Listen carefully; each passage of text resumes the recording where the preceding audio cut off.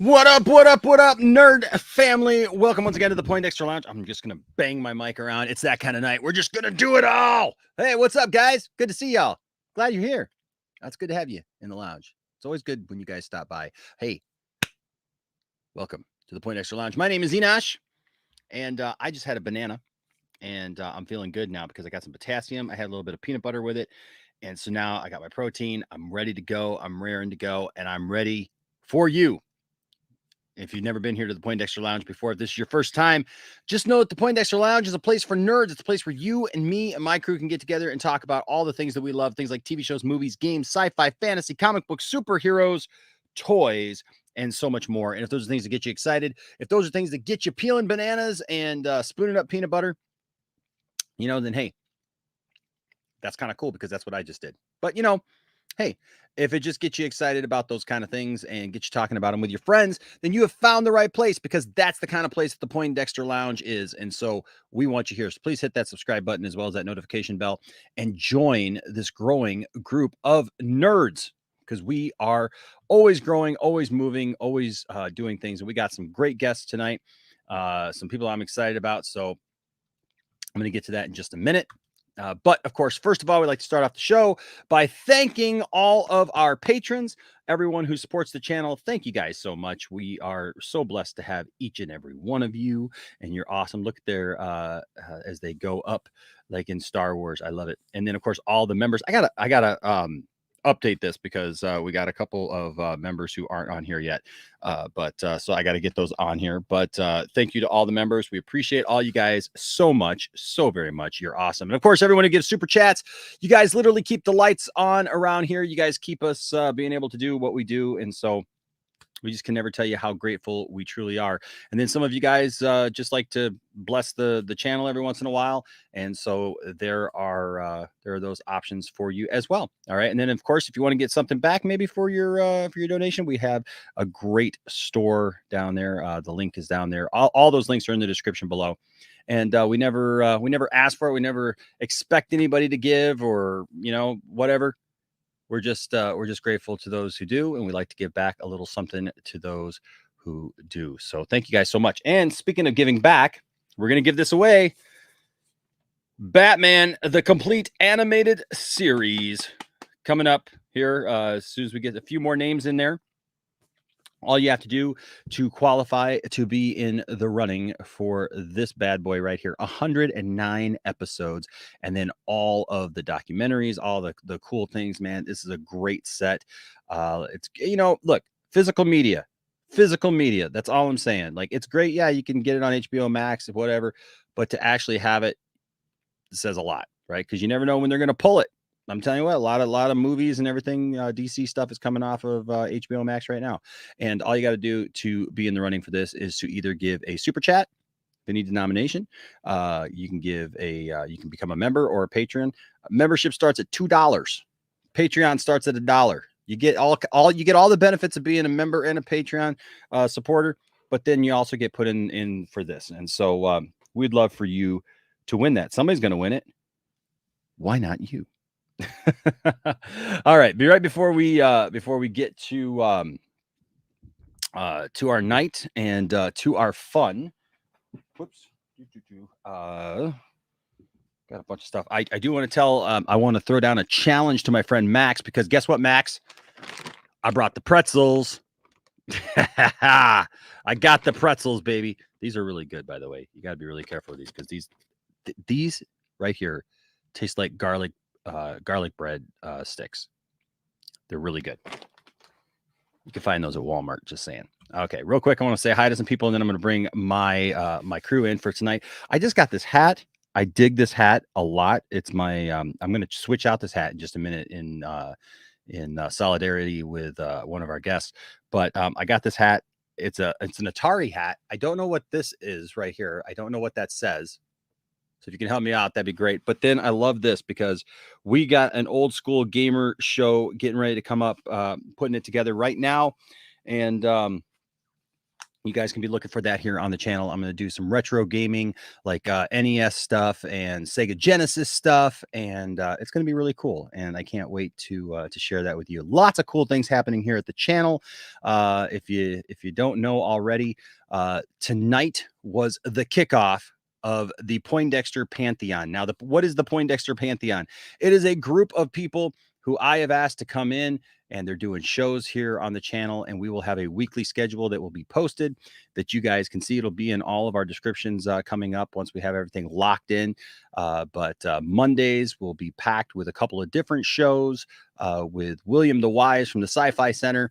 And then, of course, our friend Brian, Master of None. He's doing a show called 10 Forward that's going to talk about Star Trek and food. I love it. I love it. And then coming up this Monday will be the Sci-Fi Center's Presents. It's the first show is called Sci-Fi Center Presents. That'll be at 2 p.m. Eastern time. And they are going to do a deep dive. It'll be Dawson and William, and they're going to do a deep dive into the Dark Knight comic. So you're going to want to be here for that. And listen, if you're not here for it live, you can always come back and watch it, but you're going to want to watch that. And then Brian will be starting this coming Monday as well.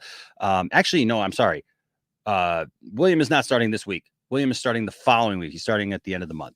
But Brian will be starting this coming Monday. Tonight we kicked it off with the greatest people I've met, and of course that was Austin's new show here on the channel, 8 p.m. Eastern on the 2nd and 4th Wednesdays of the month. And so check out that. Austin interviewed me, and some people were talking about how they learned some stuff about me tonight that they didn't even know before. So there you go. So you can watch all the time and and just not know some things about me. So it ain't all about me. That's why I got all these people coming in. But check that out. We had a good time tonight. And thank you to Austin for a great first show and kicking this thing off. Also, Tuesdays and Thursdays, 4:30 p.m. Eastern time, you will have Jiving with Jack. And he's I think he's trying to take over the channel. I mean, he's interrupting me when I'm trying to talk, and I just don't really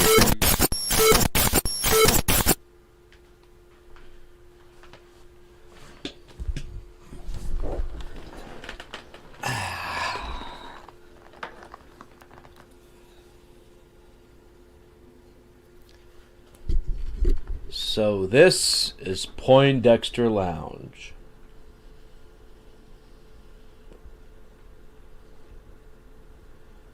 I think I'll make myself at home here.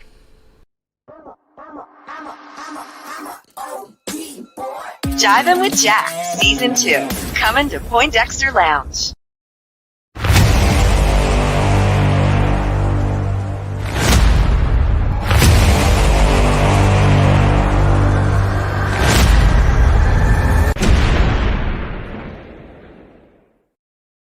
Lots of cool, great things coming to the lounge. So be looking for all that. And hey, thanks to everybody for your support and for it. We're just having a good time. We're having a good time, and we got some good people coming to the lounge. And we'll be adding as we move on. We will be adding to those ranks. All right. So first of all, ladies and gentlemen, we got some people who are joining us. I love how, because we go through the night, people join us and other people join us, and it's great. All right. So first of all, I want to bring in somebody very special, a wonderful woman who's a friend to the channel, and she hasn't been here in a while. It's been a while, but she's always in the chat. She's always very supportive. Just a wonderful human being, and I really love her a lot. She's really great. Ladies and gentlemen, welcome Rhea. What's up, Rhea? Yo, what's up? Thanks for having me. You are welcome. And while you are here, I told you, she came in, she was wearing her Dodgers hat, and I was like, heck yeah, in solidarity.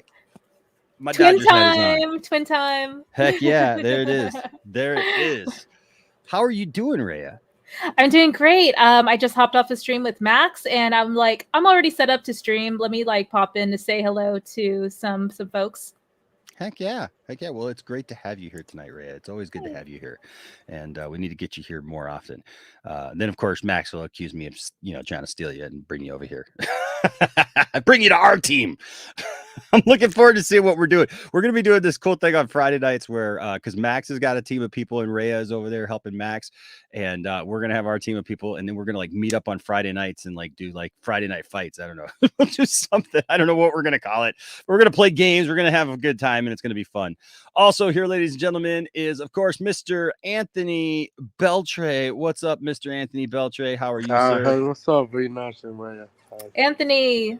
Hi. How you doing today, sir? I've been doing fine. That was a great interview by Austin tonight. Wasn't it? Yeah. You did a really good job. Stuff. Yeah, you did a really good job. So it's good. It's good to see Anthony slide in here.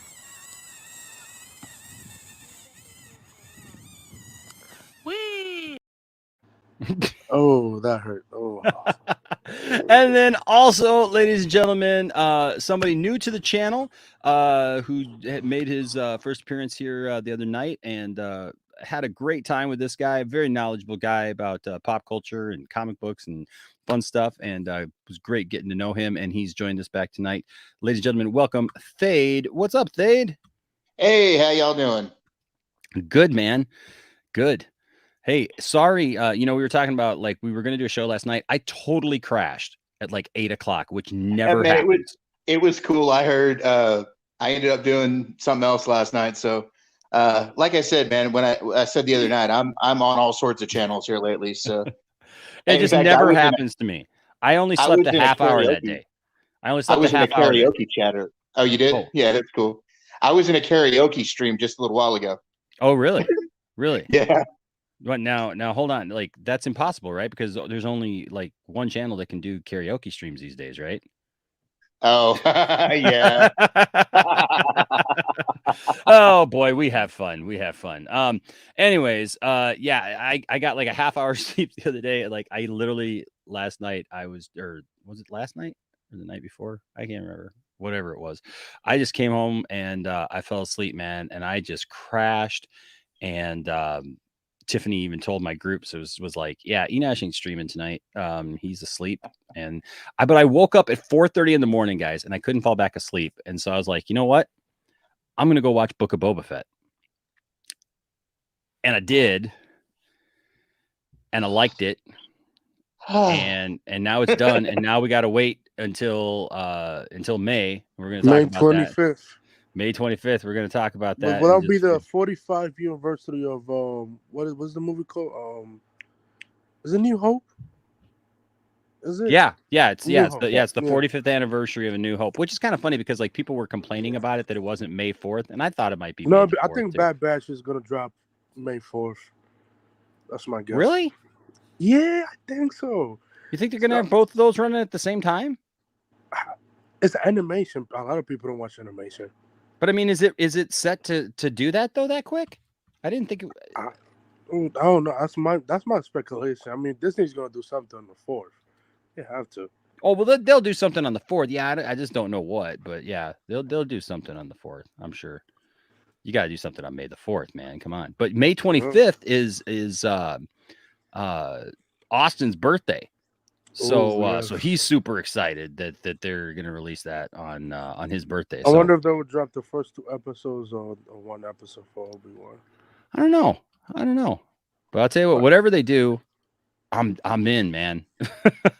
At this point, I'm in, and I want to see it. I'm looking forward to seeing more Vader in Kenobi. Yeah, look, I want to see that. But I still don't know how I feel about this rematch. Oh, the rematch, yeah, when Captain Kenobi came in Disney.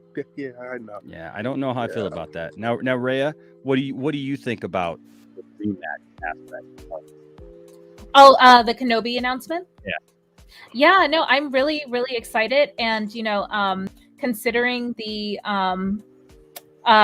deep fake, I guess we want to call it, that they pulled off with Luke, I'm imagining that we may see some flashbacks to when Obi-Wan was still training Anakin, and maybe even like when Anakin was Annie, when during or post Phantom Menace. Mm-hmm. Like I was talking about that on my stream, kind of speculating like there's just this huge gap in as far as like the cinematic stuff and like that he jumps from being a kid to being like 18, 19 or something. So if they want to, try and pull that off, like I'm all for it. I personally have no problem with the use of the deepfake stuff, and I'm sure it'll improve the more we see it. So yeah, I'm excited.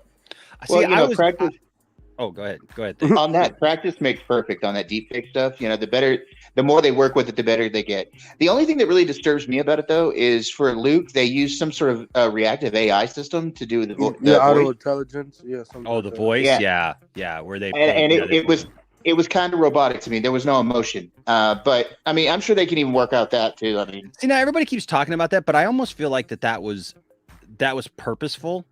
Okay, because I know I was talking with somebody, a friend who watches the channel, Elsa, and shout out to Elsa, because she tweeted today. We had a little bit of like a back and forth. It wasn't a bad back and forth, but like we were talking about this idea of Luke, because she was disappointed.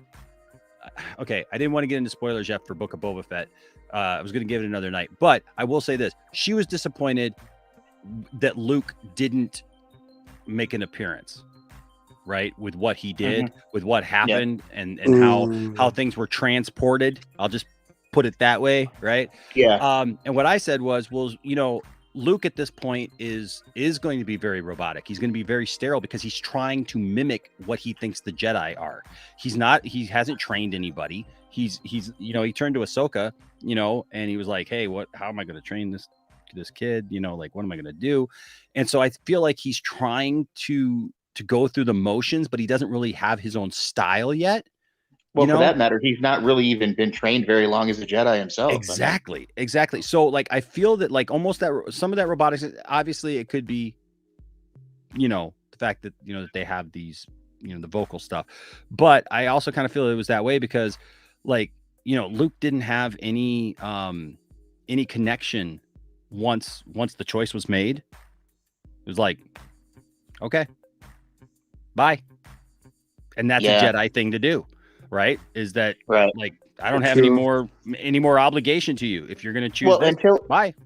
until I heard that it was the AI, I thought he was just being, given the serenity thing, just Jedi are supposedly serene, and very stoic. Yes. Yeah. Chuck is in here. Like, I didn't go through and say hi to everybody tonight, but Chuck is in here. Says, Enash, props on your cap. Go Dodgers.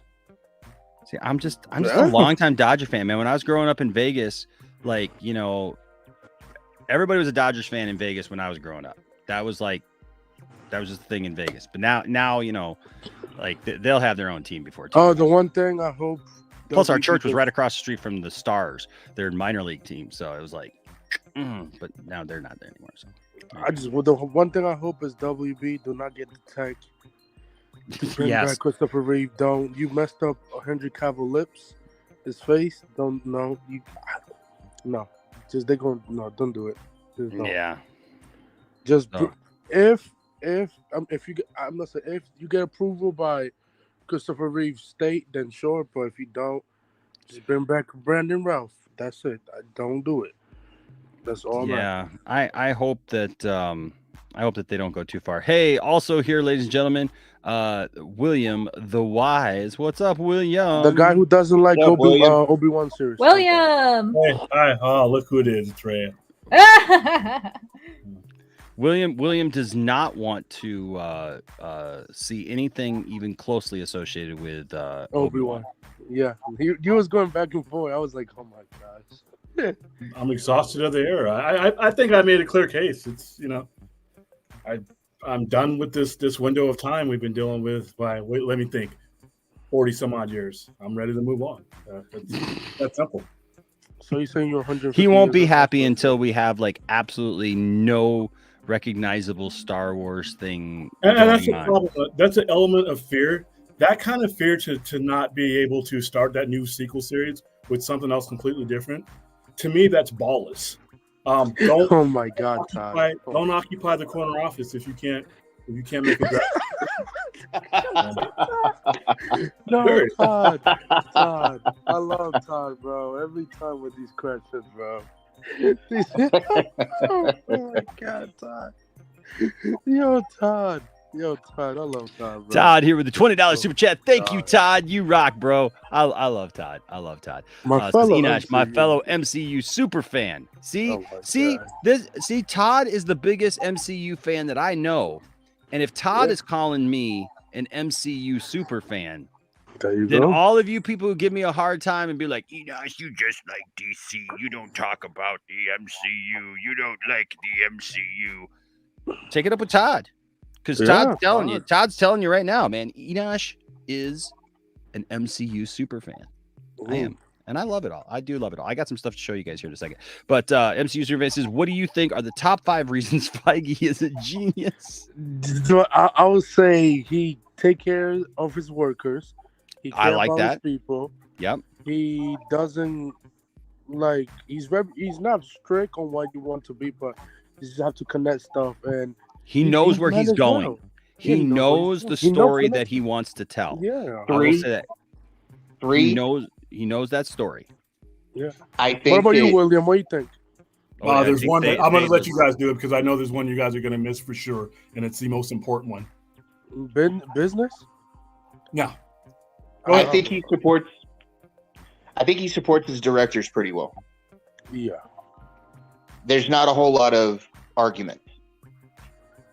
Well, I think that's because mostly like he's got it knocked down, and he's not gonna like hire a director who's in it to do their own thing. No, look at Shang-Chi director. He's like, yep, now he's doing more stuff with Disney, and so like everybody, like, there's not one thing about Kevin Feige on the internet. But there's one overarching thing that Big Dub, we're not talking Spider-Man tonight. Yeah. So there you go. There's Tobey Maguire dies. That's relevant though. It makes it's the one thing that really, and that's the backing. He's employed. He's an employee. He's employed by a studio that does not interfere with him. That's the most important thing. Nothing else matters without that. I'll give you that. Yeah, you are right, William. Yeah. He could be the biggest genius and have all the ideas in the world. If someone is meddling, he's an employee. As much power as he has, he's still an employee. If your employer does not give you free reins to do these type of things, then there's a lot of the stuff doesn't even happen, and that's the most true. So, and that's the reason why he's going to run Star Wars in the next 5 years. No, he's not. Yes, he will. I don't think so. I think if he leaves, once he does leave Marvel, he's leaving Disney. I'll say this. What about this question? What if he left Disney and Marvel and go to DC? And let's say this happens every day in the business world. No, let's say if there's a bidding war between Hollywood to get Kevin Feige. How about that? It's only going to come down to a couple of different companies because not every company is going to have a franchise type goal where they're building those type of shared things, and that's where his value is going to be to an outside company. They're going to want to have him bring in that kind of structure, and you really only have a handful of companies. I mean, 2 that would even make it. I mean, if you count the much smaller version of it as Sony, but you have Disney, you have Warner Brothers, and that's it. What if Aslaf called Feige and be like, I want to? If his contract is up, I mean, like that kind of stuff literally is an everyday business thing that happens in the corporate world. I mean, you see these guys move around from one place to another. 187, he will live Disney. Every fans will say that, but you got to realize when you run out of challenges, where you're at, a lot of guys want the bigger challenge. Yeah, we'll see. Andrew Casali here with a $10 super chat. Thank you, Andrew. Thank you so much, man. Good to see you back around here. Says, yo, Enosh, how's it hanging? The weird term. Okay. How do I want to answer that? How is hanging? That sounds like you. Let's just put it that way. Well, okay, there you go. Hey, he's spending the $10. What can I say? Unpopular opinion. I think Jack Nicholson as the Joker is better than Heath Ledger, in my opinion, because Jack Nicholson and Mark Hamill are my top 2 Jokers. Damn. You know what? Listen, I will give you this. Jack Nicholson is definitely more like a comic book version of Joker. But he has more kind of those roots in the like the underworld, like the mob, the mobster scene, Joker, whatever. Yeah, where Heath Ledger's Joker was completely out of left field, was completely a different,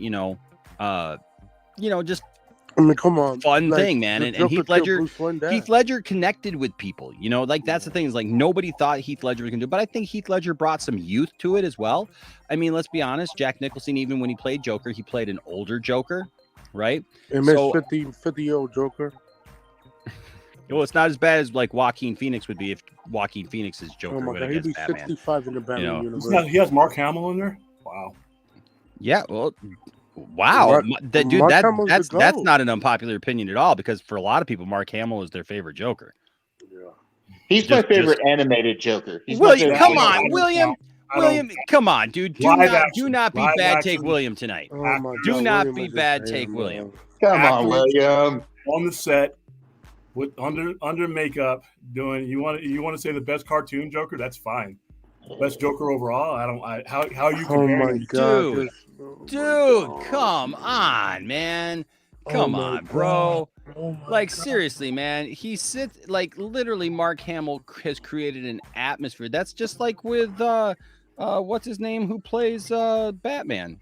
I mean, Ben Affleck? No. The what's his name? Who plays the cartoon Batman? Kevin Conroy. Kevin Conroy. Yeah, like he has created an atmosphere and a character, you know, that people relate to. For some people, dude, that's their Batman. That's who they grew up with. That's who they connected with, and voice acting is still acting. I mean, I know that the other takes a different lot of category. people. I'm not knocking it. It's just I know it's different, but it sounded like you were. So I just wanted people to understand. Incidentally, we're going to get a continuance of that Batman here soon. They're sort of rebooting the old Batman animated show. Well, that's an interesting discussion because that's kind of what they said at first, but now it's basically going to be its own thing. I mean, it's not really a continuance. It's really going back. Batman will be the only thing that they said exists in that world. So no Batgirl, no Robin, no nothing. Are you talking about it's going back to the beginning kind of thing where it's just Batman, and it's. I don't know. They're saying that it's going to be darker, that they're going to be able to do things that they weren't able to do with the other one. That it's not going to be in the same. It's not going to be in the same continuity as the animated series. I feel like they would introduce Dick at some point. Who? I mean, Grayson. I think they would introduce Grayson at one point for that producer. Maybe, but I don't think that it'll happen for quite a while though, because I think they're wanting to set up their own. They're wanting to set up something new. You know, they're wanting to set up something different, and what the animation style is going to be like. I'm interested in the animation style. For I think it's Kevin Conroy. I think it's Kevin Conroy to that Batman. They haven't announced it yet. They haven't announced it yet. So we'll have the tone is going to be more of an adult tone. Yes. Okay. I mean, I'm not sure that. Speaking of adult tone, we're gonna go the opposite of that right now, and I'm gonna show you some things that I got. Are you ready? Yeah, I won the giveaway, right? No, I'm fine. No. Check this out. Talking about Batman.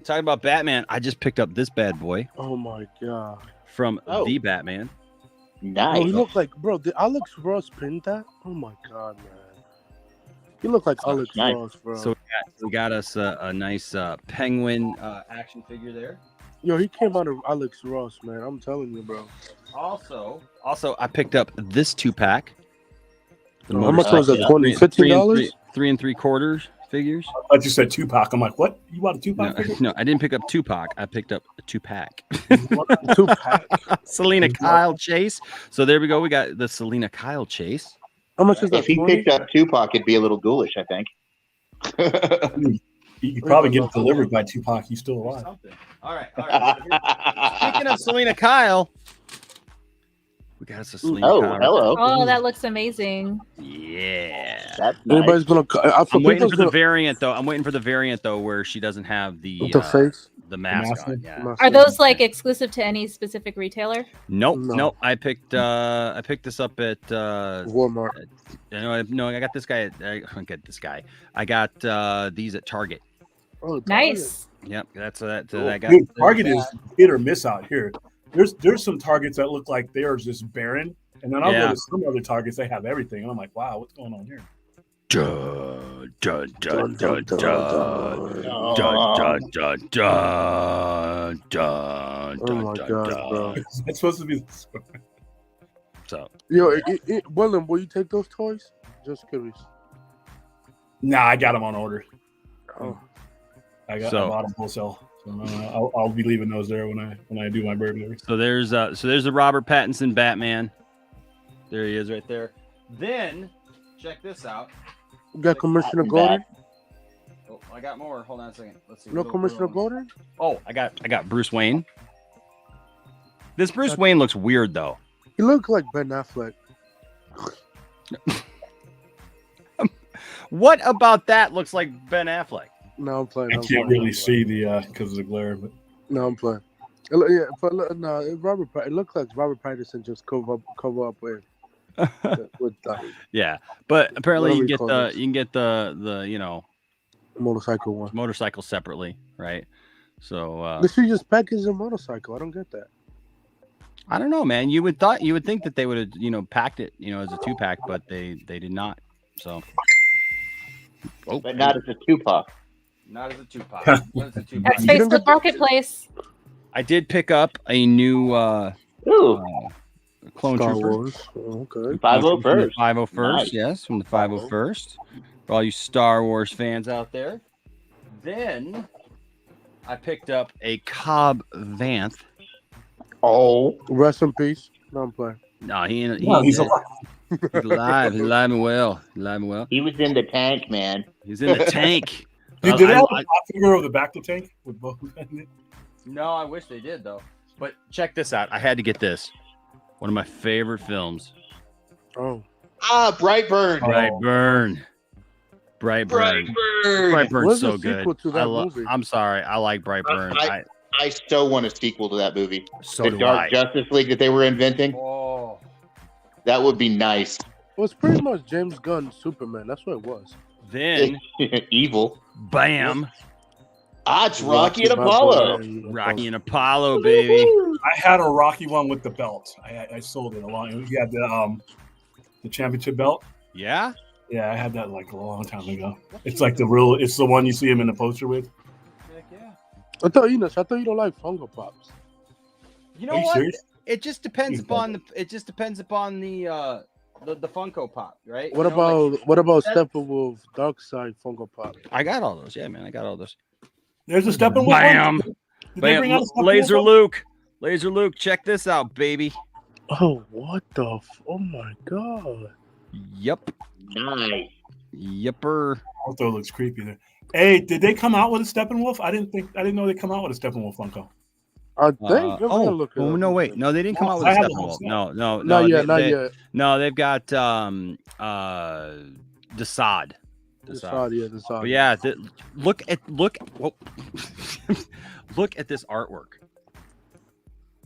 Can we get a season 2 of that show, please? I'm just saying. I believe we're gonna get it. That's all I'm saying. I believe we're gonna get it. If Netflix doesn't do it, I'll be sad. Okay, so then look at this Swamp bad Thing? boy Oh right my here. God, Swamp man. Thing. Oh, it's the Swamp Thing. And can I tell you something? So I love the show. I love it. Listen, Which version? if you ask questions, you can get good answers sometimes. Notice this. See how like this was like opened up here at the top, kind of damaged or whatever, little hole up here. So I just asked, I said, hey, is there any way I could get a little bit of a discount? I said, because there ain't no more back there. And I said, can I get a discount, for this? Manager at Target gave me 25% off. Damn. I was That's not cool. expecting that at all. Man, I that's was one like, thing. you got The it for beefy $10? boy, man. He's a big old boy there. he's one of the mega figs. Yeah, he's one of the mega figs. So I got him for a great Look, deal. can they bring back that show? It was messed up. They cancel it, man. They need to bring it back. There was no point of canceling. I know it's because of taxes. I believe. Yeah, 40 million worth. William, do you think it was Warner Brothers' fault for that? At some level, yeah, because once you didn't get that break, once that tax break wasn't properly negotiated, it was not cost effective for them at that point in time. But yeah, you should have had those ducks there's people whose job it exclusively is to do that kind of stuff. So somebody messed up. I'm surprised they didn't film it in Atlanta or in Toronto because it would be cheap for them to film there. Well, they had already started and done. I mean, they were already in. So I just got toys laying around now. I just got all these toys laying there. What is that? What's that one? Oh no, this is Superman. Black. Is it Oh yeah. Hey, that's cool. I picked these up because this is Darkseid or Darkseid. That's the Did you throne. just call him Is it signed Darkseid? by Ray Porter? Did you just call him Darkseid? You did not. You know what? I grew up as a kid calling him that. Oh yeah. I had a huge problem with my I before E's, except after C. I always screwed that up with more words than one, and I actually had to go take a class to get that fixed as a kid. Believe it or not. Wonder Woman, little white suit. Heck yeah. And What about Cyborg? nah, he wasn't released on this one. Oh, really? Oh, because they hate Yeah, Ray it's Fisher. right Makes there. sense. There's Desaad, And then there's the other dark side. Steppenwolf would fail. naked man in a box. Naked man. Oh my god. Don't talk about William that way. Oh, I actually got something in the mail too. It's not a toy, but I'm happy to share it. Awesome. Watch Yeah. out. Hey. So this is a video game handheld. It's called the Evercade handheld, and I got it from Max during one of his member streams where he had a drawing. And I was not expecting to win it because, as I'm sure most folks are aware, I've been winning a lot of like these drawings, and it's not suspicious at all, But I'm a little sus on it too. But I don't know. But yeah, it's really cool. So the awesome part of it is that it has a bunch of different like curated arcade game collection cartridges, as well as like some older games that were not necessarily released in arcades, and they're all like specific to the Evercade TV consoles as well as the handheld. So I am going to be collecting a few of the titles that I'm familiar with and kind of go from there. So I'm really excited. That's awesome. That's all. Hashtag Swamp Thing. Ba, ba, ba, ba. You make my heart sick. If I was HBO Max, I would bring that show ASAP. It was a good show. My only problem with Swamp Thing was it took 10 episodes to get it to introduce the character. That makes sense. And then they introduced the character, and then it was like, nope, it's gone. So it's like it took 10 hours to do like the origin story. This is why DC Universe was a failure. The app was a failure. No, the app was a failure because it became irrelevant. Once you had HBO Max, the DC app, and I had the DC app, was irrelevant. You no longer needed it. It was a waste of money to have around, and they did the right thing by folding all that up. And it's a better HBO Max. There was just too much confusion. You had DC, whatever it was called at the time. You had all the HBOs.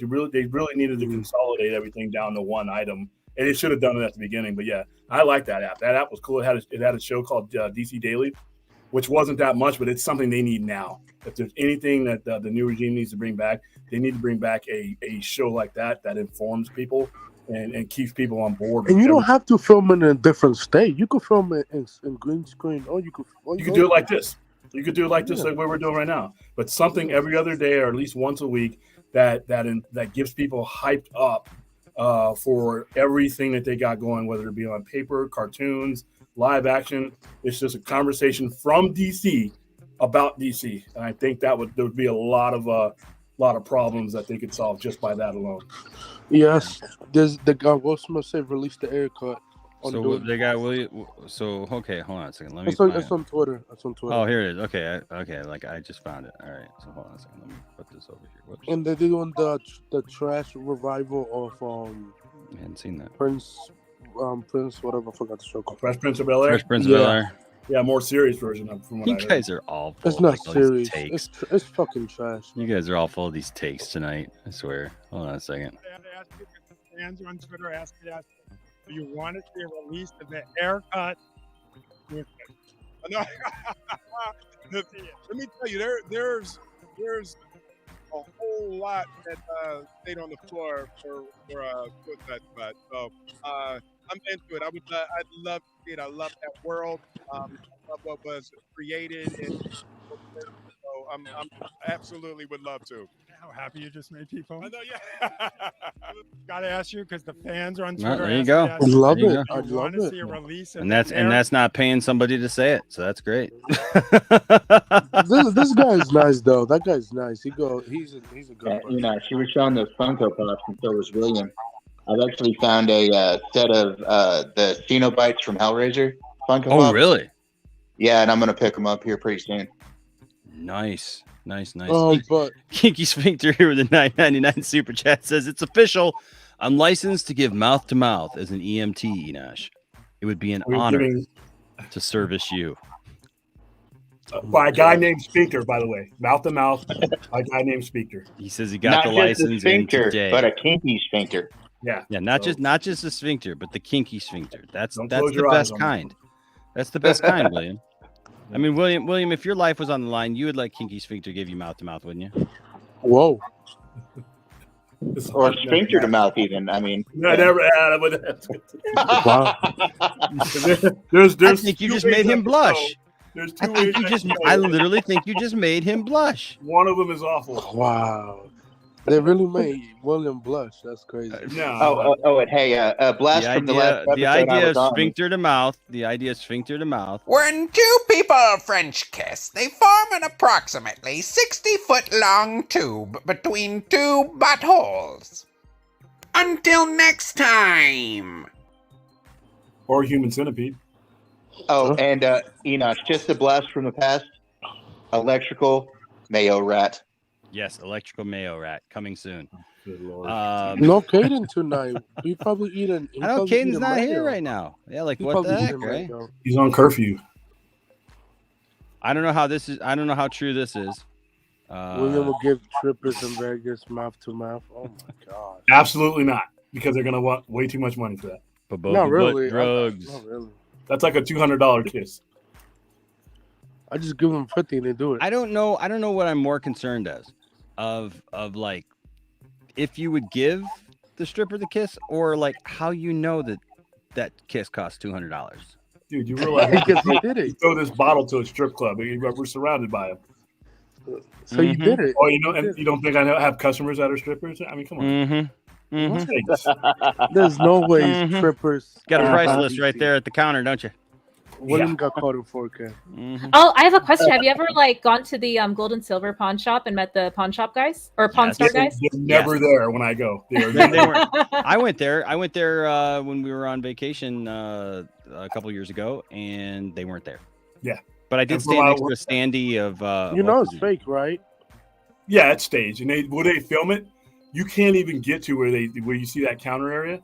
There's a one counter area where they walk up and do all of that. That counter is not even accessible to a lot of people. I think is it owned by Disney the series or what? No, History Channel. Oh, History Channel. Well, isn't History Channel a part of Disney thing? No, History Channel is actually part of Warner Discovery now, isn't it? Oh wow, I didn't know that. Yeah, it's part of Discovery. It's part of Discovery.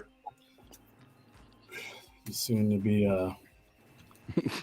to be conglomerate about to get finalized here. Yes, but we'll get into that in just a second. But first, Futurama. we're going to take a look at something a little more painful than kissing a stripper on the mouth. Now, is this Jackass?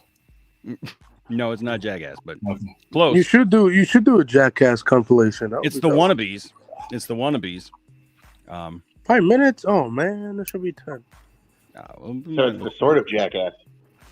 It's the sort of kind of maybe. Here we go. Ready? Some painful fails, it says. He's gonna hit him in the. He's gonna hit him. That dude's about to get whacked at his boys. Oh!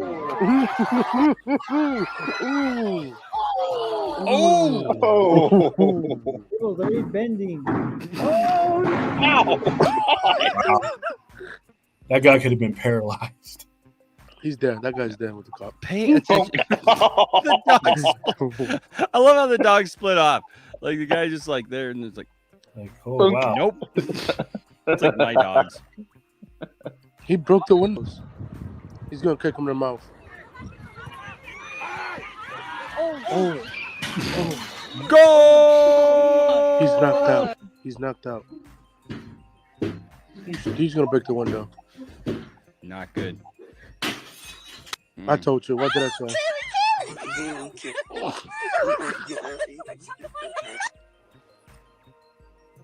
Oh, she's stealing. Oh, she's stealing. I don't think that's the point. She got caught in the car. Oh my god. Oh no. Oh my god. It's not his Oh fault. no. He's gonna hit himself. There you go. Oh.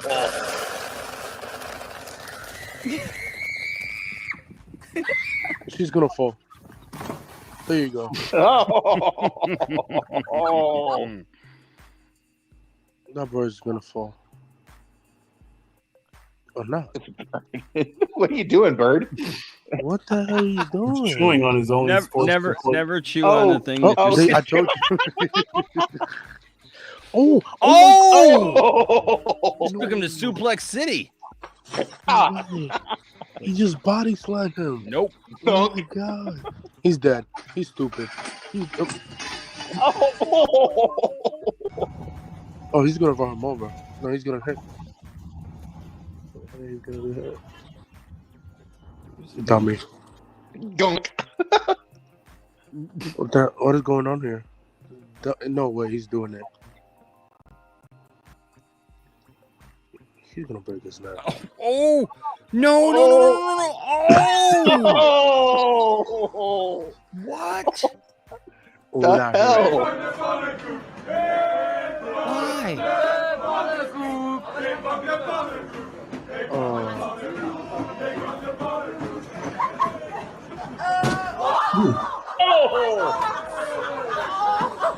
That's a dummy. He's gonna. Oh, this is not going to end well.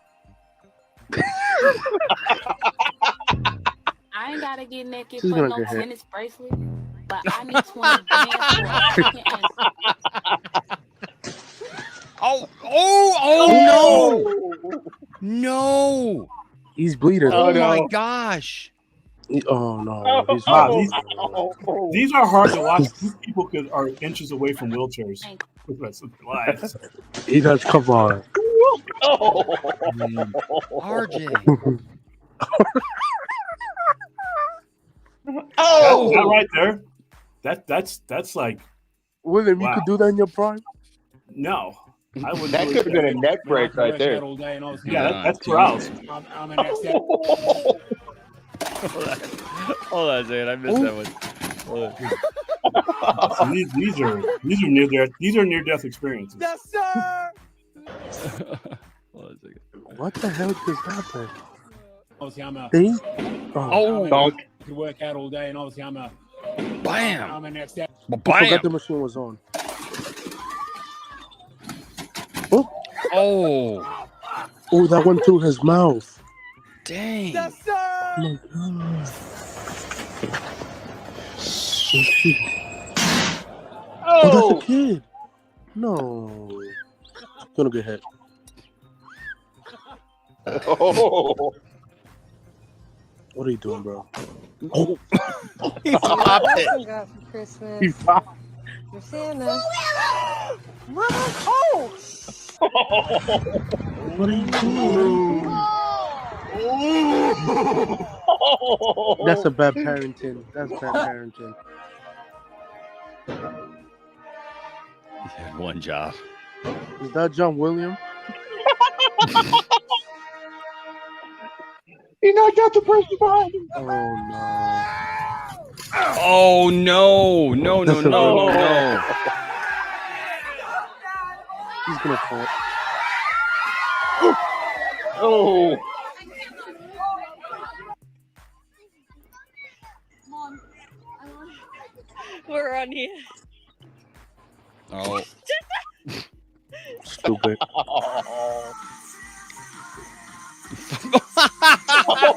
There's music in the background. He just got RKO. Cat gave him the RKO out of nowhere. Oh, he's done. Oh. Why? Why? Oh no, not one of these. He's gonna hit that. Oh no. He's gonna hit that. Oh no, Final Destination time. He's dead. He's dead. I just can't imagine. Oh Nah, my that gosh. cage will protect him. Dude, either that person's dead or they're gonna lose their He's job. dead. There's no way. He's dead. Nah, he's got that's a reach. It's called a reach. That cage above his head that can hold about 30,000 pounds. No, he's dead. Nah, he's alive. No, he's dead. He's dead. No way. He's dead. You gotta replay that, Dead man. It's gonna take a while. To get him out of Replay there. that.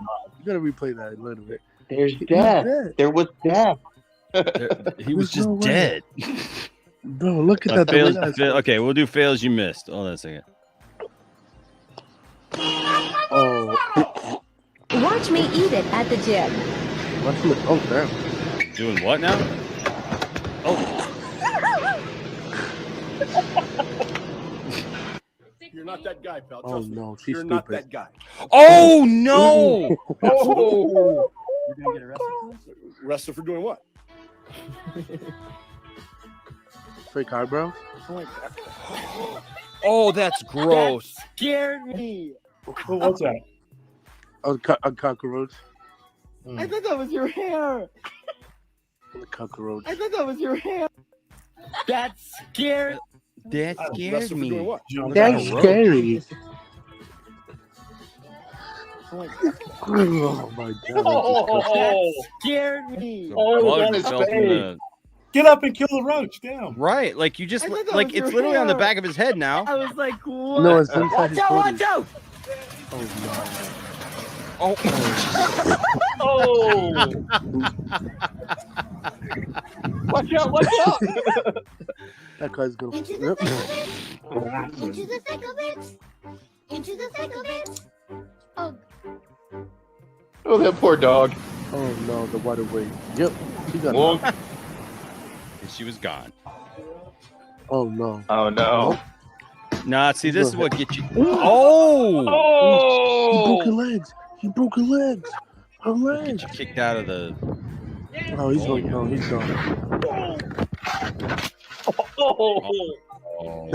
That's messed up. I am Not so embarrassed that this just happened. Okay. Oh. Oh.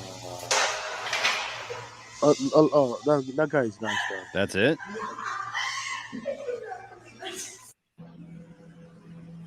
Easily embarrassed. Who's 30? Oh my God, bitch, look at you. Oh my God. 130 hits you. When you hit 30. See? Dead. Literally built as an athlete. Oh. Every blood test. Oh, that's not good. That's not good. She's gonna break. No that. bueno. Just break it. She's gonna walk with no pants on, pretty much. Oh. So bad. She on X game. She's drunk. She's drunk. Dog was like, nope.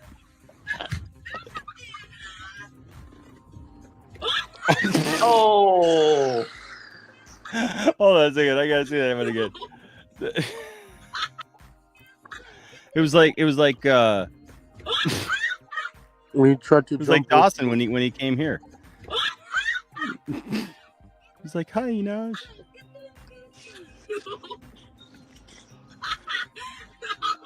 How's Enoch when you see Austin?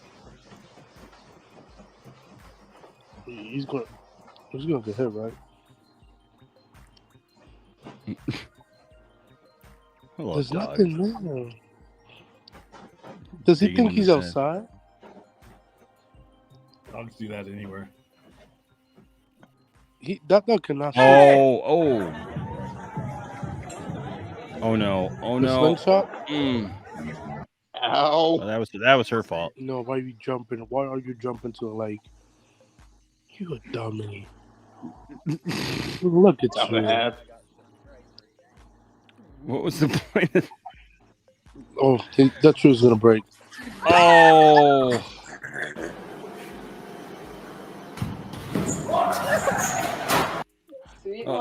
Okay.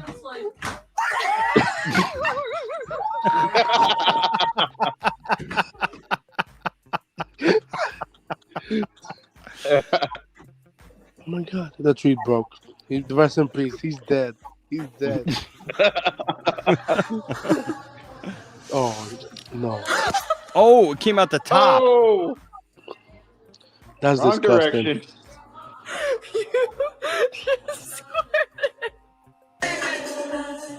Oh no. That's what you get for doing TikTok videos on top of the dining room table. Oh no, what's she eating? What is that? The bird's here it gonna eat comes.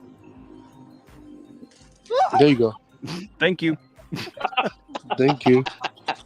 That bird I'll was take like, that. fast food. You've had enough calories. Oh no. He's like yelling at his own butt. Ines, have you ever seen a cat done this? Yell at himself. Oh. Hold on. They're dressed as sharks. Oh, there it is. Oh, that's disgusting.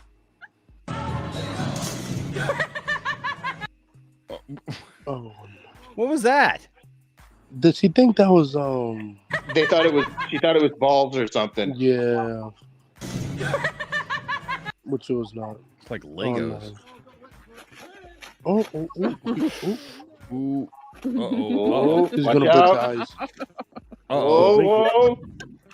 No. He's gonna break it, break it. Oh, he's gonna break it. His wife is Come laughing on. at him. Get across it. Come on. Who's that?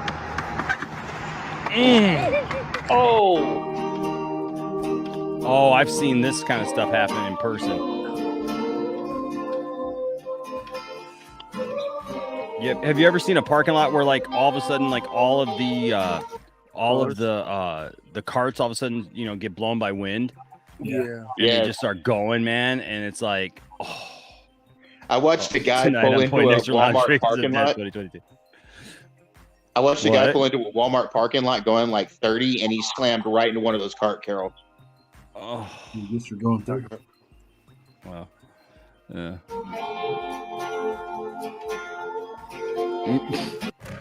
Nothing you can do. There you go. On to Some the nice next episode. fails.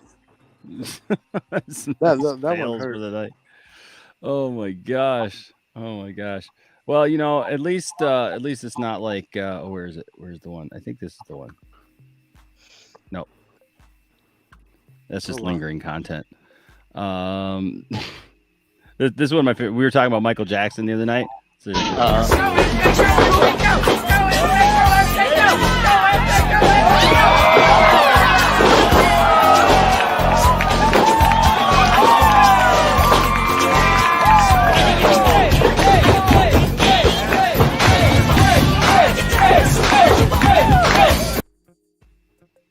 You can't bring Michael Jackson up because of politics. Remember, Enoch? what's that? Apparently, you cannot talk about Michael Jackson because it's the new politics, I guess. Oh, yeah, that's true. That's true. I was told I can't talk about Michael Jackson, but Michael Jackson can wrestle, man. Michael Jackson can wrestle. Oh yeah. Could be a whole lot worse.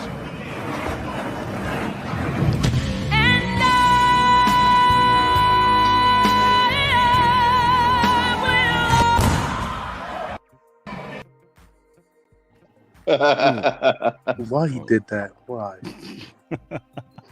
I don't know. But hey, that's some fun.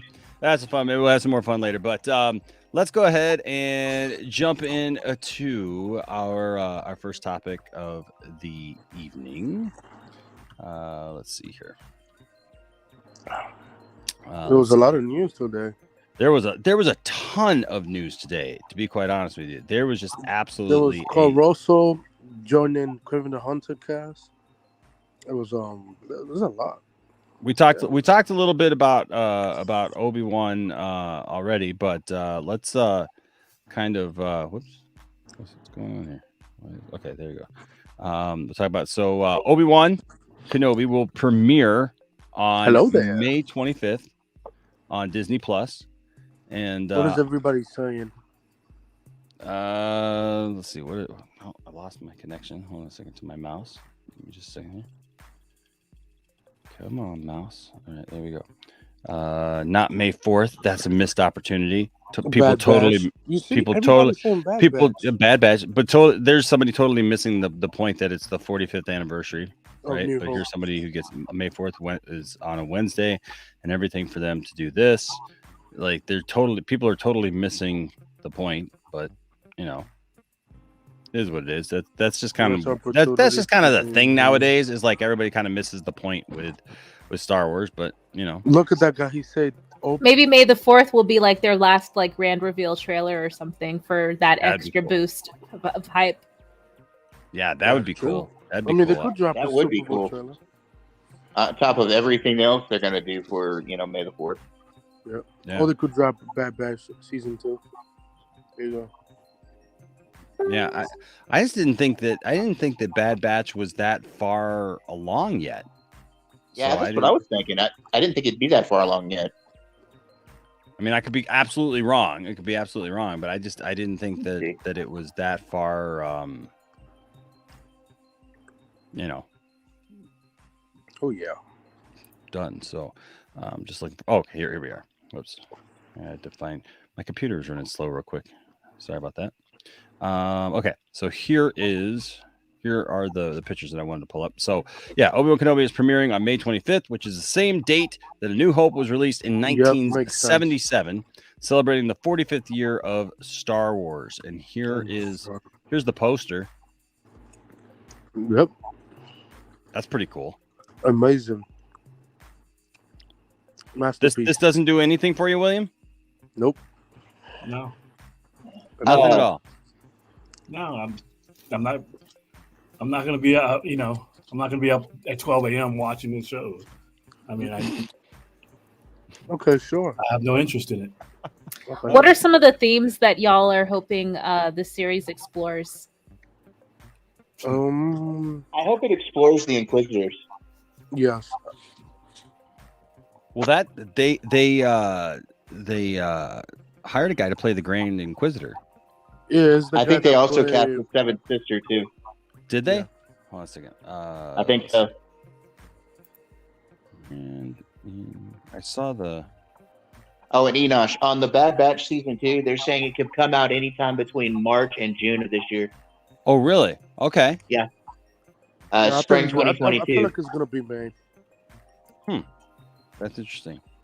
Well, they're saying it could be as soon as next month. Really? Somewhere from March 20th to June 20th. Wow. Okay, well. I mean that's cool. Let me guess. William hate the Bad Batch. I didn't watch it. He doesn't like the Bad Batch. There you go. Zero plans of watching it. Oh my gosh. William just with the downer takes tonight. No, William's like, I'm not gonna watch that. I'm not gonna watch that. You can't make me watch it. I'm not. There's a lot of stuff I have no interest in that I don't watch. That's So you hate Rebels? What's up? He's never watched Rebels. Oh, well, never watched Rebels? Oh my gosh. I watched enough of it to realize that I was done with it. Wow, the show's a masterpiece. Slayton Brent says, so I showed the poster to my friend at work and they thought it was Jesus. Just Jesus walking to the desert. I mean, he does look like Jesus. He does. There's that famous meme of guys like I gave this picture of Obi-Wan to my mom. She thinks it's Jesus. She put it above the mantle. Yeah. But yeah, there's this. So Rupert Friend is reportedly cast as the Grand Inquisitor, one of the villains from Star Wars Rebels, in the upcoming Obi-Wan Kenobi series. I think he played Hitman in the movie. He's played a lot of stuff. He played Man in the High Castle. He played the Obergriffen Fuhrer, the main villains. Yeah, he's an excellent actor. It says the villainous Grand Inquisitor is reportedly set to appear in Obi-Wan Kenobi, introduced into the Star Wars franchise in 2014 with the series Star Wars Rebels. The Inquisitors are a group of Force-sensitive individuals who serve Emperor Palpatine to hunt down the remaining Jedi following Order 66, with the group answering to that of the Grand Inquisitor. The characters have made a number of appearances in the Star Wars comics as well as the video game Jedi Fallen Order. Obi-Wan Kenobi is the next major Star That Wars game is series. Yeah. Well, yeah, it is. Yeah, it's canon. Yeah, I mean, as canon as a video game can be, they're Okay. Obviously because of Lucas. well, no, because of how video games play out. Not everything is necessarily going to be canon because video games can go different ways, but as close as they can. You were asking Rhea like what kind of themes that we want to see and stuff. I want to see. I hope that whatever reason that they get Obi-Wan off a Tatooine, that it makes sense. Yeah. My biggest thing is I don't want to see them just have him and Darth Vader fight just to fight, to make it cool. There's a lot of people who just seem to want them to fight just because they don't like the fight in A New Hope. Because you're two old guys fighting. But I just hope that it's a good I get story. it. I mean, people complain about the New Hope fight, like, bro, what do you expect out of it? Maybe this is me expecting too much based off of like what I've seen in the Mandalorian and what I've heard of like Boba Fett spoilers or Book of Boba so far.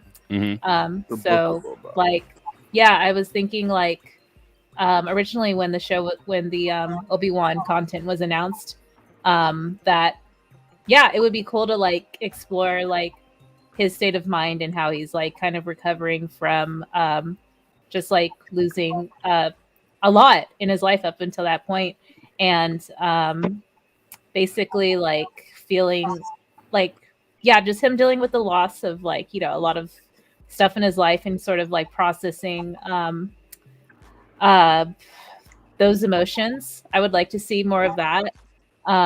Maybe like showing him like kind of becoming disenfranchised with like his path that he's chosen, and maybe like showing like some regret, remorse. I want to see those emotions, and like I want to see that on screen. So that's what I'm personally interested in. I kind of hope we see Maul again. Well, Maul would be dead at this point. I mean, unless they did a weird resurrection. Unless they introduce time travel. When did he? Well, okay, because I know they showed that in what was it, Rebel? Dear Lord, Anthony, I love you. Oh my I love you, Anthony. No, because Maul dies. Maul dies just before A New Hope. That's like just before A New Hope. Well, this is supposed to take place before New Hope, isn't it? Yeah, but it's well before that. It's because in Rebels when Maul dies, Obi-Wan's much older. Yeah. How old is he in there? He's like what?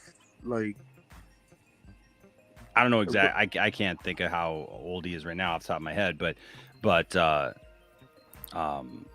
he's just older by that point. When Maul dies, because Maul comes to him. Maul comes to him right as things are starting to go down. Like that lead to A New Hope. What's up, McLovin? McLove? How you doing, McLovin? McLovin. He's McLovin it. Well, I mean, he's apparently hashtagging that Borg life. Mm-hmm. Oh, yeah, we're gonna talk about that in just a watch minute. Out, man. we might get assimilated. Stay tuned. We're gonna be talking about that Borg life here in just a minute. The series is directed by Deborah Shaw. She's amazing. She's doing every episode, and I hope she does a good job. Like she did great with Mandalorian season 1 and 2, and so I hope it's good. Yeah. Let's take a look at let's see the other pictures because I got some concept art. It looks like that looks pretty cool for Obi-Wan. So you got this, which is the poster, but then look at there, you got Obi-Wan on one of those bad boys. And Eope. No, it is not Jesus on whatever those things. It's Jesus on an Eope. and an Eope. Hopefully this one doesn't fart. Oh, yeah. Well, they're gas bags, so they probably will. Yeah. So there's Obi-Wan. And then there's this. Oh yes. You think it was gonna be a flashback? Of Anakin and Obi-Wan? No, probably several. Well, you mean in general? Will there be flashbacks? Yeah. Yeah. I have a feeling. I hope Ahsoka's in this, but as a girl. I don't want her to like as a young girl. That's it. Supposedly they cast a young Leia for this. Oh, I mean, if Ahsoka shows up and has like any like part in it besides a flashback, it would be the flashback. She'd be a woman. Yeah, she'd be a woman. You know, Obi-Wan Kenobi. Now that's a name I haven't heard since the prequels. Oh my god! So no, but Kathleen Kennedy is gonna redo the, you know, she's gonna redo everything, right? But, yeah, so it's like, come on. I mean, it's cool. The rematch, I guess, but yeah, I don't know. Just give me an epic fight. I guess I don't need like the rematch aspect of it. You know, like I would just rather see. I'd rather see Obi-Wan get pulled into an adventure that he has to go into, that he has to fix something or protect Luke. But didn't Obi-Wan win the first fight? Well, yeah. Yeah, but that's what I'm saying. Like Rhea was just saying, like you know, like she wants to see you know, Obi-Wan dealing with, you know, all these different emotions and like, you know, like how he's moving on and everything. Like I would like to see I'd rather see Obi-Wan dealing with that stuff like Rhea was talking about than just simply, hey, I'm just going to get myself into another fight with a costume Darth Vader because it's going to look cool. Would y'all be more upset to see just another lightsaber fight, or to see them actually have like a really like cathartic, like angry, like yelling, like emotional like encounter? Like, do you think that would be anticlimactic? Like, or would you just prefer to see like pum pum pum like lightsabers, or would you rather actually see them try and I would like emotional. I want that emotional like confrontation. You know? Yeah, I think the problem is that, because I'm with you on that. Like I don't necessarily need to see so much. Like everybody just wants action nowadays. You know, that's true. Like that's the problem. Is like people don't care anymore about story. They don't care about like the slow burn on anything.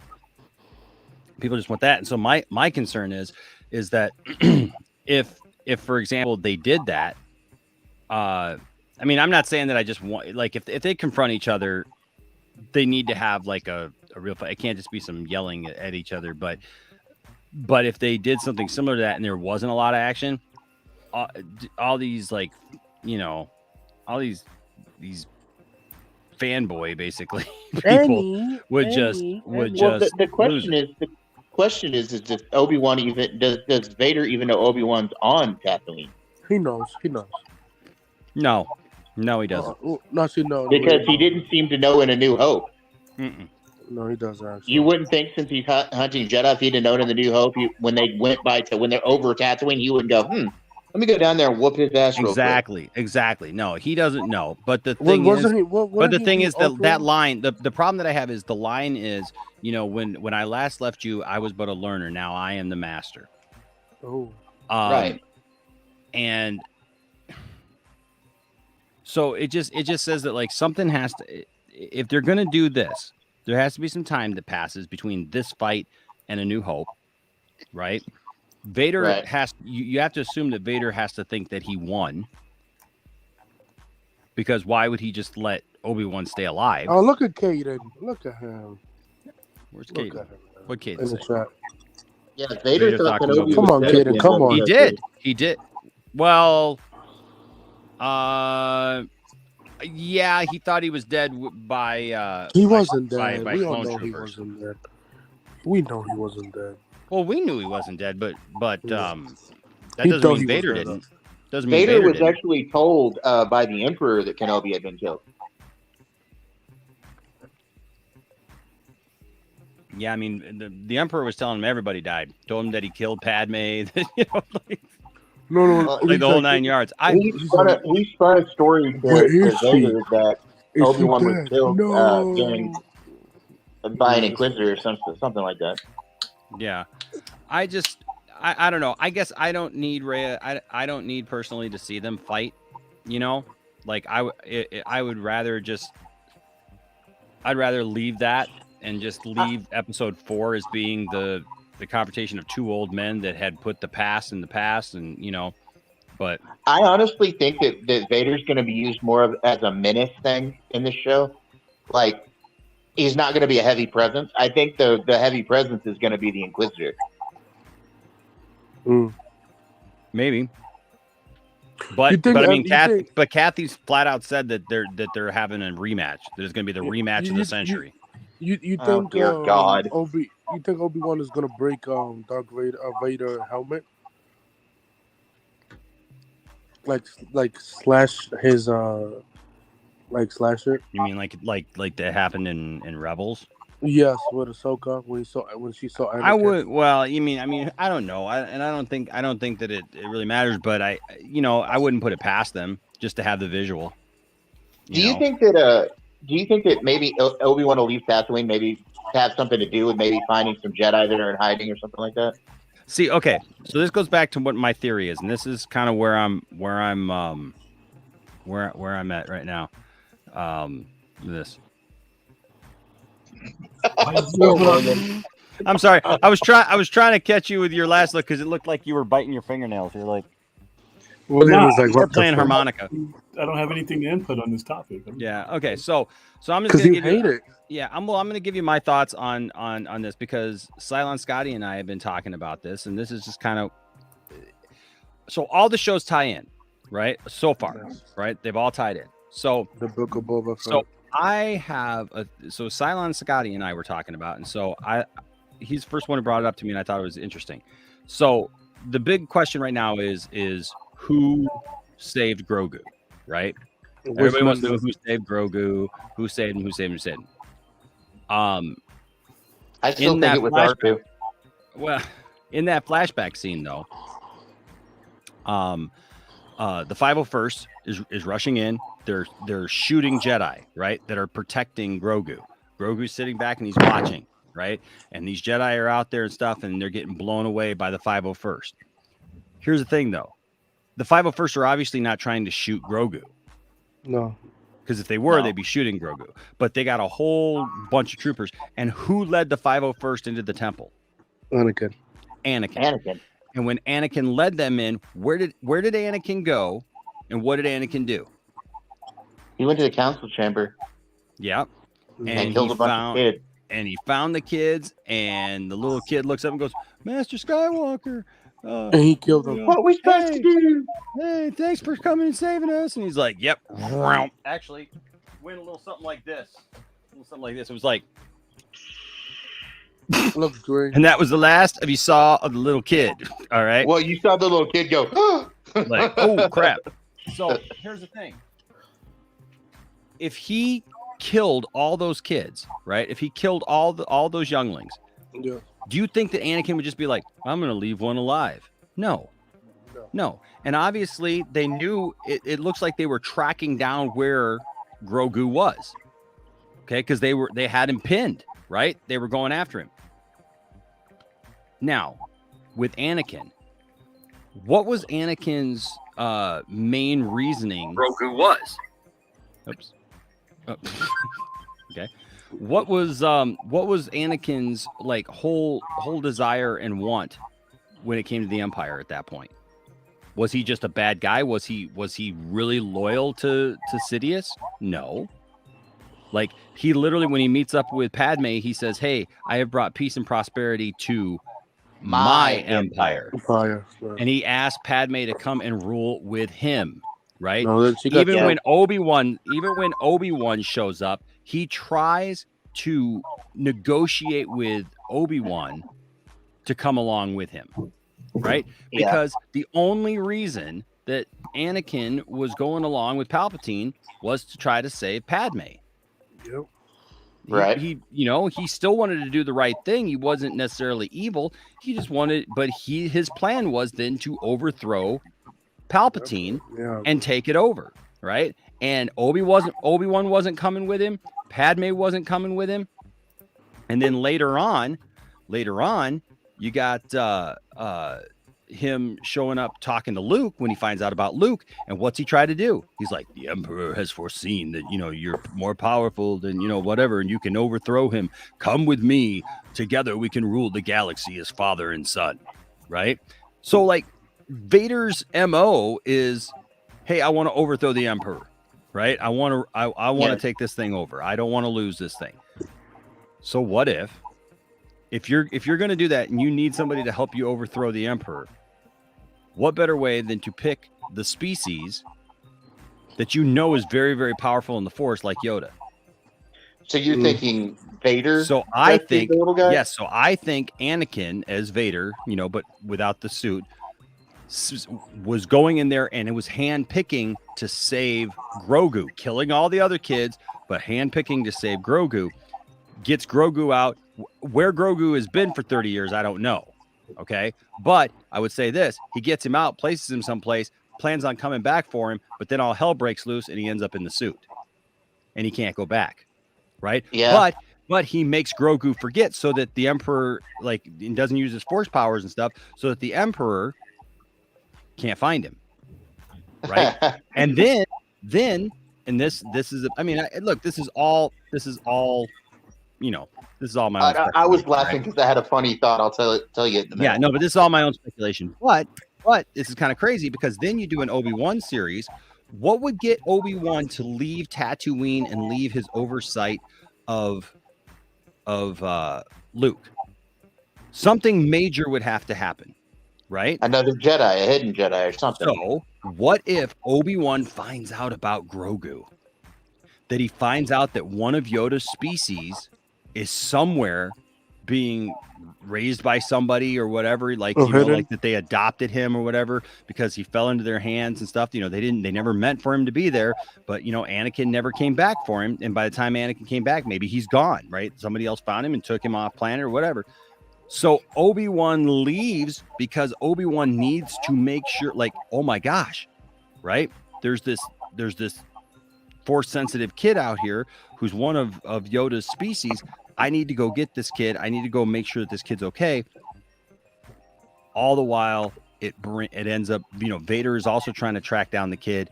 It ends up bringing them together. They end up fighting. And once again, Grogu is lost to Vader. Now, I'm going to let you stew on that for a second. Okay. And we're going to bring in our next guest who is here from Parts Unknown, Obi-Wan Kenobi himself. But we like to call him Caden. Them pass through the upcoming machinery.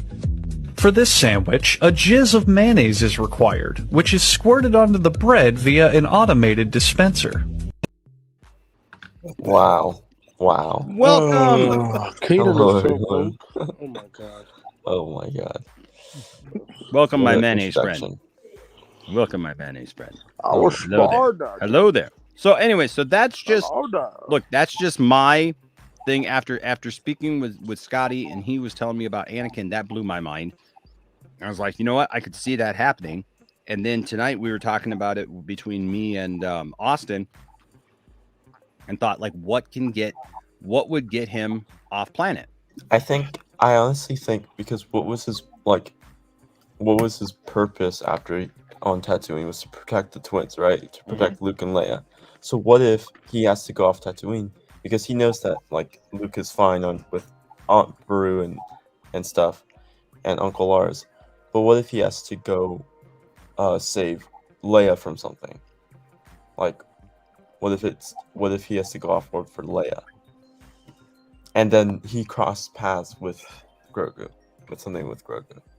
Maybe, but I don't know. I don't know that Obi-Wan is like looking like they put Leia in the care of the Organas. Yeah. Right. So Bail Organa and stuff. They, so like I don't know that he would have to leave to go help her, but I mean, look, anything's possible. I mean, like it, we're all speculating at this point, right? I mean, so so it could definitely be, but something's going to lead to this moment. I honestly think this, like this fight is Jesus. but like honestly think the fight in A New Hope was like someone brought up that like Look at when William. he says when we first did this, I was the learner, and I think he meant learner as a Sith because before in Revenge of the Sith, he was like more of he was still kind of in the middle. You know, he was still leaning towards the dark side, but I think when they met he's a full-on learner in the dark side. I don't know, man. That seems like a really like a twist of words, like because he's talking to Obi-Wan at that point, man, in episode 4. And look, it's all a retcon, right? Yeah. Because according to episode 4, the way it's always been, they hadn't met again, right? Yeah. Which is kind of my issue with this to begin with. Like, I'm Unless slowly this is like a nightmare scene. Maybe. Speaking of nightmare scenes, Krypton's core is here. Yes, I'm a total nightmare. Okay. I haven't seen the episode yet, though. Ray has got really a quick. dip. Yes, thank you. Sorry, I was gonna say, yeah, thank y'all for having me on. It's been a lot of fun. I hope I can jump on again for a future show. Yes, I'm gonna get ready for bed. I'm sorry. She saw Krypton's core. She's like, nice to finally see you, Ray. Nope. And I'm out. And I'm done. Oh my God. And I'm out. I'm gone. Done. She's going out like Caden. Yes, I'm a simp. Rhea. Yes, what? But thank that y'all was the so wrong much. one. I meant to play. Well, no, because I meant to play. I meant to play this one. Mayonnaise on an escalator. It's going upstairs, so see you later. Bye-bye to the sky. Oh my gosh. The problem is that one that I just played, the simp one. It's the same video, but it starts with Yes, I'm a simp. Mayonnaise on an escalator. It's the same thing. I don't know why, but and then we got the third one. Yes, I'm a simp. Mayonnaise on an escalator. It's going. Wow. Mexico mayo rat. It's a lot of mayonnaise going up the escalator. It's a lot of mayonnaise. It's because you know why it is. It's because Caden was up at the top of that escalator. Oh my god. And it wanted to get home. It wanted to go to its home. It wanted to come to Papa. So but yeah, I'll catch y'all later. Thank you again. all right, we love you, Ray. You are always welcome. For sure. Now, baby girl is here. Oh my god. Hi, baby girl. Everything's okay, I promise. Krypton's core is here. I love baby girl. I love you, baby girl. Well, now see, William doesn't have much to say because William hasn't watched any of this stuff. So he's missing out on whole chunks of stuff, man, that we're like talking about, like we're excited about, because this is there's something there. There's something there. Now Zeno says he feels William's pain. Does he? It's not even pain.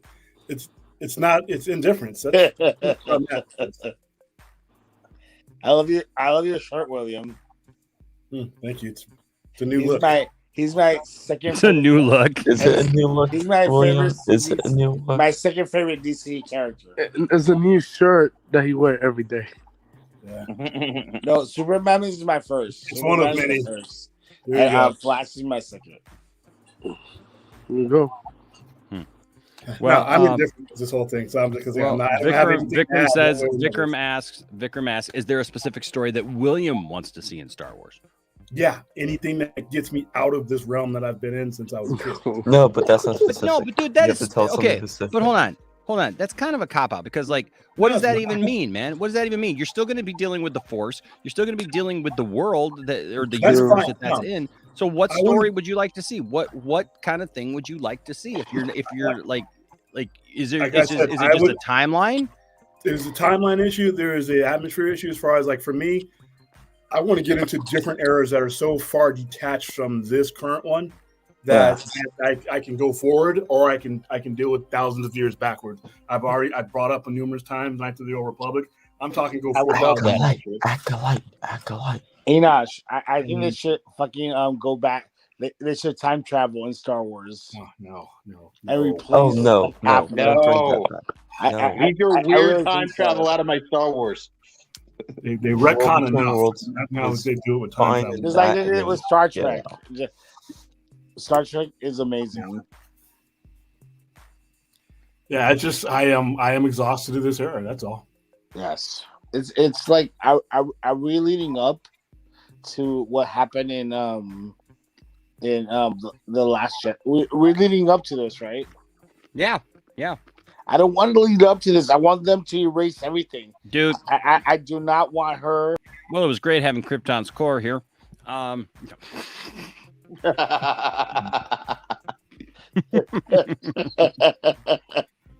want them to erase everything, but they're not going to.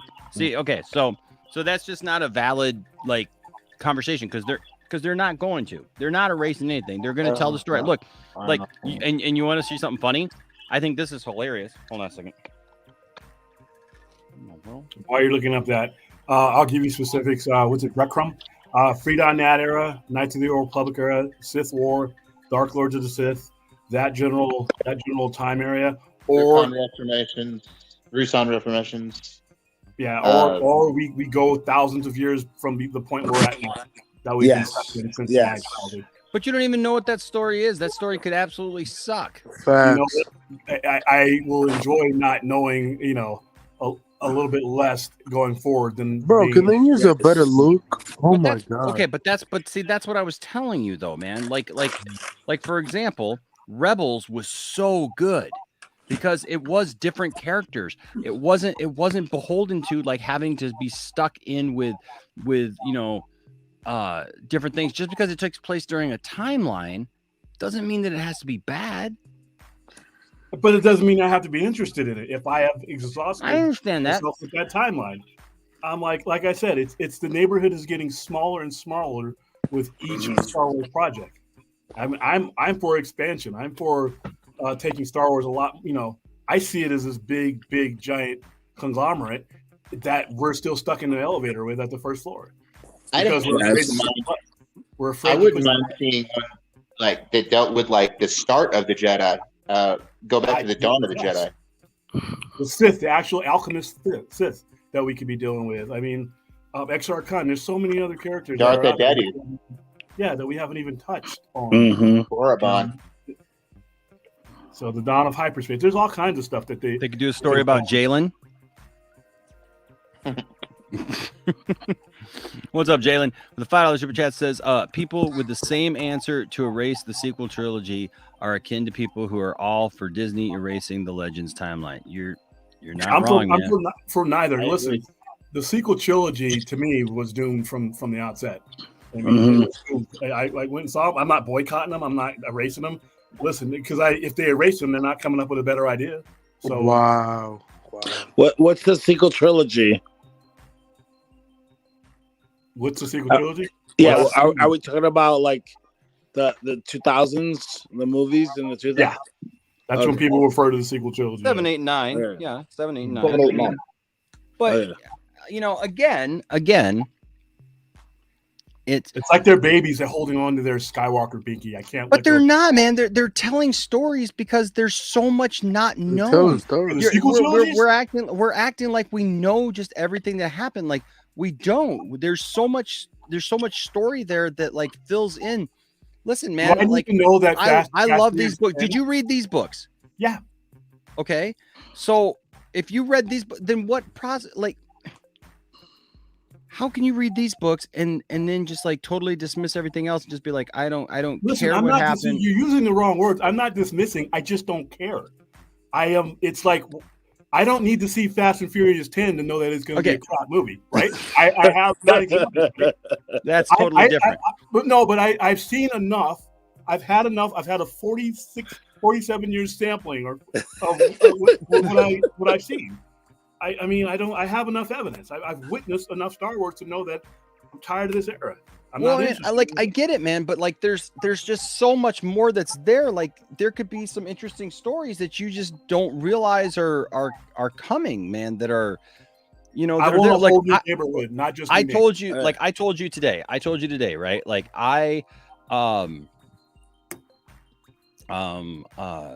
Dune is better. I did not I was not into whatchamacallit, Resistance, right? Like I didn't like Resistance. Like I can understand not liking something. I can understand like not being interested in something. What I just don't understand is like, but like give it a chance because it's set in Star Wars. And if you like Star Wars, like give it a chance. If you decide you don't like it, then hey, I'm all for that, man. I totally get that. I totally understand that point of view, man. I've had enough Star Wars. Yes. By the way, Jalen, look at your. I'm agreeing with you. I'm look at agreeing your with you, William. your I'm DM. agreeing with you, William. I've decided Dune, the premise. Dune is better. Wow. Star Trek is better than Star Wars. Hell no. Star Trek has handled generational things better. Yes. Star Trek Yes, is they do. garbage. What? Anthony, shut is up, trash. Anthony. Shush. Disgusting. Shush. But when I watch Next Generation, I'm not tethered by Captain Kirk. I have no idea what's going on tonight. Yes. Like everybody's like. The new Star Trek show I'm watching is 1,000 years into the future now. So. Yes. Yes. What's up, Jalen? Discovery Come save us, is Jalen. awesome. Can you please come save this conversation, Jalen? I'm surrounded by negativity tonight. That like everything. That's not fair because I'm not being negative. Indifferent. Indifferent is different than negative. Negative would be if I was starting a site saying "screw all the new stuff, screw all this era." That was Kathleen Kennedy calling. She just wants you to try it out. I've tried it out. I've tried out this era. But you haven't though because it's not. Out? You know, Enoch, you know when I tried this era out? In 1980 at Mann's Chinese Theater when I saw Empire Strikes Back. I tried it over and over again, and I've been trying it since then. I think I have enough data to know that I'm just not interested in the premise. Yes. Yes, William. It's not like I just woke up yesterday and be like, you know what? Wait. Are you saying you don't like Empire? No, I didn't say that. You just said you. But I you just said. Hold on. Wait. Hold on. You just said. You know when I tried it? I tried it back in 1980 at Mann's Chinese Theater. So, does that mean you didn't like what came there? That like somehow like hardened your heart to like just like I just don't want any of this mess. Like I don't like any of this stuff. 40 years later to be funneled around at the same. Pretty much. But we're not. We're not. It's literally new stories. They are terrified to let go of this era. They are dude. It's literally, dude. They've literally moved on from that era. They're moving, but they haven't. They are. Now. No, listen. They absolutely are because they're telling the story of what happened, the continuing story of what happened. Because George Lucas, even hold on, George Lucas, even right. There was more story there. Like obviously, people wanted to see more story of what happened after Return of the Jedi. Return of the Jedi is not the end of the story, right? And so the thing is these characters, like Mark Hamill said, like I literally got the drop even. Hold on a second. Like right here, you know, like now whether or not it's actually like the Tales of the Jedi thing, like I don't know and I don't care. But what he says about this is absolutely true. So last night I watched some Disney Gallery and I noticed. By the way, what Mark Hamill says is absolutely true. So last night I watched some Disney Gallery and I noticed something. Remember how the whole Star Wars community was so concerned with this image right here? Particularly this? Well, check this clip out. I remember joking with George. I said, you know, when Return of the Jedi ends, it's all over for me. And that would almost be like taking 3 movies to tell you how James Bond earned his license to kill.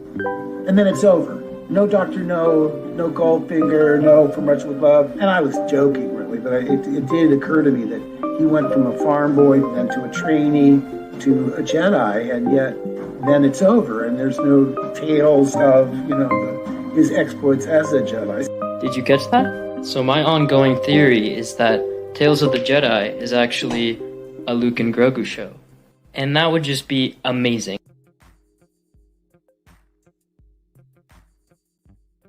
And that didn't work well. But I'm saying, but Mark is right though. But Mark is right though that like we watched this progression, for Luke.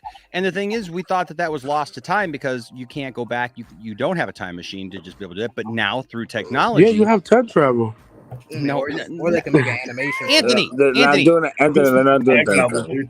I'm saying, like, we didn't have the technology then, just a few years ago to be able to go back in time and tell these stories that would make Luke Skywalker in his prime again.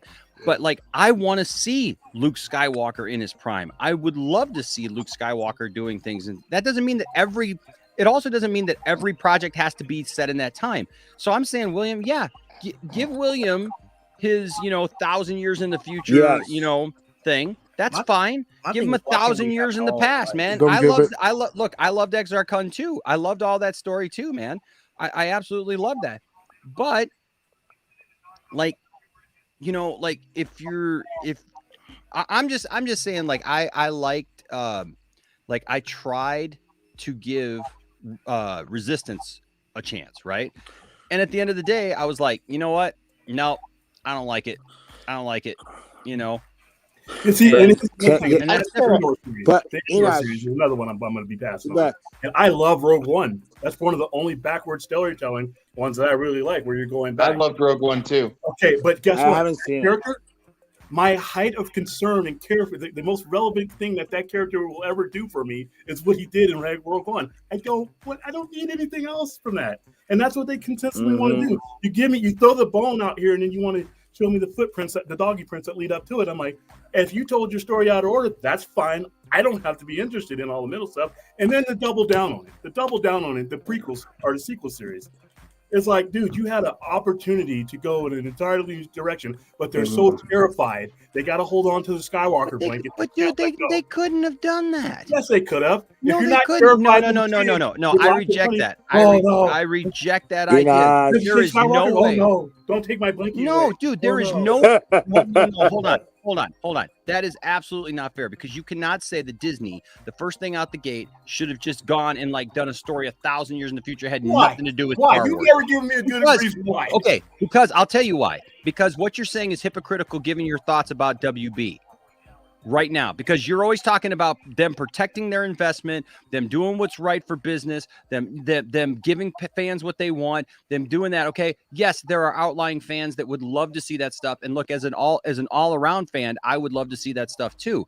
But you gotta admit that Disney, you're acting like Disney made some like foolish decision because they didn't go and make this 1,000 year in the future thing, or 1,000 years in the past. But you know as well as I do that when they just spent $4.5 billion on an IP, they got to give people the most recognizable thing that they can to be able to get people interested in it again, because Star Wars was dying. Star Wars was dead. Nobody was caring about Star Wars. There were no Star Wars figures. There were no Star Wars movies. There were no Star Wars TV shows. There was none of that.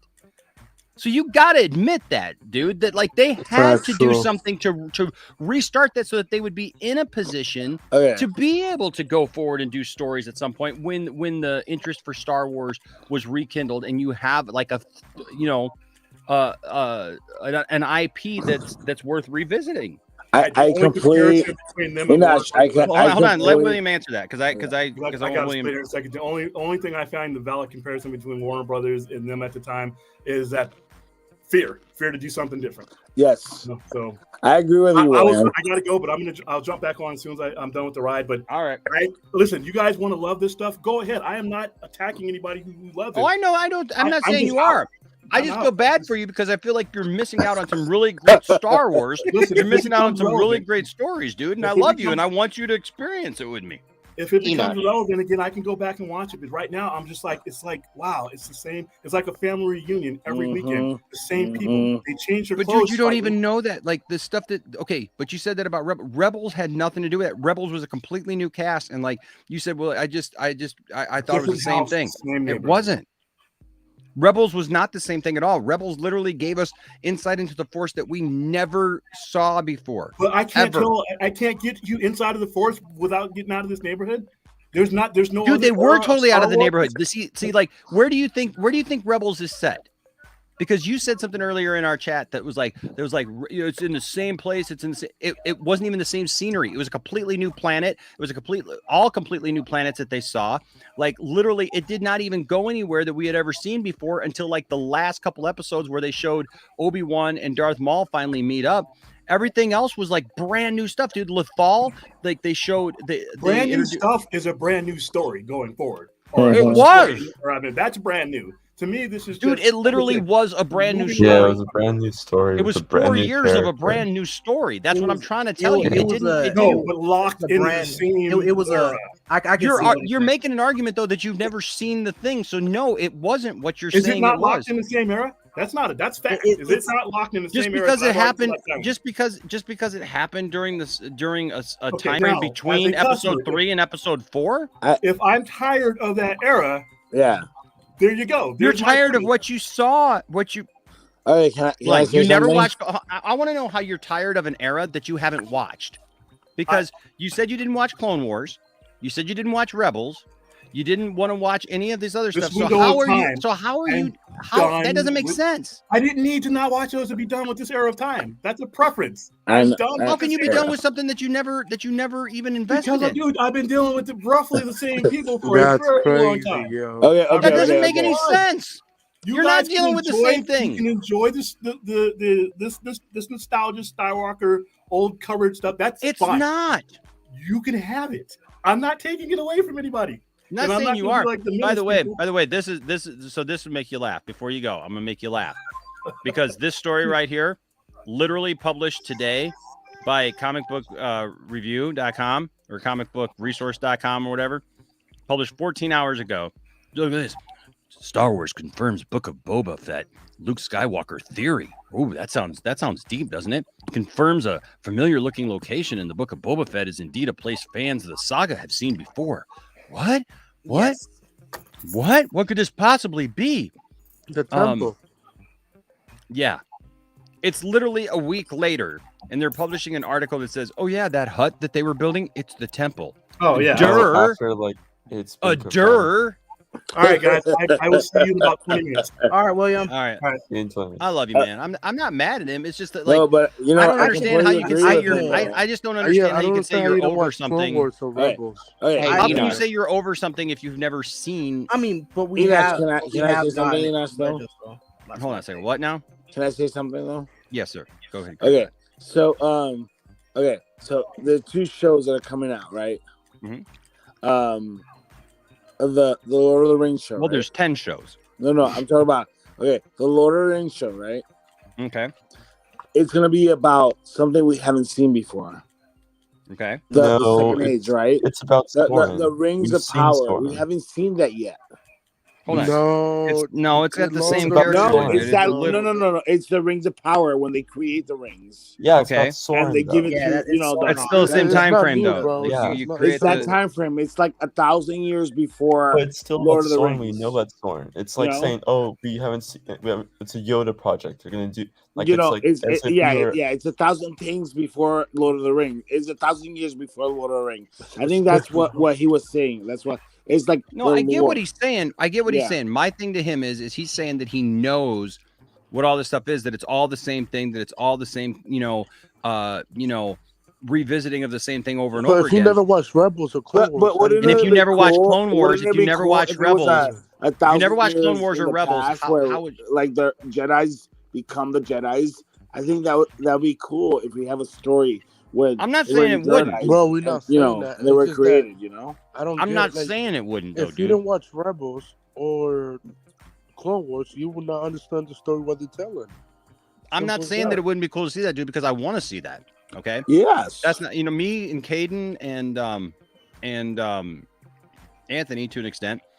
We're saying I don't have a problem with that. I'd love to see stuff. I know all the stuff that William is talking about, the Frida Nad uprising, the comics, all that stuff. Exar Kun, who was actually in Legends in the books at Luke's Jedi Academy. He appears as a spirit to Kip Duran in those books and stuff. That's the Jedi Academy trilogy, which is some of my favorite reading. So I understand all those characters. I understand the backstory. I understand all that stuff. What I'm saying is, yeah, that's great to have those stories. but don't discount like a story and just say, well, I already know what that's about. If it happens within like this 60-year period in Star Wars, I already know what it's about. You don't. Without watching it, I started to watch Resistance. I gave it a chance, and then I realized it was bad. I didn't like it. I didn't like the pacing. I didn't like the cartooniness. It wasn't as good as Rebels. It wasn't as good as Clone Wars. It wasn't on par. And so I said, okay, I'm done with this, right? I made an educated decision, right? If you just say like, well, I'm not going to do it because I already know everything that happened within the 60-year period, you're going to miss. You're going to miss out on some great stories. I don't think he's saying that. It's I think what he means is, like he said, he's been, reading and watching 40 years of like this story. Yeah, in the context, that's what I think he's saying. In the context of Legends continuity, because we have gotten constant. This is what happened in between the Return of the Jedi and but the audience doesn't read books. That's the thing. They don't. We're glad to have him. care. But fuck the audience. They don't read books. Like half of the audience are stupid. I'm sorry. No, they're not stupid, bro. They make most of the money, but they don't read stuff like what we do. If they did, sure, you could do that, but they don't read. Something came up that when you showed that little clip there talking about the dude talking about the Tales of the Jedi thing. I actually had an idea behind that. Just sitting here listening to everybody talk.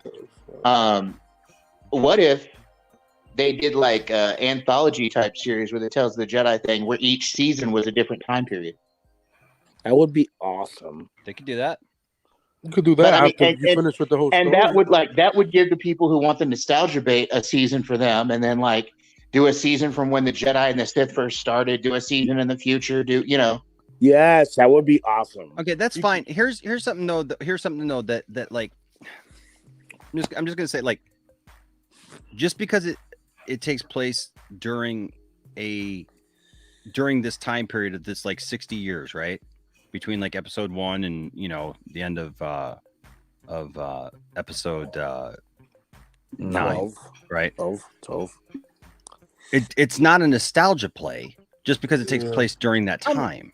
I don't think anything is nostalgia. I think let me play devil's advocate here. It's definitely nostalgia, in my opinion. But it's not all nostalgia because you literally have new stories that are being told with new characters that have nothing to do with Luke Skywalker. So episode 6 of Book of Boba Fett had nothing to do with nostalgia. I'm not saying that. I'm saying to say that everything has anything in that time that like, well, if you get anything in that time, that's nostalgia. But anything outside of that, well, that's somehow going to be better. That's just like wishful thinking. That's just like wishful thinking. Like you're not appreciating the. Hold on, you're not appreciating the thing that you have. You're just saying, well, this other thing has to be better because it's just not nostalgia. Well, Rebels wasn't about nostalgia. Rebels was literally about new characters that never appeared before, and a young man becoming a Jedi and his master.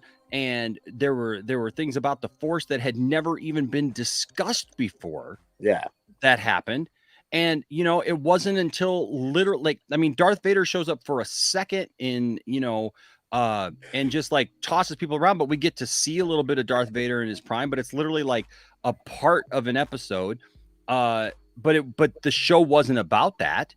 Like that wasn't about, and it did 3 more seasons after that, because it took a season to get up to that one scene. And then after that, you got like 2 more seasons, and then yes, you got a little bone thrown to people who had been part of that and watched it. So you got Ahsoka versus Darth Vader, and that was a cool moment. But then you didn't get any more of that. You know what I mean? Like until the end of the series where they showed Obi-Wan and Maul, it wasn't about nostalgia. It was literally about paving new ground with the Force. When it showed the world between worlds, that was mind blowing. That was all stuff that like we never thought we saw in Star Wars. I think there's still a lot of stories to be told. I do agree with you somewhat, Enosh, that there's still more stories to be told. And I wasn't actually being negative earlier about any of it. I'm not being negative. I'm not saying anybody is either. I'm just saying like let's not dismiss it. You know what I mean? Like that's all I'm saying. I'm just saying, like, if it comes out, like, look at it. If you don't like it, you don't like it. You don't have to watch it. Yeah, you don't have to watch it. I'm not saying anybody has to like anything or watch anything. Yeah. You know, like I'm just saying, like, I just think it's interesting when you know him or anybody else says, well, I already know what's going on with this because it's in this time frame. Well, just because it's within a time frame doesn't mean that you've already seen it before. That's all I'm saying. That's why I love the Kelvin universe. Like, just change it. The what? The Kelvin universe. Oh. Well, yeah, Just but I don't want change that it. in Star Wars. I don't want that You don't anywhere want it? near Okay. Star Wars. No. Do not. Let's not do that. Let's No, not do I that. think World Between Worlds was a thing to bring back Ahsoka and that only, because I think, you know, obviously, I think Filoni was realized that, like, if he killed Ahsoka, then that's done for a story, but he needed to figure out a way to bring it back. So then he just created World Between Worlds, which was the world. Yeah, well, but here's the thing, Caden. The World Between Worlds, like, stuff. People are like trying to use this now because they're listening to people like Doomcock and others like that are saying, oh, they're going to erase the sequel trilogies, or that we're on another timeline. I know, you know, people that I like, you know, are saying this, you know, even, you know, like that, you know, like it's already spawned off into a new timeline. It didn't spawn off into a new timeline. Whatever. We haven't gotten anything from the new timeline. Yeah, whatever was meant to be, like with Ahsoka, because they say that it's because Ahsoka was saved, that it sparked a new timeline, that it like diverted right there because Ahsoka was saved. But that doesn't make sense, because here's the thing: Ahsoka was saved before the original trilogy. Yeah. Okay, so it wouldn't have sparked a new thing after the original trilogy, because they're just hoping so bad that because they just didn't like the sequel trilogy. Okay, if you didn't like the sequel trilogy, that's fine. But enjoy new stories that you're getting, where you might maybe enjoy something. Look forward to the future of it. But can we stop with this whole thing of, like, it has made us so cynical, where it's like, even this last week when Cad freaking Bane shows up in the show, instead of people going, oh my gosh, this is so cool to see him in live action. No, what do they say? Instead of realizing that Clone Wars was a stylized cartoon that looked a certain way. I mean, look, nobody in that show looked the way that they did in live action. Yes. Okay. Look at Count Dooku. Look at Count Dooku. Count Dooku looks ridiculous in Clone Wars. His face is long. He looks like Squidward. Yeah, he just looks weird, right? But listen, but Cad Bane had a stylized look in that show, right? He looks the same. And so the thing is, everybody's like, oh my God, he's not blue enough. Well, that's because his species literally gets lighter with age, right? Yeah. And the thing is they made a live action, real physical world version of Cad Bane. But the first thing that they do, and I would argue that it's different than it's different than this, okay? Because this right here was a technology issue. Okay, this right here was a technology issue. This looked like a video game. Yes. Okay, and so It looked like shit. So the thing was the when this came out, this was about trying to get the technology up to the place where it needed to be. Okay, it wasn't about that they made a mistake with, you know, bringing the character into it. It was, how do we, when the guy who went on YouTube and he did the deep fake, right? The guy who ended up getting hired, you know, and ended up doing it in this last series, Book of Boba Fett, right? Like, when he did that deep fake, it was about, how do we get this technology to look the best that it can, right? Where the Cad Bane thing was not about that. It was, what? I fixed it. Character. I fixed it. Listen, nobody asked you to fix it. Okay. Just because you didn't like something or you didn't appreciate the way that it looked doesn't mean that it needed to be, quote, fixed. Right. It just means that you had a different opinion and you reworked it. My problem is we become so cynical as Star Wars fans that the minute we see something, we just gripe and complain about it. We don't appreciate it anymore. We don't care about the story anymore. The Kathleen Kennedy literally told us 2 years ago that all these shows and all these things are going to intertwine. All these characters are going to like work in each other's shows and stuff like that and do this whole thing. And it's all going to build up to a big, huge event, right? So in that, you got to look at it like episodes within episodes. So Boba Fett, just because his name is on the series doesn't mean that the entire thing necessarily is going to just be about Boba Fett and he's just going to be the star and so everything revolves around him. It means you got to see the story for what it was. If the Mandalorian had just showed up at the end with no explanation, I know everybody says differently now because, oh, well, I didn't like seeing the thing in those 2 episodes. But if that had happened, people would have griped about that too, because they're like, oh, where did he come from? So he just shows up. How did he even know? Why was he there? Why was he doing this? And so they gave you that answer, and people are still mad because we just can't be happy anymore. It comes That's down what to what I've frustrates been me saying. as a fan, and I'm a fan. I just want people to enjoy stuff. And it frustrates me too. I had this talk with somebody on a different stream last night. The biggest problem, and I don't think I'm attacking people because I'm talking about myself too. Sure. We all come with these expectations, okay? Mm-hmm. And if we don't get exactly what we want from the creators, and this is what causes gatekeeping. If we don't get exactly what we want from the creators, well, it's just automatically shit. It's not worth it. You know? Star Wars is and all I'm saying, and I got blasted last night on a stream. I was on the panel talking. I got blasted from the chat, calling me a Disney simp and everything else. And all I said was, look, before the thing comes out, stop bitching about it. If it comes out and you don't like it, that's fine. But let it come out before you complain, you know? Yes. Let it actually appear. And then if you don't like it, don't like it. But then again, I said this too. New one. If you don't like it, tear it a new one, man. Put it in its place. But beyond that, I said this. The biggest thing as a fan you can do if you want to influence these companies is you don't like something, don't put your money towards it. Don't buy it. Don't involve yourself with it. But it's not good for us as fans to sit here and put all of this on the creators and go, well, if it isn't like this, well, then I'm just going to hate you. Yes. Look, I understand Disney's done some stuff that pisses people off. And hey, when I first started out with YouTube, I was on the side of a certain group of people. We don't really talk about at this point that blame we Disney talk for about everything. them usually on Sunday night. The fandom wokeness. The fandom menace. Okay, let me just well, we call them by name. I joined YouTube as a fandom minister. I did. Yeah. I hated the sequel trilogy, but then I thought about it, and first of all, the first thought that went through my head was, why am I so damn mad? And then the second thought was, oh, okay. That's not my cup of tea. Well, that's not my cup of tea. So, but I'm not going to ruin it for somebody else. And that's my biggest problem with these people that bitch about something before it comes out. What you're doing is you may actually influence somebody not to bother with something, and they might have actually liked it. You know? Can you say Solo?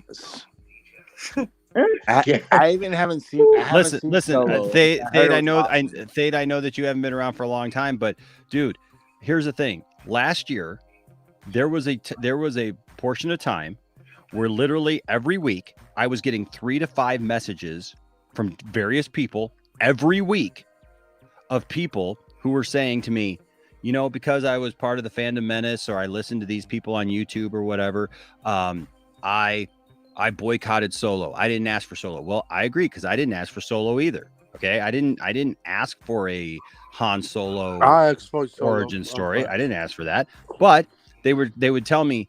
But the problem is now I've gone back and watched it, and I really liked it. And now it's not bad. Now I'm really upset because I feel like I was robbed of the opportunity to see this in the theater, where I wish I would have seen it. Now, is Solo perfect? No. Solo's got a lot of issues. It's a good heist movie, but it's a good movie. They could bring him back. And the thing is every Star Wars movie doesn't have to be perfect. Every Star Wars movie doesn't have to be like your cup of tea or right up there with you. That's the beauty of what we're getting with Star Wars now, is we're getting different types of movies. We're getting shows and things like that. And so there's something for everybody, but don't let somebody rob you of the opportunity to experience it. My point about fandom is this. We're supposed to love these things. Hence why we're fans. Okay. I actually like Rogue One. I agree. Rogue One is one of the piece of shit movie history. I'm not going to say it's a piece of crap. I'm not saying it's a piece of crap, but because I think it's a great movie. I like the movie. But if you give me a choice to watch Solo or Rogue One, I'm watching Solo. I'm watching Solo again. And you know what? Enosh, I'm the opposite direction. Yeah, and that's okay. I agree. Yeah, it's absolutely great. But I'm not preaching about like what like there's a right or there's a wrong. I'm saying just give yourself the opportunity to know what you like, right? Don't prejudge something. That's I guess that's all I'm really trying to say is like if like I said, if you don't like it. What I don't understand about toxic fandom is this: if you call yourself a fan of something, you're supposed to like it. You're supposed to enjoy it. If you don't enjoy it anymore, it's time to not be a fan anymore. Right. It's Right. time to walk away, put it on the shelf, and maybe come back to it later, and maybe then you'll like it. You know, I've walked away from Star Trek. I don't enjoy Star Trek anymore. I haven't enjoyed it in years. What's wrong with you? What's wrong with you? And I walked away from it because he thinks it's not good. That's what he thinks. I don't. And that's what you do. You just if you don't like it, just walk away, right? I haven't just, watched. Just, I haven't just, watched just deal with it because listen. You know, what bothers me about it is these people who use these rose-colored glasses, right? Yeah. So listen, what I've learned is this. I grew up with the original trilogy, right? So the original trilogy for me is Star Wars, right? That's the spirit of Star Wars. Now, here's what I've realized right now, and that is there are a lot of people now who are coming of age who grew up with the prequels, right? And for them, it doesn't matter. It doesn't matter the wooden acting. It doesn't matter. That was their Star Wars. It doesn't matter because they have an emotional attachment to it because they were kids. And I have a major and they emotional watch it attachment and they to the just like it. And I'm not saying that to be dismissive of why they like it. I'm saying I understand you love it. And you know what? And I love the prequels too. They're on a different level for me, but I still really, really like them. Okay. Yeah. But the thing is here's the thing. And now you have these people now who like when the prequels came out, all of a sudden it was the people who grew up with the originals, you know, they were upset. Okay. They were ticked off, man. They were PO'd like beyond, you know, measure. They were calling for George Lucas's head. They wanted George gone. They hated George. George had got, according to them, George had this big head. George had ruined his property. George had ruined Star Wars for them. They used a choice word that was not good, you know, the R word, you know, about their childhood. Right? Yeah, I know what you're talking about. And that's what people said, right? I mean, South Park even did an episode that showed George Lucas and Steven Spielberg doing that to Indiana Jones. Yes, right, over and over and over again, driving home the point, literally, that you know that they had ruined people's childhood. And they made it's so much to the point where they made a movie about it. The people versus George Lucas, right? Yeah. Then all of a sudden, though, now the sequels came out, and the sequels, people love it.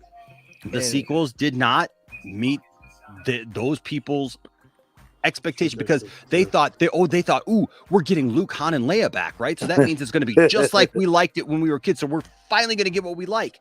Well, no, it wasn't their story, right? So it told a different story than what they wanted to hear because they wanted their heroes to run out there and do the whole thing, and they wanted Luke Skywalker to run out with a laser sword and take on the entire First Order, and that wasn't the point of that story.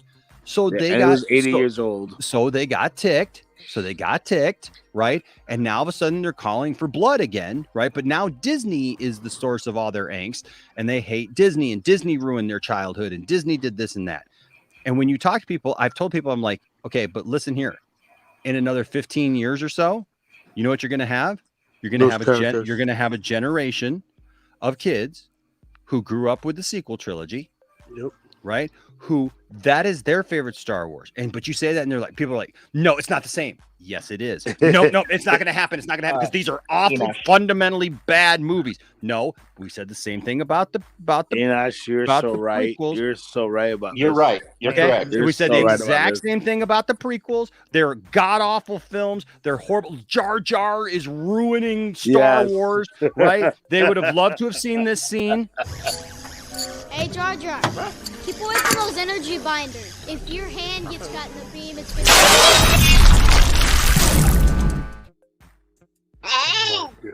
They would have loved nothing more than to have seen that, right? That would have made their life. But now these people are going, there's no way that that's going to happen because these are horrible movies. They're bad. And then people start making up crap of like, they're gonna erase the sequel trilogy. They're going to make my wishes come true. Stop feeding yourself that line because it ain't happening. Yes. It ain't happening. So your best bet is to just sit back, watch what comes out, enjoy what you can, but realize that every Star Wars project is not for you. Yes. It's not for me. Every Star Wars thing doesn't have to be my favorite thing. You know, I'm never going to recapture, guys, the feeling that I had when I was, 5 years old or 8 years old seeing Star Wars again. Yes. Right. You know what I mean? Right. I'm going to enjoy certain things and I will always enjoy Star Wars. But I'm just realizing now it's like, because there's no consistency to it. Because guys, we literally got this. We got this, right? And grown men were talking about how they were crying about this. And they were so excited because Luke Skywalker, their hero, was back. And then we got episode 5 of Boba Fett, which is like so cool and like delves into like Luke actually trying to train a Jedi and trying to do all this stuff. And people are literally like a week later, they're like, I hated it. I hated seeing Luke. It was awful. It was horrible. I wanted to see Luke do this instead. And it's like, you just don't want to be told a story. They wanted to dictate the story. Like, for God's sake, because Snoke didn't turn out to be Darth Plagueis, they're pissed off. Right. Yeah. But you promised. They never promised anything. You watched way too many Mike Zero videos. Yes. Okay. That's not on Disney. That's on you. Well, Enoch, the way I see it, the way I see it is, I just wait for what comes along, and I judge it accordingly. Also, to answer a question in the chat, Toronto Freddy asked me a question. I am looking forward to Strange New Worlds. That may be the thing that helps me take Star Trek off the shelf again. Discovery is awesome. What are you talking about? I'm really not fond of Discovery, man. Those first couple of seasons burned me because of that character. Season 4 is like amazing right now. Simon. Well, I heard they went to the future and all of that, and you gotta watch it. You gotta watch it. You really gotta watch it. You really gotta watch it. Just I know the first 2 seasons are like movies. Okay. I want to address this real quick. So Simon, thank you so much for the $2 super chat, man. I appreciate it, brother. And I want everybody to know, like, this is a discussion. I think it's healthy that we have like discussions like this as fans, right? And like discuss like these things. Better than hating each other. Yeah, like this is not us, mad at each other or anything. And I want everybody to know that like I'm not upset at anybody or anything that. I'm livid. I'm livid at how he might be livid, but I'm not. All right. But no. I just want you to know I hate all of your opinions and I don't like any of you. You know what? You know what? Ditto. Being honest. Ditto. Oh, I love you. So I'm a Farquaad. I'm a Palpatine. Okay. Go back to your theories. I'll stick with my girl with Mike Zero's girlfriend. Yes. Here. Okay. So here's the thing. So here's the thing. He says, with all due respect, the sequels had no plan. Okay, listen. I will give you this. The first one went in a certain direction. Listen, you will never change my mind about The Last Jedi. The Last Jedi is brilliant. The Last Jedi is amazing. And I've gone through this many times with why. I've broken it down several times here on the channel. I can't tell you. I would have yelled at you about that a year ago. I can't wait to yell at him now. I'm just telling you. I'm just telling you. Thank God I only watched that movie one time. Can I just tell you, if you have a dissenting opinion about it and you think it's going to get to me, you've come to me way too late because this is something. I rewatched it and reconsidered. this is something that is completely ingrained in my heart and soul. Like, I used to think I just liked The Last Jedi. Honestly, I love The Last Jedi because Well, why don't you go ahead and explain your reason why? I'm curious. What's that? Explain your reason why. I'm curious. Because everything that happens in The Last Jedi, dude, there's so many things, man. Like I have gone into such detail over the time, but trying to just break it down easily because I want to answer this question here. But simply is that everything that happens in The Last Jedi makes sense for the characters, which is amazing because all the fans will say, no, it doesn't. They ruined Luke Skywalker. No, they didn't. They painted a real picture of Luke Skywalker. Withdrawing information. What's that? Enosh, you know what? F Luke Skywalker. F him. He should have died. He should have died. I honestly think that he should have died. Here's the thing. Luke Skywalker. I 100% agree with you. Luke Skywalker at this point in his life, he's not the 22-year-old kid that was just, hopeful, didn't know anything about the Jedi, was everything was superficial at that point. Good Lord, right? He was an idealist. Everybody thinks that he's a hero. Well, here's the thing. Luke, in his own mind, he's a hero, and he always wants to be the one to save everybody. But I just went over this. He has a hero complex. I just went over this, and that is the fact that if you watch The Last Jedi, if you have the Blu-ray to Last Jedi, I don't know if it's in the DVD, but the Blu-ray to Last Jedi comes with a second disc that has all this extra stuff on it, and in that there's a documentary called the Director and the Jedi or something like that, and it chronicles literally the entire process from beginning to end, from when Johnson found out that he was going to direct the film all the way to when the movie comes out. And it's amazing because when you hear other directors and other people who work on Star Wars talk about Star Wars, they say things like, well, I thought that this character would be doing this, and I came up with this thing because I thought this character, when I think of this is what I think of. Johnson doesn't use words like that. Johnson literally says, well, in Empire Strikes Back, Luke does this. That's why Luke does this in my movie. He still had to think about it, though. It's literally not his opinion. Yeah. It's Yoda says this and does this in Empire or Return of the Jedi. And so that's why this happens in. But just think about it. Everything that Luke did, he's done before. In the first 3 movies, he was a Sith. It was all about emotion. Well, but hold on. But see, here's the thing. So in Empire, Luke is training to be a Jedi, right? Yes. He has a vision. He's focusing. He has a vision of the future, but he doesn't understand how to interpret those visions of the future. So he sees a city in the clouds, and he sees his friends being tortured. Han and Leia are being tortured by somebody, and he immediately thinks, I gotta go save them. It's about emotion, and Jedi's are not about emotion. It's all about that, right? And so it's I gotta go save them. I have to take action. And both Yoda and Obi-Wan try to tell him, no, do not go. Finish your task at hand, right? What is it? And he says, this one I've watched for a long time, always looking off to the future, right? Always with his mind on something else, and never focused on where he is, what he is doing. Right. And so Luke is just but they'll die. And Yoda looks and says, so he says first, he says, I can't tell that. And even Obi-Wan says, you don't know that. Right. And he's trying to make this case that he's got to go save them. And they're both trying to tell him no. And then Yoda flat out said, he asked Yoda, he says, well, what should I just let him die? And he thinks that that's going to affect Yoda. And Yoda just straight up stands up to him and gangster style looks him right in the eye and says, yes, let them die. If you value what they fight for, you will let them die if need be. But Luke can't do it. So Luke just says, nope, I'll come back. I promise, but I'm going to go save him. Who did Luke save? Nobody. In fact, he was the reason for Han being in carbonite. Yes. Luke made it worse. Yes. Okay. Because they knew that Luke was coming. So Vader's like, hey, we're going to put him in the carbon freeze. And then Lando goes, well, wait a second. If you put him in there, he could die. And they're like, okay, we'll test it out on Captain Solo. Han could have died because of Luke. Simply because Luke was there. But Yes. Luke didn't save Princess Leia, didn't save Chewbacca, didn't save the droids, didn't save anybody. In fact, you could make a case for the idea that Lando could have saved everybody. Yes. Okay. Yeah. Literally, you could make that case, right? Because he saves everybody but Han, right? So the idea is Luke comes, gets his butt handed to him in Empire, right? Literally gets just wiped off the mat. Yes. Gets his own hand cut off. Like ends up being thrown out with trash. Basically, jumped to his death because he got lucky that he got sucked down that chute. Okay. Yes. And then ends up hanging upside down by an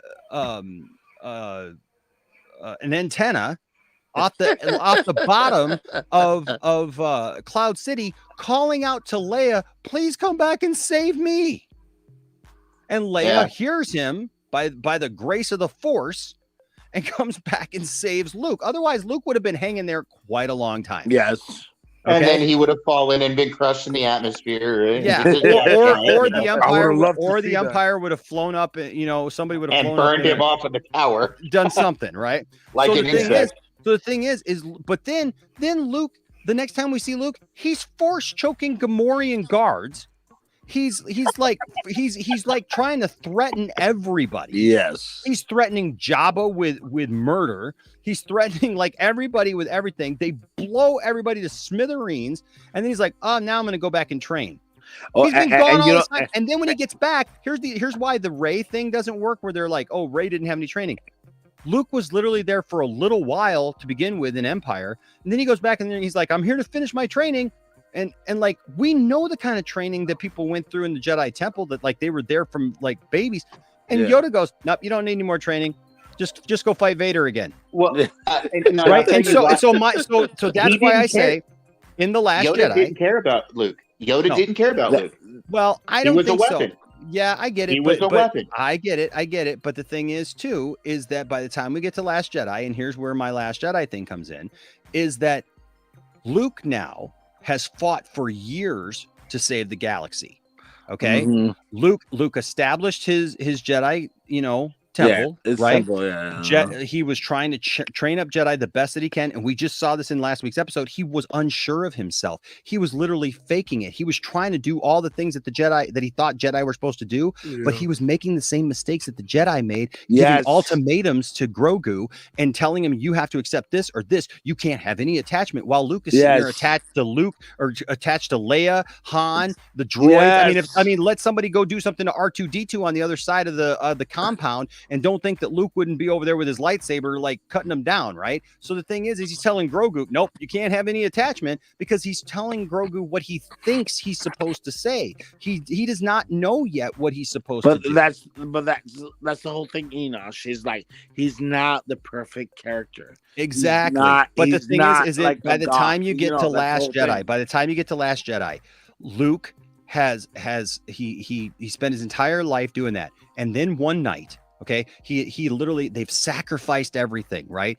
Leia is not going to be a Jedi now. Leia has decided not to train anymore and to just stay in her politics. They're trying to set up the new government. They're Luke is trying to set up his academy. All these things are going on. Then all of a sudden, Luke has something very familiar happen, doesn't he? He has a vision. He has a vision of the future. And here's the thing. Luke may have been an older guy, but I can tell you from experience, I'm only 45. I'm like 10 or 15 years younger than Luke is in there. And my life is a whole lot different than it was when I was 21, 22 years old. Right. I have a totally different outlook on life because I have more life experience now. Yes. And if I spent my life fighting for something and I think that like it's going to get destroyed in an instant, like Luke literally spent his whole life trying to vanquish, evil.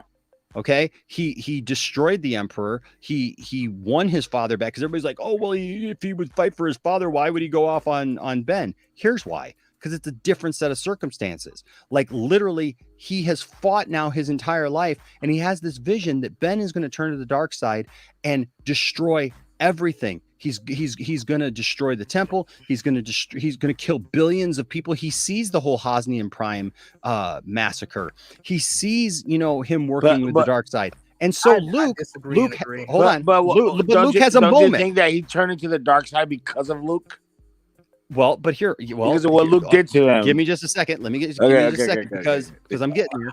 Because I'm trying to answer Thade. Go ahead. Because he asked me what my take was. So Luke has a moment, right? He has that moment where he sees all these things and he starts to fall back into the same mindset, right? But remember, in The Last Jedi, that's the only movie that we see these flashbacks. Yes. Right?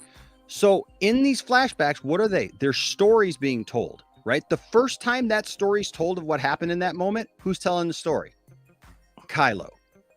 He's telling Rey what happened, right? He's like, I woke up and we see this murderous Luke Skywalker with these bags under his eyes and looks like he hasn't slept in weeks and he's just gonna kill him in cold blood, right? Is that the truth? It's probably somewhere in the middle. Okay. You and I had this conversation before. Yep. And so the thing is that then what happens is Luke gets that, but Luke snaps out of it. Mm-hmm. Because he's Luke Skywalker, because he's Jedi Master Luke Skywalker. Now he realizes, no, I can't just kill him. That's not going to solve this, right? I can't just do this like I would have before and just react, right? I need to get to the bottom of this and actually try to do something positive here and fix it. But by then, guess what? He already had Mr. Kylo this lightsaber out. This very lightsaber. Yeah, Mr. Right? Kylo is like, and he's thinking about it, and he's like, no, I can't do it. But then guess what? Kylo wakes up. Ben wakes up, sees it. He feels threatened. All hell breaks loose. Then the next time we're told the story, Luke is like, no, I was conflicted. I had this moment, but by then it was too late. And basically he created Kylo. The problem. He created Kylo, which is a great lesson for us that if we are not careful and we allow fear, what does fear lead to? What did Yoda say? Right? Fear leads to what? Leads to what? Leads to what? Right? And what happens in the film is Luke allows his fear to get the best of him for a second, meaning he creeps into the dark side just like he did in Return of the Jedi when he used his anger and his passion to take out Vader. And it happens again, but it's just for a moment this time. But a moment can destroy everything. And that's what happened. I'm bringing William in here too. That's what happened. And so Luke is going to pay for that situation. Then, not only that, but Luke failed. So Luke was experiencing his failure. And what does he do? He does exactly what all of his masters do. He takes off. He goes into hiding because that's what Yoda did. That's what Obi-Wan did. And he doesn't know how to solve it. And so he figures I'll go as far away as I can because I can't fix this thing. I'm not good for people anymore. I'm not good for this anymore. I'm broken myself. I can't fix everybody else. Okay. And he knows that he can be an issue for things going forward. When I'm answering the question, when I'm dealing with the question of like the sequels had no plan, here's the problem. I've watched all the Star Wars. There was only one trilogy that had a plan. And what trilogy was it? What was it? The prequels? The prequels. The original movies did not have a plan. Yes. That's why we still have in canon Luke Skywalker making out with his sister. That's why Harrison Ford wanted to be killed so bad and they were thinking about killing off Han Solo up until George said, well, I can't sell dead Han Solo action figures. Okay. That's why, I mean, dude, that's why this stuff happens, right? That's why literally you get regurgitated ideas like, hey, let's do another Death Star, right? That's why originally Luke was supposed to actually turn to the dark side at the end of Return of the Jedi. Take the helmet, put it on and say, now I am Vader. That's why the movie literally was in promotions going under Revenge of the Sith. or Revenge of the Jedi. I'm sorry, Revenge of the Jedi, right? Until it had to be changed because it was always in flux, right? It was always in flux. When George did the prequels, he had nobody to push back on him. He funded the whole thing himself. Nobody, the studios didn't even give him any money. The studios were negotiating just to be able to, for the distribution of the film, right? Or of the 3 films. And George had too much power. And you could make the argument that the prequels are really the disjointed Star Wars, right? So I'm not saying that there's not good movies. Revenge of the Sith is great. There's other things that are great, but also there's stuff that just doesn't make any sense. So it's not until you get really to Rise of Skywalker. If they had continued kind of what they were doing, right, we would have been okay. I feel like there would have been at least something that would have been salvageable for everybody. But by the time because of the backlash against The Last Jedi, everybody started second guessing themselves. They bring JJ back, who can't stick a landing to save his life.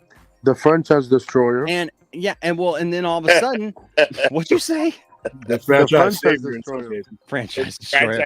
But then by the time you get that, now all of a sudden they're just throwing everything in the wall. It's like, oh yeah, well, you know what? She's got the X-wing, so now she's Red 5. And hey, we're gonna give Chewie a medal, right? Because he didn't get one back in episode 4, so we're gonna take care of that too. And like, what else will the fans like if we put it in there, right? And that's no way to make a film. So it's not, to me, it's not The Last Jedi that derails the whole thing. Because the first movie, The Force Awakens, is a decent movie. That movie does call upon some nostalgia. Absolutely. Okay. Absolutely it does. But The Last Jedi actually gave us a lot of new, fresh things. And listen, the Canto Bight stuff is way weird. Okay. The idea that a ship can't catch another ship because they're going to run out of gas. That's okay. But there is gas. See, here's the thing is people forget, like I saw people complaining about things in The Last Jedi just because it was popular. It was okay to do. You could just crap all over The Last Jedi. It didn't matter if it made sense or not, or if there was even answers to what you were saying. Like people were like, they don't use gas and oh my gosh, Disney doesn't understand it. Rian Johnson doesn't understand. Well, then tell me what they're gassing up the X-Wings in episode 4. Yeah, exactly. What are they gassing them up with then? Oh, and then it was like, oh, these bombers. Oh my God, Rian Johnson is ridiculous. He doesn't even know how space works and how gravity works. Really? Because you know what? The thing is when you look at how those bombers actually work in that movie, you know what they do? They work on propulsion systems. That's why they're on racks that push all those bombs down toward or out towards whatever they're going towards. They don't drop bombs. They literally launch bombs and push bombs. I still think it's weird to have in space. For like space like combat though. Okay, well here's another thing. That problem is not a Last Jedi problem. It's not, but I'm just saying because I think it was blown out of proportion. I still think because you know what? Because you know what? You see that right there? That's a bomber. The B-wing bomber, right there. That's a B-wing bomber. You got where is it? William, you taking that? TIE Interceptor. Are you like there's was it the Y-wing is a bomber. The Y-wing up there is a bomber. There are several. You know, the X-wing bomber. There's my X-wing bomber right there. It's right past the snow speeder. Right there. Right. So they were dropping bombs. You want to know something? I mean, remember when they were in the asteroid field and they're literally dropping bombs on the asteroids to like try to draw them out. Right. So but I told one of my friends, I had a friend who was literally just pissed off about the bomber. Okay. Oh my God. And I showed him, I took a picture of the visual dictionary that explains in detail literally how it works. And he goes, I don't care. It sucks. Oh my God. Oh God. That's not even a valid argument. Exactly. But that's the problem. That's the problem with the Last Jedi with people is that they just don't care anymore. That like, they're just going to harp on everything about the movie just because they didn't like the movie. But again, I understand that there's issues with the movie. I'm not saying it's a perfect Enosh, movie. I'm not you saying have it's a- a sequel's a Enosh, perfect. you have a lot of friends like. But that's my. I do. I do. You have a lot of friends that were like, "That's not possible. Space doesn't work like that." Yep. Yeah. And I was just like, but he loves. You can't blow anything up in space because there's no oxygen. And I'm like, Thank you. I also told It's people, a well, you're going to fucking complain movie. about, I'm sorry, you're going to complain about that. Well, because they were like, well, and like Poe, you know, says like says Hux with an H. I'm like, you mean like an X-wing or a B-wing or an A-wing or a Y-wing or an E-wing? Like, you know, like, come on. You know what I mean? Like, yeah. I'm like, that's all I'm saying. movie. But the thing is, like I said, Luke is so great in that movie because Luke is so grounded, and he's finally aware of himself, and he's trying to do stuff. But even then, he doesn't understand stuff. And Yoda comes back, and Yoda's like, "Dude, you're putting way too much emphasis on these things. You're worried about the wrong things." Even and the he's whole still, movie, he and I love it. sacrifices himself. Exactly. For and I love that because literally nobody kills Luke sacrifices himself Skywalker. Nobody kills Luke for Skywalker. his nephew. I'm so sick of hearing people talk about how Luke goes out like a punk. He doesn't. He literally does sacrifices not. himself the same way, the exact does, like, same he way flexes on his nephew. that Obi-Wan. Dude, this is his nephew. The exact same way that Obi-Wan went out. Because Obi-Wan became one with the Force, right? Everybody, I understand that a lot of people don't understand that. Like, they think that Vader killed him. Vader did not kill him. He did not Like, he became one with the Force at the moment that Vader was going to kill him. Yes. That's why he lifted his saber and he just became one with the Force. So the thing is that's what Luke did. But Luke also used the most amazing power I have ever, any of us have ever seen. He Yes. projected himself across the entire galaxy. In a moment, well, he wasn't there to actually fight. He was a you know, a wussy with a P. And I'm like, no, he did the most Jedi thing. The Jedi are not supposed to just be fighters. They're not supposed to even be fighters. They're supposed to be peacekeepers and try to do things in the most humane way. And he didn't want to go kill his nephew. Because if he would have showed up, he would have had to kill his nephew, which is what everybody's bitching about in the first place. This was his fucking family. This I'm just was his saying. nephew. Oh my God. So This it's is like Leia. They're mad because he son. didn't was kill not him. Ever gonna kill him? They're mad What because he was a- going to. I should say they're mad because he was. ridiculous. They're mad because he was going to kill him. Then they're mad because he didn't kill him. Like, yes, you know, it's like, dude, come on, I mean, man. I mean, even if they would like even Luke, not even Luke kill Jason. In I have to say this though, like, and this is the point that was made on another point. Okay.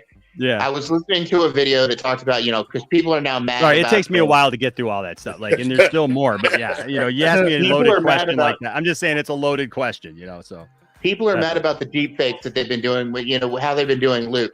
And somebody was going on Twitter, they were going, well, then maybe they should just, you know, just recast Luke. I said, then you guys would be complaining about it. You recasted him. Yep. Sometimes find people something. just complain to complain. Yeah, they'd find something.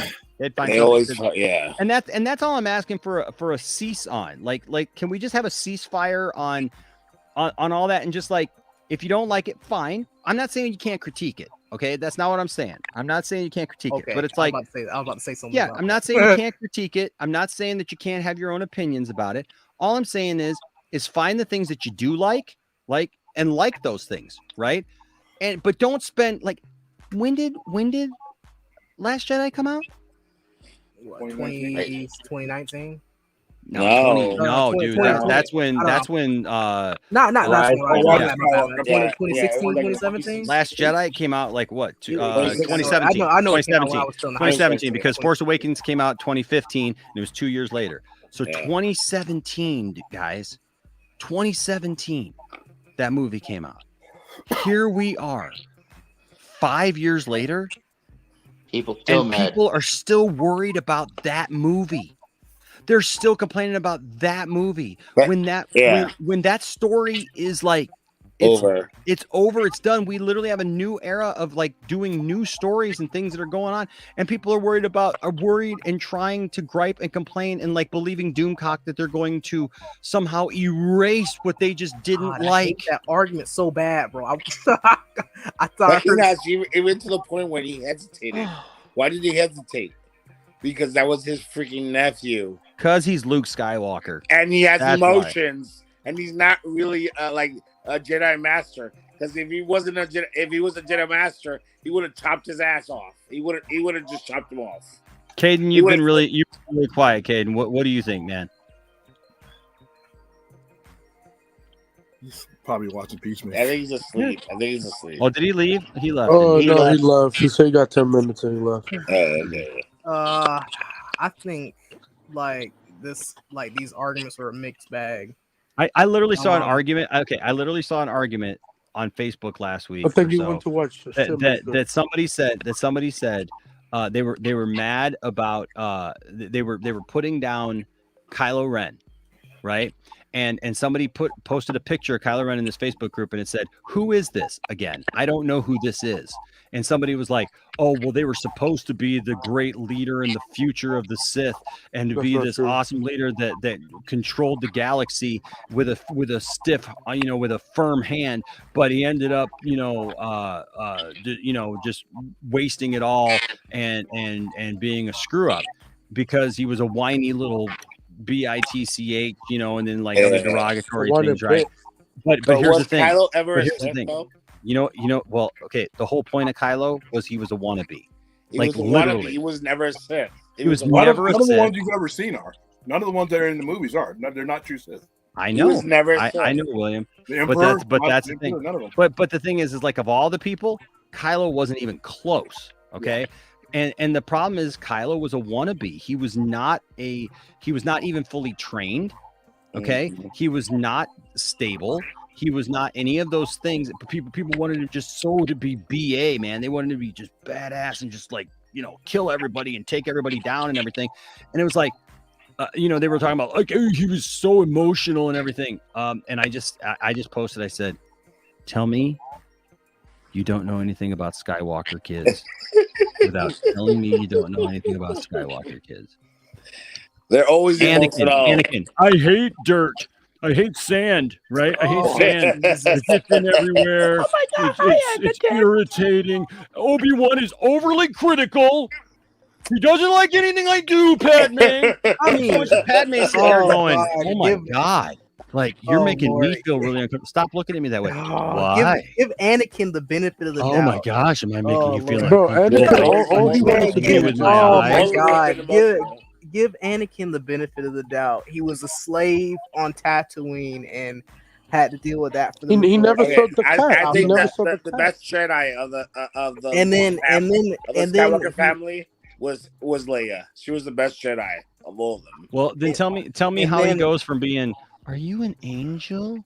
And I'm super sweet little kid to being a teenager after 10 years of being a Jedi going, he's overly critical. He doesn't appreciate me. He doesn't let me stay out late on Friday nights. He's like a dad to me. It's an oversimplification. I killed them all and I loved it. It's literally right after it. No, the one I was truly worried about on that was Padme sat there and took it every beat and didn't even look amazed that he killed the sand people. Well, maybe there should be a dictator, huh? Maybe there should be. You're just joking with me. It's a lot of oversimplification, man. It's like the whole time she was just like, yeah, whatever, Annie, it's okay. Whatever, Annie. I mean, whatever. I still You're love so you. crazy. Annie, You killed all those sand people. I know you did it because you're a passionate guy. God, this is like the stuff I was bullied over in middle and high school. Like, but then you get to Luke. But I was going to go to Tashi Station to pick up some power converters. You told me I could do the transfer this year. Oh my God, we just got these droids, Uncle. Like, why are we doing this? Oh my God! And you're worried because Ben at least does something physical and destroys a comm panel with his lightsaber. At least that dude, I would have been intimidated, but I would have been intimidated. You know what I mean? Like, it's just, oh my gosh, it's just. It's ridiculous. We know it's ridiculous. So that's just where I'm at with it. I know we got into this whole thing, but it's just I'm not telling you that you can't have an opinion. I would never say that because I don't believe that. I'm not saying that you can't like things that you're not like. Neither could you, you know what? Okay, so can I defend Leia floating in space during Last Jedi? Yes. Yes, I can. And here's why. Because Leia is more powerful in the Force than we give her credit for. Is it? Okay. She's absolutely more powerful than credit. Look, what hurt that scene was CGI. Didn't have much money. Okay, with CGI. And listen. But it's scenes like that and like Holdo, right? Like everybody was like, oh my gosh, Holdo was so horrible. She just did her womanly powers and all this stuff and just being an SJW and all she stuff. was horrible, but it's not for like the reasons people. Yeah, exactly. But the thing is like look at Poe. Hey, William, you were in the armed services, William, right? So if a subordinate, hold on a second, I got. I'm sorry. Hold on a second. I got him. Yeah, you can't see his face. We can't see him. There he is. Okay. William, if a subordinate can't, first of all, got his entire, they went out and was given a direct command by his general to stand down, right? Come back.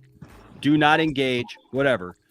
And turned his comm off and went after it anyways and led his group into battle and then got everybody killed. But you destroyed one of their ships, right? then you came back, got literally assaulted, slapped by the general, okay, in front of everyone, and demoted instantly on the spot in front of everyone by Leia. Then Leia gets messed up and is in the infirmary, right? And the other general takes over, and that guy who just got demoted, slapped, got everybody killed, all this stuff, lost tons of their firepower and everything in all these ships and everything, on top of the pilots who were in them, comes storming into the bridge, demanding to know what the plan is. Well, does he get that information? No. Well, if it was our military, the way our military, yes, he would have been court-martialed immediately. He would have been thank you on site. Yes. He would have been. But charged. Poe is so cool. He was supposed to be the next Han Solo, William. It's fantasy, but what would have happened in our military is he would have been taken into custody. He would have been charged with disobeying a direct order, dereliction of duty. Both of them are life sentences, if depending on if it's in a field of war. And he wouldn't have been available to storm the bridge because he would have literally been taken into custody and given counsel. Thank you. That's how that works. Thank you. So as far as I'm concerned, as far as the flying through space thing, listen, the bridge explodes, right? Do I like the fact that what's his name died that way? That Admiral Akbar dies that way? Absolutely not. I do not like that. I don't like that that's the way he died. But I will say this: if Admiral Akbar had done to Poe what Holdo did to Poe, nobody would have blinked an eye. The only difference is they didn't like her because she was a purple-haired woman that they didn't have any history with as an admiral. Okay, but the rank outdoes what you know, like how many times you've seen her in movies. Like as far as I'm concerned, as soon as they established that she was the admiral in charge, or she was the person in charge, okay, there shouldn't have been any other things. Now, when it explodes and Leia's out there, there are plenty of scenes in over history, and I know some of them are legends now, but it's a force power that people have used, right? And here's the thing: everybody gripes about, well, I don't like that they got rid of this book or this thing that I liked or whatever. But as they started slowly introducing things, why is it that those same Star Wars fans complained? Force healing had been a thing for over 20 some odd years. Mm-hmm. Like it was out of nowhere though. It was out of nowhere. Okay, but you know what? It's always been out of nowhere. Yeah. It's always been out of nowhere. Like people were just literally the complaints that I saw were only because oh my gosh, they're just introducing new force powers. Like left and right. Yeah. We're just getting new force. I think it's a visual thing. Well, according to the Return of the Jedi, we never knew that the Emperor was actually a Force user and was a Dark Lord of the Sith. We thought that Darth Vader was the one, right? That the Emperor was just the Emperor, and Vader was his knight, right? Vader was the Dark Lord of the Sith. Come to find out, Palpatine was in charge. We'd never seen Force lightning before. Should we have never seen Force lightning ever because we had never seen it before in the movies? No. The thing is that people were griping about force healing, for God's sake, and that's been in the books and the comics and everything for over 2 decades. Over 20, 30 years. People just complained last week when Luke pulls the memories out of Grogu. Yep. But can you imagine how much more? Can you imagine how much more they would have complained if Rey had done that? Oh, quite a bit. The Jedi mind trick. Literally. No. Yeah, because she's a woman. That's the only reason. And I'm not saying that some things didn't come easy for her. Okay, I'm not saying that. I get it, right? But came just as easy for Luke. That's all I'm saying. But Leia was very powerful in the Force. She was actually the one Yoda wanted back in Empire Strikes Back. Let me tell you this on a scientific standpoint. Actually, when the bridge blew out on that ship, you realize even in space now, you don't automatically decompress when you. If there's still any oxygen in the area around you, you will not die of decompression that quickly. So she could have very well been sucked back into the ship for all fucking sakes, and she been fine. used the Force. She didn't get sucked back into the ship. She used the Force because she still had some of her composure together. It wasn't like she was out there for 15 minutes. No, she was in only like a minute and a half, maybe. Yeah, maybe and less. The thing, and like you said, but it's people who don't understand how that works. But you know what I think the whole thing with Leia was the fact that we didn't see her use her powers. You know, but does it matter? No, but that's why I think a lot of people are complaining about it. Is like we didn't see her like do it until like the second movie. But and see, Darth Scipio, and when people are like, oh, she's a Jedi. She is a Jedi. Facts. 100%, she's a Jedi. And the fact that we didn't see that in The Force Awakens, and then when we saw that in The Last Jedi, everybody was like, "What the fuck?" No, she is a Jedi. I got a question. Why are people always applying science to Star Wars? Like I was telling you the other day. Once the Death Star explodes, the Ewoks are all fried. Oh yeah, they should all be dead. listen. No, Darth Scipio, no.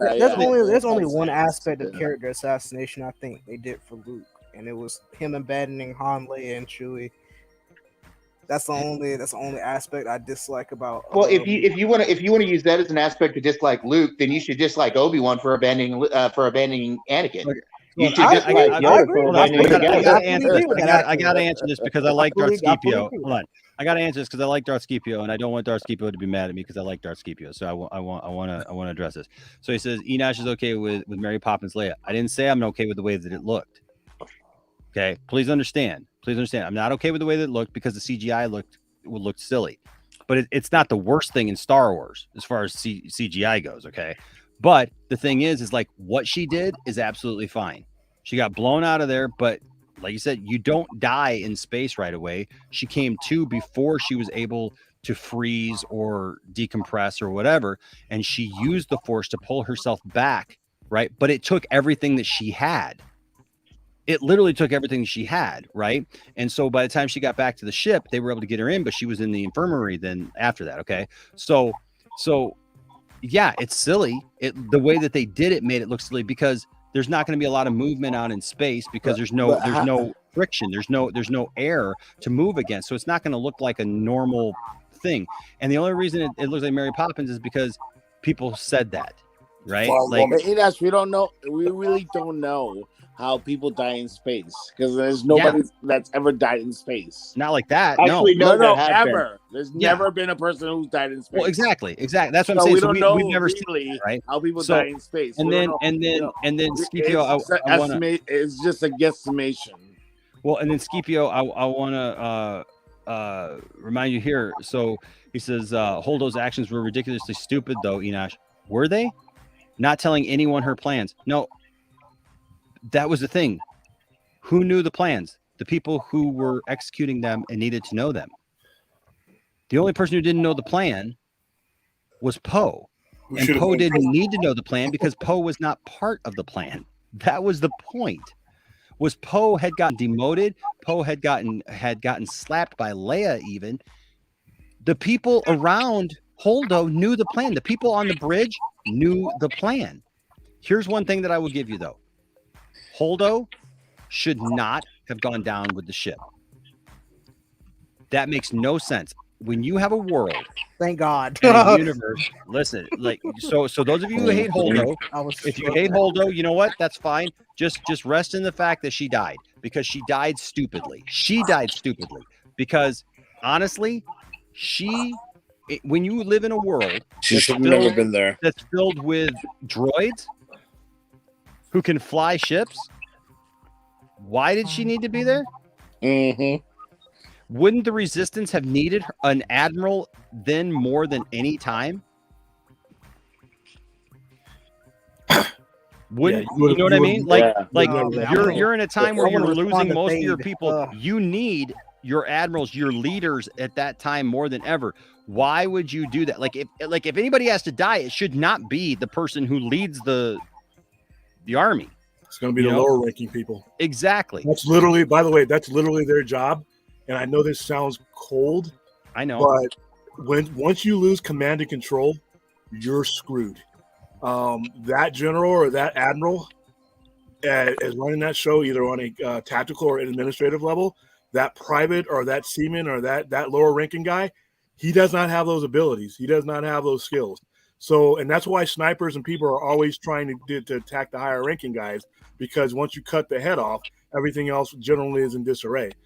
You have to maintain the in World War II, those guys were heavily protected on aircraft carriers to the point where you knew where that battle group was. So you would never have that high ranking, because once again, who's going to give the orders once that admiral's dead? The private, the E2, the E3, you're all dead pretty much. You basically bought yourself 10 minutes before you all die. Yeah. So yeah, that part of that. So that part I give it. And as far as this Protoss X, it says Enosh, but you agree Rian Johnson trilogy should be canned. He made too many skeptical scenes in Last Jedi. I don't think that Rian Johnson's trilogy should be canned because of what he did with The Last Jedi. I believe that his trilogy should be canned and not happen, because if they went forward with one because of the perception by people who have not obviously put. Listen, anytime somebody just comes back at me with one-liners, like I hear all the time about The Last Jedi, because it's been the same things regurgitated over and over again, right? That like people haven't actually like looked at it for what it is. They've now just glossed over it, and they just have this perception of it now that it's like, well, this is this, this is this, this is this, and so they don't actually look at it. I'm gonna do a watch party of The Last Jedi. I've been talking about it for like the longest time. I'm just gonna freaking do a watch party to be able to just like as we're watching it, explain my feelings on it. Here's why I don't think the Rian Johnson trilogy should happen. It would kill Star Wars. There's no way you get a trilogy out of it. Nobody's going to go see it, because all these people already have in their mind that Rian Johnson is bad, because they just don't want to give him a chance, and they don't want to actually look at the movie for what it is. So because of that, he should not be doing another movie. Yeah, he should just not be doing another Star Wars movie. I don't have a problem with the scenes. I don't believe that. I don't have a problem with what he does in The Last Jedi for the most part. Like I said, there's some problematic stuff. Canto Bight is very problematic. It gets weird at times. It's wasted time. The best thing that should have happened in Canto Bight would probably have been for Lando to be there. But because it makes sense that Lando would be in a place like that. I just wanted to say, no, go Sorry, ahead. what was the question that was there? I said, do you really think it was his decision? His decision, like Disney controls everything. Like they control Marvel. They control everything Marvel does. It's a thing. Do you really think it was Ryan's decision to do everything he did with that? That's what I'm saying. It's like you give. It wasn't just him. They hate Ryan. They hate Rian Johnson because of what he did with. He had nothing to do with that. That was all Disney. Well, I think that Disney had some ideas of things that they wanted in there, right? But I do know that they put a lot of faith in Ryan, right? I And know, that they like, really look at wanted. The problem machine. was they didn't commit. If they had done a third movie that would have like cashed in on some of the things set up in The Last Jedi instead of just ignoring The Last Jedi, I know. then I feel like we may be like looking at least people who would at least have been able to go, oh, okay, well, there's that. But because the Rise of Skywalker was People didn't believe in him. because Rise of Skywalker was such a just disjointed mess in so many ways. Oh my god. Because they tried to please everybody, and you can't please everybody. You're better yet to use your hard concepts that nobody likes and just finish out your thing. So at the end of the day, you can at least say, look, we did our thing and now we're moving on, than to try to change midstream and like try to make something to please everybody. You know what I mean? It just doesn't work. Like I never. I was like, who the fuck? She's freaking Palpatine's granddaughter. I'm like, what the hell? I'm even like, fine with what that the if they do it and do it right. Like I'm okay with it. No, but Enoch, it was. But it was out of the blue. It was out of the blue. All of her backstories, all of her history with her parents are out of the blue. It was like, oh my god, it was back and forth. Yeah, it was a lot of back and forth. wishy-washy. Yeah, it was a lot of back and forth because they didn't want to commit. Question? Superman 3 watch party, baby. Woo woo. You can have that one. I still got to do that one too. You know what? Maybe we do with the new Poindexter Pantheon is that we commit to doing like 2 watch parties a month, right? We get some of these done because, but see, leading up to the Batman, I actually want to like watch some. I want to watch some of these Batman films. Actually, not the Batman necessarily, but like before the Flash comes out, I'd like to revisit. I got to do it at least before then. Michael Keaton movies for sure. Because 89 Batman is one of my favorite, and we've talked about it. We got to get through the Superman movies because we did Superman 1 and 2, and we did the 3-hour Superman the movie version, and we did both versions of Superman 2, both the regular, the theatrical, and the Donner cut. So now we're moving on. We should be doing Superman 3. So give me a minute, and I promise you, I will announce that, and we'll get that. And yeah, we can do Superman Returns. But anyways, tell you what, I'm going to give you guys have listened to me. I will give you guys the last word on the Star Wars segment because we have spent 3 hours and we're just one segment in. Oh, all right. I guess I'm going to go pee. You guys finish out and you guys can say whatever you want. What's the next segment? For me, I don't. What is the next segment, man? I don't even know anymore. Futurama. Let me pull up my own artwork. Rebel Moon. Oh yeah, Rebel Moon. Yeah, my gosh. Okay, that's another 4 hours right there. Okay, but yeah, we're gonna talk about Rebel Moon. I did want to say something really quickly. Somebody said earlier that nobody's actually died of decompression in space. That is not, in fact, true. 3 Soviet cosmonauts did die above the demarcation line in space. Oh, the cosmonauts on Soyuz 11. They died of decompression. Proven. Cosmonauts, they don't count. They don't count. They're cosmonauts. They're not astronauts. No. They're the only 3 humans that have ever died of vacuum decompression. Really? From but space. where? Not in space. It does count. Did they die literally in space or no? Gosh, we got they died all before that they came back Obi-Wan. into the atmosphere in space. Yes, they died 104 miles above the demarcation line. Fortunately, Futurama should be a quick one, but yeah, we got to talk about this. We got to talk about Rebel Moon. Rebel Moon. But yeah, they were officially considered killed by vacuum decompression in space. Oh, okay.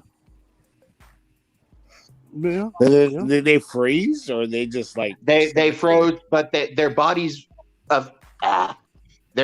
experienced vacuum decompression and they froze before they hit the atmosphere. Oh, okay. Damn.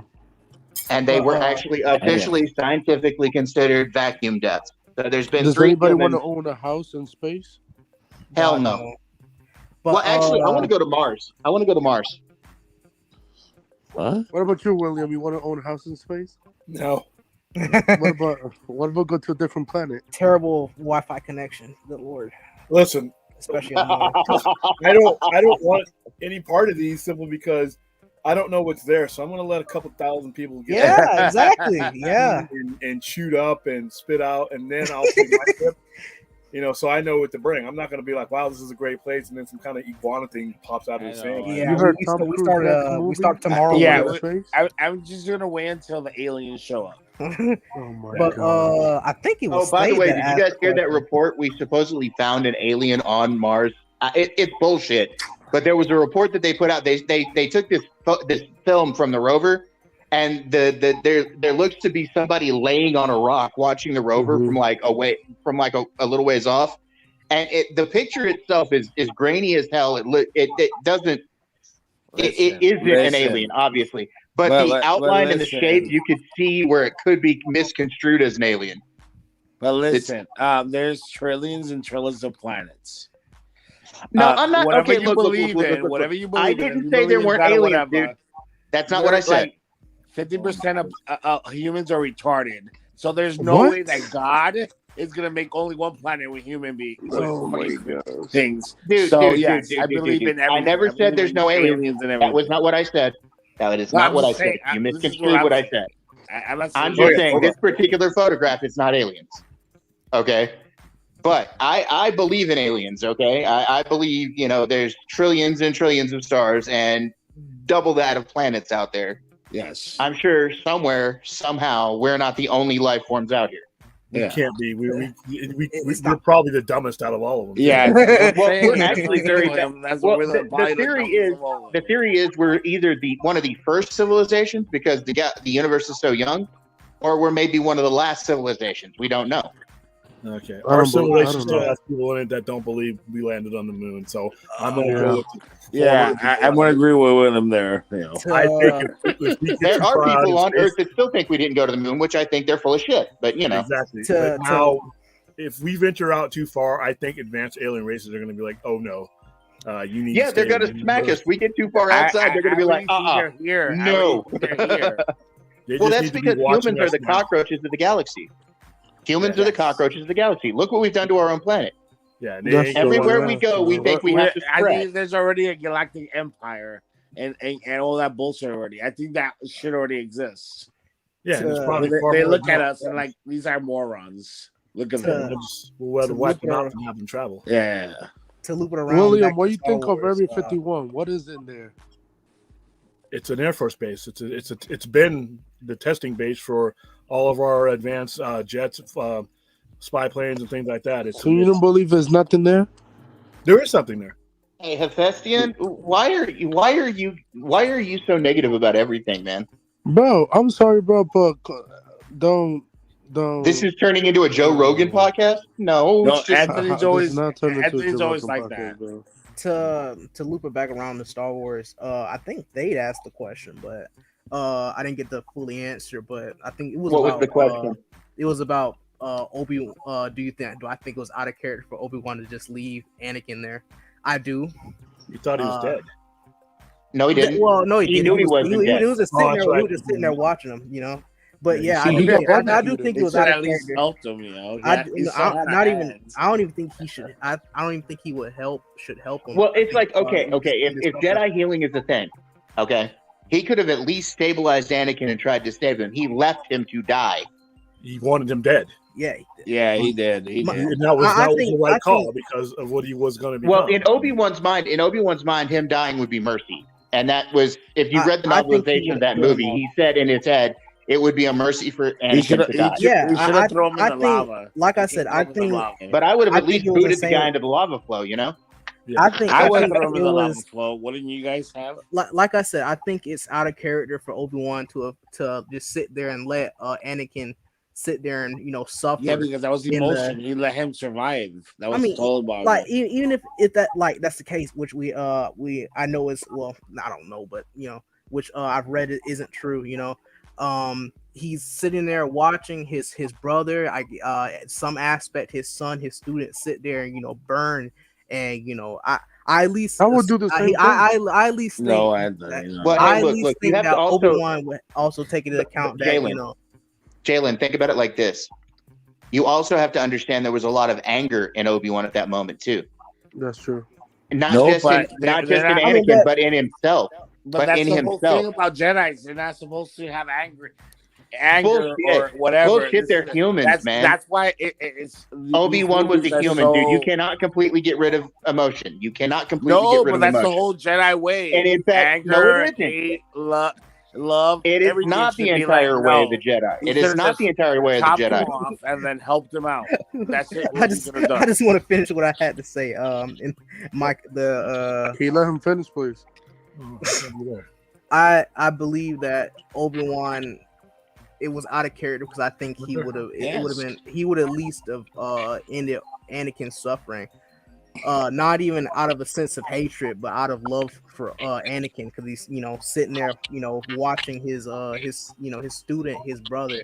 I would have. Okay, I agree with you. I do. Okay, but also think about it this way: Obi-Wan was angry when he fought Maul after he watched Qui-Gon die. Tell me he wasn't angry. I'll refute you every time. He was angry when he fought Maul. Obi-Wan was able to feel emotion. He was in love with Sabine Wren, for frick's sake. Not Sabine Wren. That's why Jedi's are they're contradicting. That's why they're. This is why Luke's. Yes. This is why Luke's whole thing to Grogu will change. But to because that was the way of the Jedi. It was the false facade. It's just like today. We're Christians. I'm a pastor. Where Christians will tell you to act one way, but in reality, when it comes down to it, they will act another way. Yes. Right. So the thing is the Jedi had this false facade of this is who we are. Right. But how many Jedi fell? How many Jedi fell to the dark side? Their own pride got the best of them because they were not actually in tune with the Force. That's why Darth Sidious was actually able to be right under their noses, because they were not in tune with the Force. Because a lot of them were faking it. They not faking the fact that they had the Force, but they were faking this connection that they had, and like all these important like rules and regulations that they had about you couldn't have any emotion, you couldn't do anything, all these things. It's a false facade, and that's what Luke has to get through. But that's why you can tell when he's trying to train Grogu at first, he's like, all these rules, and you got to do this, and you can't have any attachment, and he gives him an ultimatum. Well, who deals in absolutes? Sith. So if you give somebody and you say, if you choose this armor, you have to leave, but if you choose the lightsaber, you get to say, what is that? That's an absolute. And I've always said Luke was a Sith. But you're fighting yourself there, right? You know what I mean? So like, so the thing is those are all things. I'll jokingly say to Darth Scipio here, Luke was drinking, so actually in that he drank green milk. Good Lord.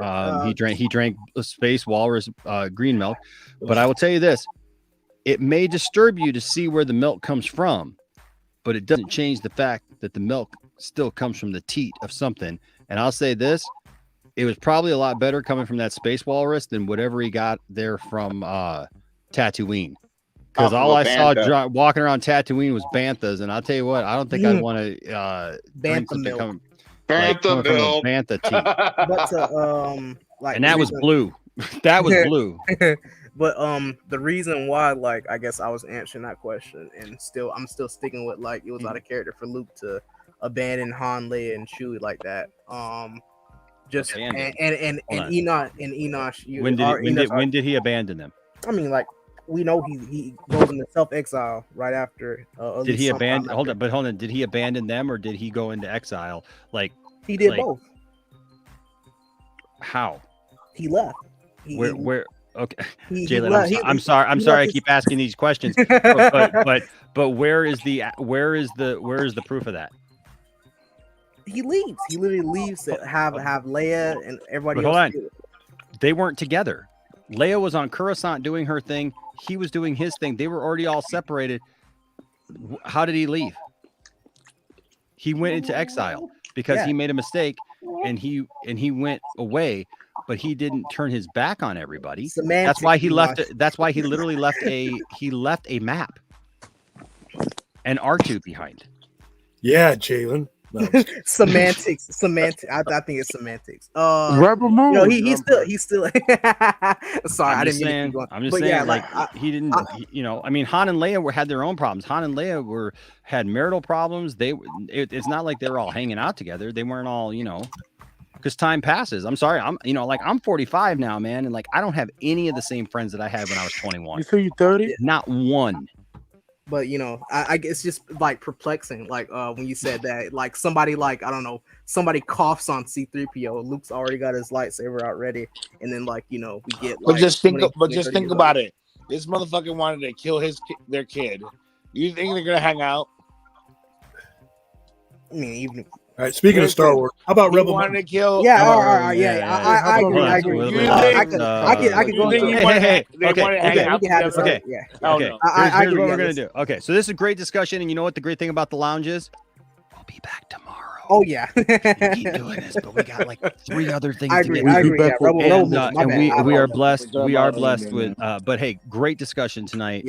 On this. Protas here says this has been a super solid show. Great debate. Yeah, thank you. And look, I love the fact that we're all. I feel like we're all being respectful of each other, and I appreciate that. I hate you, PC. Even Jalen, when you're completely wrong, and you got to be just like totally just like put in your place. No. Enoch, I hate to say it, but I got to go, man. Oh, Thade. Okay. All right, Thade. Yeah, I got to go get some rest. I got to go to work in a few hours. So. All right. Shit. I will take. The more wretched hive of scum and villainy. I will stab him in the back. What? But everybody on the panel, good to see you guys. Take it easy. Enosh, I'll probably see you again tomorrow night, or rather later today. All right, man. You do you, boo. Right? All right, guys. Don't worry, we got a replacement. We got a replacement. And hey, Jalen, just remember this: as we transfer, as Thade leaves, and we bring in the lovely royalty that is Stella to replace him. I gotta say bye to Stella too. Hi, Stella. Just remember this, Jalen. Jalen, just remember this from one of my favorite movies. Amazing. Every word of what you just said is wrong. Oh, I'll get you back in the meme section of the Discord. Hey, Stella, I hate having to run off when you come in, but I'll talk to you another night, hon. Take it easy. Sounds good. Don't worry about it. Go get some rest. The rebellion is reborn today. Oh, I love that speech. That speech is amazing. All right. Okay. So moving right along. Let me find which freaking gotta find which tab. Gotta get rid of tabs. I had so many tabs. There were so many stories today that I had to figure out. Like, Snyder Twitter. Oh my god. Okay. First of all, before we even talk about that, can I just bring up this because I will do a little victory lap kind of thing about this one right here. Hold on a second. Ray Fisher? Where the heck is it? There it is. This picture right here. Ray Fisher, thank you. Will be playing a resistance fighter named Blood Axe in Rebel Moon. This is a 2016 picture. I know. I don't care. Still, it's Ray Fisher flexing because Ray Fisher ain't ever going to get another job, guys. Don't you know? He's never going to be able to act ever That's again. One of the main reasons why I want to be here. He's never going to be able to act again, guys. He'll never get another job. Yeah, he just finished Women of the Movement. He has a Rebel Moon, but Joss Whedon Literally has just left nothing. one job and is going to another one. But hey, I'm just saying, Those steroids. Jesus. Dear Lord, Anthony. Oh, don't start that. God dang Ray it. Fisher, God. he's a guest on this show. You just waited him out. Oh my gosh. Well, oh my gosh. Thanks, Anthony. He'll never be on the show ever again. Thank you. I appreciate it. Oh, dear Lord. Anthony. No, he's not watching. You're an Nice. He has watched the show, though. Yeah, I mean, he does watch the show, so at least Yeah. he's like, hey, that Anthony guy, I'm never talking to him. I'll tell you that right now. I say we grab a long white sock, put a bar of soap in it, and we beat Anthony over the head with it. We got to get the butter sock from from iCarly. With the A butter boss sock of mine from always iCarly. said, "Gonna get you with a wet noodle." That's all. It should hurt too much. All right, Rebel Moon. All right. Okay. So here we go. Okay. All right. So Zack Snyder today announcing stuff for Rebel Moon. So honored to welcome, he says, this incredible cast to Rebel Moon. Charlie Hunnam. What is this? Jaman Hounsou, Duna Bay, and Ray Fisher. Jaimin Hansu. Jaimin Hansu. Thank you. I'll Jaimin, yeah. Jaimin. Yeah, get it correct. Yes, get it correct the first time, Enoch. Yeah, the D silent. But you notice it wasn't you, Jalen, who put me in my place. God dang it.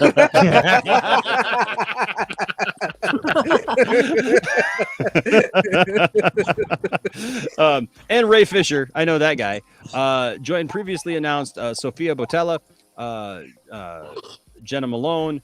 She worked with Zack Snyder on Sucker Punch. Yes. Is it Staz? Staz name? Yeah, Staz. Yes. E. Duffy, Charlotte Maggie. I don't know who are these Sky people. Yang. As Sky Yang round out the cast. More to come. Let's go. # Rebel Moon. And You know, one person was this. I was not. You know, because it's Charlie Hunnam is his Green Arrow. You guys knew that, right? Well, Sons of Anarchy. I He hope was so. bigger than Oh that. God, I hope he is Green Arrow. That's Son of Anarchy, correct? I think more people. Yeah, he was Son of Anarchy and King Arthur and Legend of the Sword. Yeah, that's his. I love that. Well, his biggest audience is going to be Son of Anarchy. I freaking love that King Arthur movie. But I thought Wayne T. Carr was gonna be in this. I mean, I don't Yeah, know. he I mean, might there's still a chance that he might, play a part. Or but I mean, he might be in the next concept Army of was the cool, Dead though. sequel. Well, he's not done casting, so. Yeah, there's Yeah, probably he a got good. that. I would think maybe the Army of the Dead thing, but you know what? Army of the Dead. You know what? It's either way, like I think it all comes down to like what's the best for Hey, maybe Jay Little is in this too. He what's was the with, best for the movie, right? Very first. What's the best for the movie? Bro, why would Ben Affleck do? Bro, no. I mean, What? who's saying he can't be? Well, if that's what we're talking about, who says he can't be in the movie? Yeah. But what do you guys think Yeah. of these pictures? Yeah, these are probably Oh, God, the bigger concept speaking art roles, looks but it doesn't amazing. mean Wayne's not going to show up somehow. Yeah. He could be a supporting cast. He could be a background cast Yeah. member. You know. So what is it about? Because I haven't heard a lot of news about Rebel Moon. Me personally, There hasn't been a lot of I can pull up the details on synopsis. this. Well, we don't know yet. I mean, like, what is it? I mean, like, what do we know of it right now? Synopsis. Rebel. Moon. Basically, Here, he's I'll pull up. building on his Star Wars pitch. Yeah. Ah. Here's the He's trying to put his own here's the. IP. Whoops, hold on a second here. Here's the official synopsis here. Well, it was basically a Star Wars, but he renamed everything. Well, Yeah. in all fairness, Star Wars was from Kurosawa's influence too. So Yeah. So here's the plot synopsis for Rebel Moon. A peaceful colony on the edge of the galaxy is threatened by the armies of a tyrannical regent named Belisarius. Desperate people dispatch a young woman with a mysterious past to seek out warriors from neighboring planets to help them make a stand. That sounds Star okay. Wars. it sounds more like Magnificent It- Seven. it- or some of the other movies. I agree. It sounds like this, like Seven So Samurai. this is actually, you know what? So let me So bring this up. similar. Let me bring this up because this is actually, okay, this will actually be good here. Hold on a second. Yes, this is from Bloody Disgusting. This is today. Zack Snyder's Rebel Moon first look concept art and cast update for next. Look at this. This It is, reminds me of the Nazis. yeah, it reminds me of Nazis versus the nightmare sequence. Yes. So with some red eyes. And so Zack Snyder's Rebel Moon, announced last year, is a brand new original movie that's coming to Netflix, and Snyder himself brings us the latest update on the project today. Obviously announcing all the people who are going to be in it, and then check out Snyder's tweet below for 3 pieces of early concept art. In addition to directing, Snyder is also co-writing the script with Shay Hatton, Army of the Dead, and Kurt Johnston. 300. The film has been referred to as an epic sci-fi fantasy. I just read you the synopsis. What is that It says, noise? Who's filing their nails? What is that noise? I think somebody's Oh, sorry. drawing. I'll hit my mic because I broke a nail. Sorry. Yes, I'm still a girl. I like a compliment. William knew that somebody's nail got broken and needed to be He could filed. sense it. Oh my god, I just had deja vu. Oh, did you? Okay. This is me growing up as an Akira Kurosawa fan, a Star Wars fan. Zack Snyder recently told The Hollywood Reporter, "It's my love of sci-fi and a giant adventure. My hope is that this also becomes a massive IP and a universe that can be built out." In fact, The Hollywood Reporter recently noted the story was originally a Star Wars pitch. So, and then there's the I mean, good for Zach. He's gonna shoot. He's Was gonna that shoot this. a- back But to let's see. Do you guys think that the comments are anti-Snyder? are anti-Snyder or positive? Well, gonna say positive. neutral. Someone said Snyder is hot, so I'm gonna say I saw that first one. It says, "Okay, I love the sound of it. Here's hoping he can make something of it. Snyder is hot." Damn. Oh joy, Rapture, Ray Fisher. Anyone else just based upon the images briefly think we're getting an 40K Imperial Guard flick? Warhammer 40K. Oh, Warhammer. Oh, Warhammer, okay. Yeah. Dude, that'll make it even more popular. Oh yeah. Says, ooh, this sounds great. I love the cast, and I'm a fan of Snyder's. Yes, I do too. Though I hated the last film. What? What last film? I guess the last Army of film the he Dead? made. I guess the last film he made. Army of the Dead. Army Hopefully of this the will Dead, make yeah. amends. I mean, It's Army of the good, Dead huh? was the last film he made. So See, Tavo knows what's up. right. Zack Snyder is a hero. It sounds like the plot of the Magnificent Seven. The Seven Magnificent. The Seven Magnificent. In a different galaxy. I'm in. Excellent. So was Battle Beyond the Stars. Battle Beyond the Stars, dude. Do you guys remember Battle Beyond the Stars? Yeah, with John Boy. Remember John Boy was in it? Yes, so good, so good. At least this doesn't have a huge hurdle to clear to be the better execution of a concept. Yeah, that's true. Good point. All right. I, for one, can't wait. You can call it original all you want, but we know that the movie won't have a single original idea in it. Even the concept art is giving off. Anti-Snyder right literally there. say that Okay, I'm You sorry. can literally say that about every movie, though. Like You can literally say that about. I can say Star that Wars, about. I can say that about everything. I know. Every movie. I'm just reading it. Openly admits who influenced him. So why? It's nothing wrong with influence. See, the Hellgas was stolen from Kerberos Saga. This started off as a mature Star Wars spin-off pitch, so I'm expecting it to be gritty, R-rated Zack Snyder Star Wars. What was the last original thing you ever saw? No. Well, Star Wars has sucked for several decades now. No. But now Enosh is about to erupt. He's about to explode. Everybody's ducking cover. I think we we got got another hour. Get a volcano meme. Get a volcano. We're gonna have another hour on our hands. He's reaching critical mass. It was the Matrix. He's gonna That blow. was like original, right? Now Enosh is counting. Enosh, respawn back. Respawn back. Enosh. Respawn. For several decades now, that is so hyperbolic. It's I guess not even funny. that's. I counting think the prequel. Matrix was original. You know who else has sucked for several decades?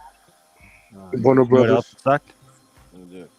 Let me tell Actually, you. Warner let me Brothers tell has you. only sucked for 7 or 8 years. Well, I'll tell you what sucked. Dirk 73's mom. Oh, come on, dude. Oh. I knew it was a mom joke. I just didn't know how you were going to frame it. Yeah, he says it could have come from slapping that title on a Snyder flick. Okay, what's the worst that could come from slapping that title on a Snyder flick? I don't know. Depends on what's been slapped on your mom. What kind of title is that? Dun, dun, dun. First negative one he finds. The name right. What's that? First negative one you find. You And he's stop slaughtering it. Well, right underneath it's Indecent Louis. Oh dear God, is that? I don't know how he got that name. If Star Wars is missing anything, it's a popular song covered by a random artist played over some slow-mo scenes of Jawas being slaughtered, droids, Okay, this guy needs equal rights, and some kind of Jesus imagery for good measure. Damn. That sounds like a thrash metal song. Oh, sounds like he has a lot of hate in his heart. It sounds like a Slayer song. Rain of Blood. Literally nothing has an original idea in it. Oh boy, I await the Hack Snyder net sucks comment. He was right. He's right. Lovely people. Dirk 73 is back from visiting his mom. For this comment, what's with some of you guys being simultaneously butthurt by and obsessed with Marla? Please don't answer. Ooh, what? Dude, this is probably that's why when you read comments, you literally know you're diving into the deep end. Marla for POTUS. When you read her actual thoughts, though, you can't help but to love her. You know, you should respond. They want what to they him. can't have. And then there's this picture right here of this huge dude. That's John Cena brother. And Dirk 73's mom. This head's too small. That's not real. And then here's pictures of everything from green to red about people who've known Dirk 73's mom in the United States. God. Wow. That's fucked up. Here's a guy. Here's Dirk 73's mom right here with this guy in a cowboy hat. Hopefully, Dirk 73 is not a viewer in the lounge. And it might be a cowboy. Here's Dirk 73, like talking about Lives how in Michigan. Here's some guy talking about how he called Dirk 73's mom. Dirk 73 is going to come find Enoch. Well, I think this is going to be a hit. I actually think this is. I was skeptical about this simply because here's what when it comes to Snyder stuff for me, and I think it was a Vodka Lounge or somebody else asked, are you a fan of Snyder or are you just a fan of the DC product? And I honestly had to say, listen, I came into Snyder's stuff because of a comic book property in 300, and I agree. I am a comic book guy, so I am. When I hear about other projects, I'm like, great, I'll support him because that gives him leverage when he's making deals with Warner Brothers or anything else to get these projects that I want to get made. But like Army of the Dead, I was all zombie out, but I watched it.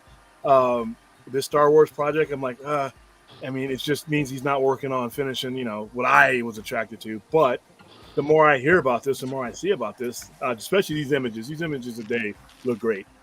He's gonna shoot this in the volume, by the way. Oh yeah, it's just cheaper. Most Netflix stuff will be. That's just the future right there. They're gonna shoot this back to back, so it's gonna be from April to November. So I think it looks great. Look at that. It's what Star Wars can never become in that sense because that's just not the tone Star Wars is. But if you look at this, where you see this right here, it looks like the edgier Seven Samurai. It's a dog. Yeah, a dog. Or some kind of alien thing. That's the first thing I thought about was But that looks like a German dude. That legit looks like a Nazi. I hope it's a real dog. SS card. Remember how they used to have the dogs with them? And they would chase people down. That's what this looks like. So, yep.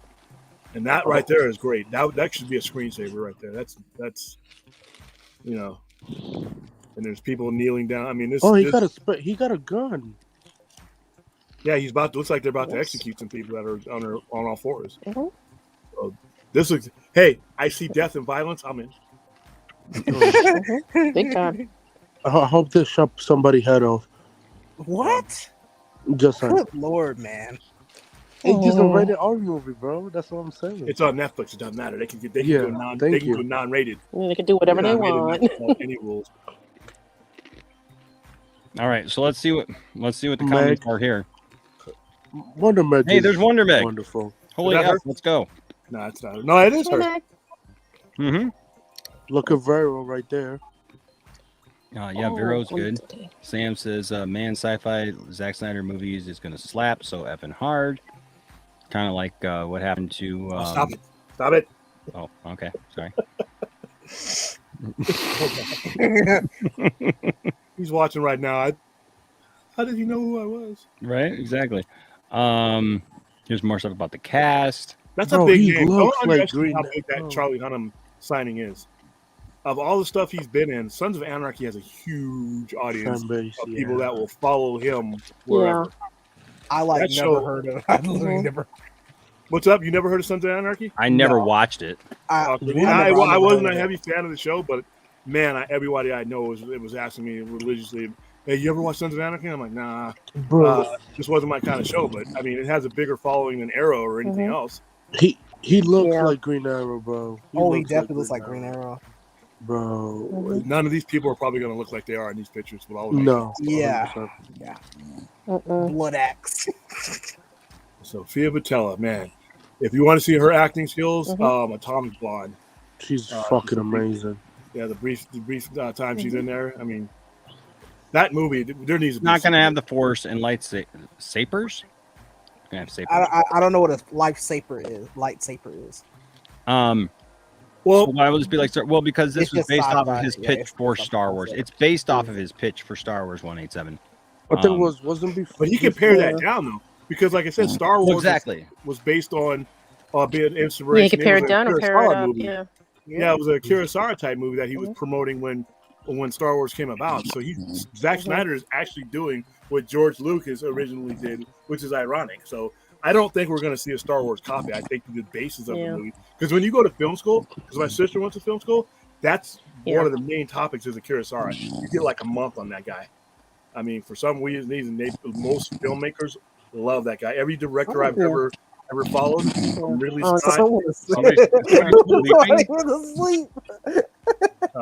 But every major director, even Denis Villeneuve, he's influenced by that guy. So I think Casey fell asleep. If anyone ever Hey, wants to Krypton. take up film studies, Kurosawa is a must study.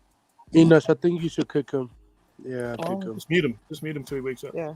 But no, it's so to say it's a copy of Star Wars is Yeah. Star Wars was technically a copy of something else, and it turned out pretty well. I think we're okay with It's like no idea. Bro, he always does this in every effing stream, bro. Dude, it is 12:55 a.m. and Nicotina's mom. He's in. I think he's from Boston, I believe. Yeah. So that means it's almost 4 a.m. in the morning. Oh yeah, it's 3:55. Yeah, he's way sleepy. Yeah, Yes. Poor All guy. right, so I Whoa. think this is gonna get- When does this come out? Next year in 2023. Is it 2023? Yes. Okay. I got a lot of good things coming in 2023. Yeah. Come on, I can do it. Probably Guys, sorry. late spring, early summer next year.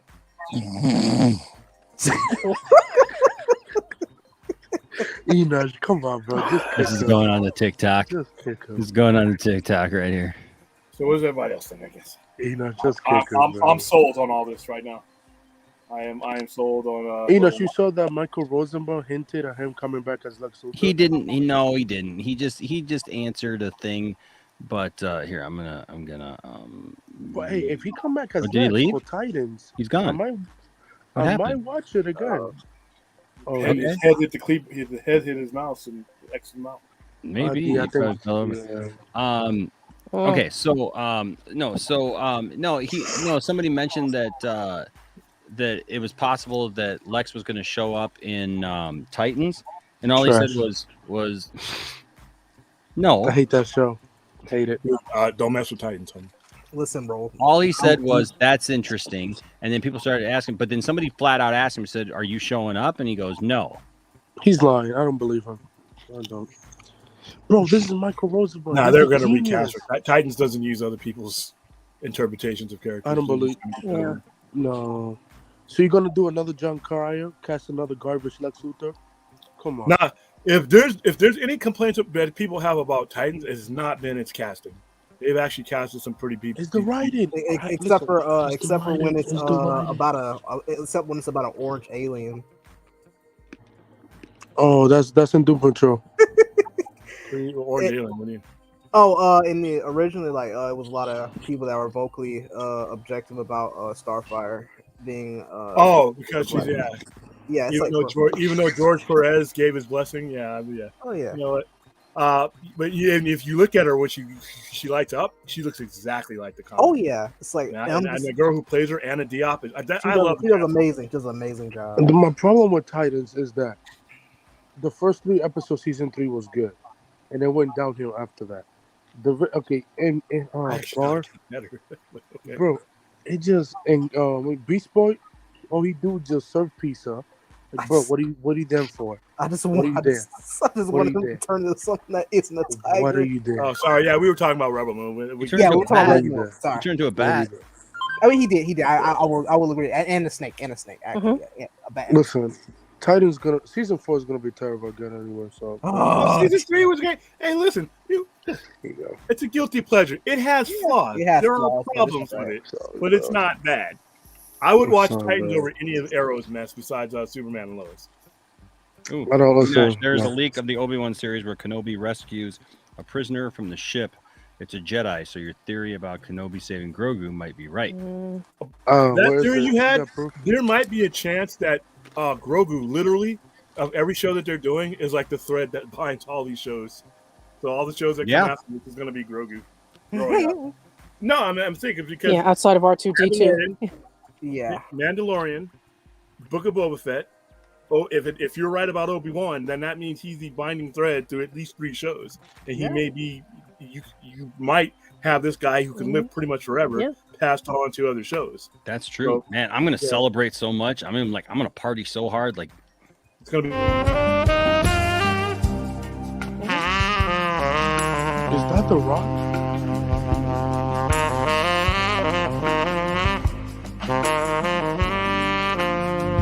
Yo, that's The Rock. Sasquatch is kick-ass. I swear, bro. He looks like The Rock. So, like, if they told a story and they time jumped it to 50 years, it could be Grogu. It could be Grogu as a Jedi. You might wrap up this entire thing with Grogu. Yeah, I think it could be Grogu too. So, on Rebel Moon, looks great. I'm in. Yeah, and hey, Ray Fisher, congratulations, Ray. Yes. Heck yeah. Winty Car, if you watching, bro, I hope you're the next, maybe Army of the Dead, please. Or maybe Rebel He might Moon. be in this. The casting isn't done yet. This is just what they've announced. Oh, don't remember, Jared Leto was spotted with was Sophia in the boat last week. So you never know. I mean, Jared Leto. I mean, you get Jared Leto on this. That would be Academy Award winning. Should have been nominated this year. The Academy Award nominations were absolute horse crap this year. I don't care about the Oscars. By the way, why nobody watches the Oscars anymore? And the last 10 years decline. Look at the nominations that they put out. And Mike, you gotta be kidding me. That's off topic. Yeah, but yeah. Well, Great I'll say this. Say this. You think Zach could bring back Charlie Hunnam as Green Arrow? Ooh, just I don't know, but I just know this. With this, I think that they're digging deep. They're finding good actors for this thing. Oh yeah. It's going to be amazing. Again, it looks like a well-rounded cast. Enosh is going to be in it. Very. I think you might have to dig a little deeper for that.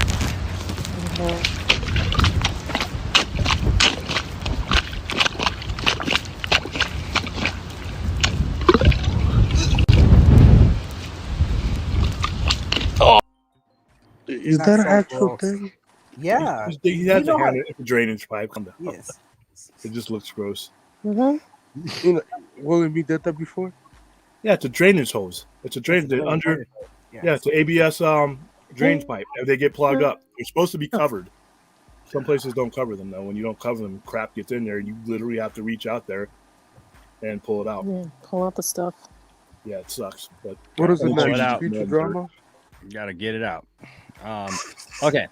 So there's that. So I'm looking forward to that. I'm really looking forward to that. Now there was also this news, which I know that our good buddy there is very, very happy. William makes my heart warm and my stomach feel great.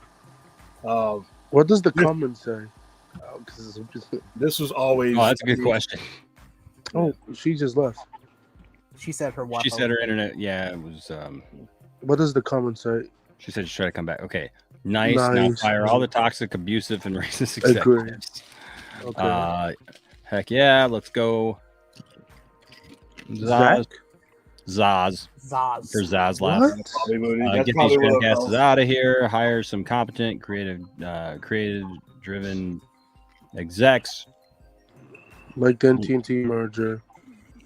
Did can't say it's a vote of confidence given the effing mess it created.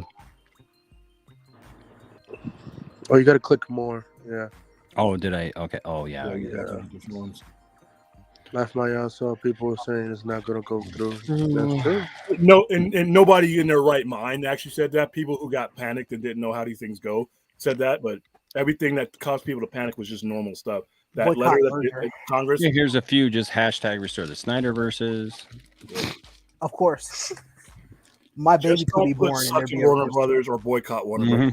Please, guys, if you want boycott Warner Bros.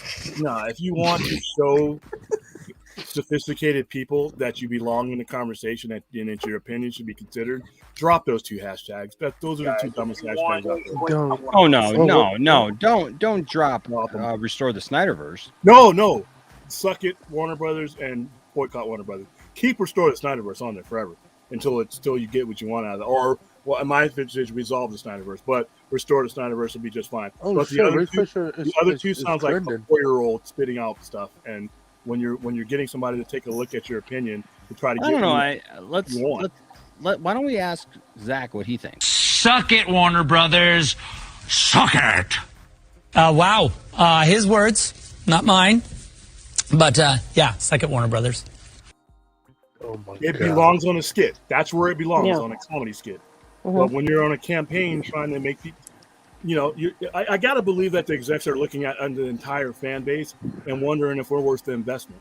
And I think this is our chance to show them that not only are we invested, but if things don't go 100%, if you meet me halfway, if Zaslav and his execs meet me halfway, I'm in.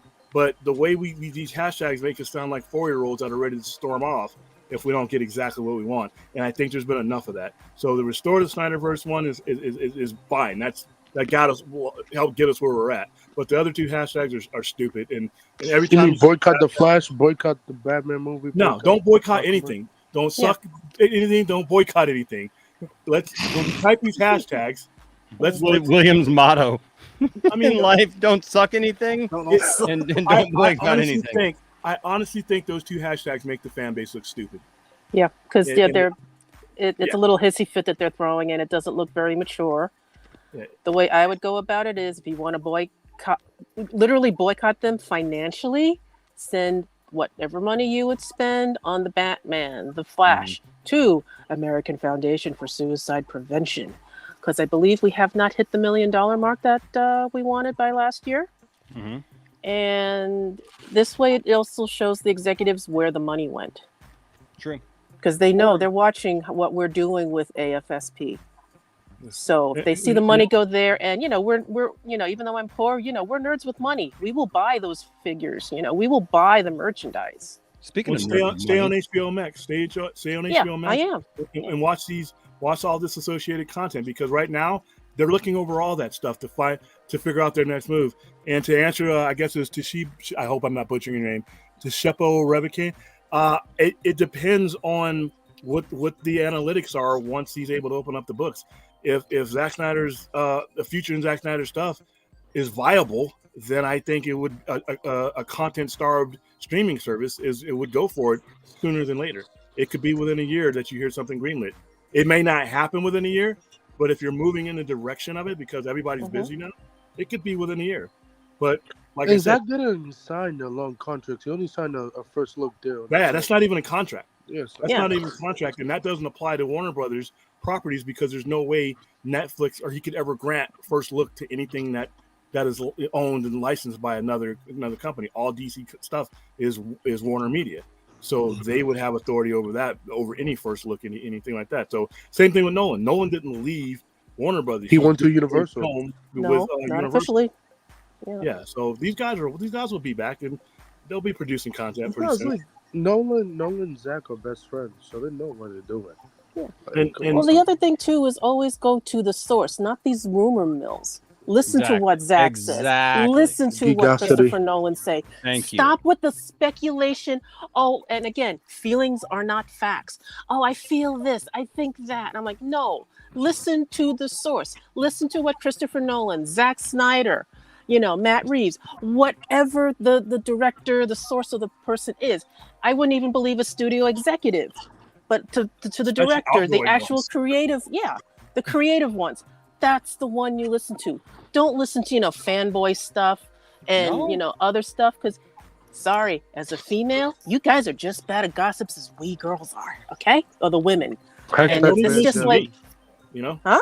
Don't even listen to me, because listen to Zaslav. Zaslav, whenever he speaks, listen to what he's saying. He's saying some really encouraging things, and don't listen to William because he's all smoke. We never listen to William. We No, don't mine is call just him the an Oracle opinion. for anything. He's all Mine is smoke and mirrors.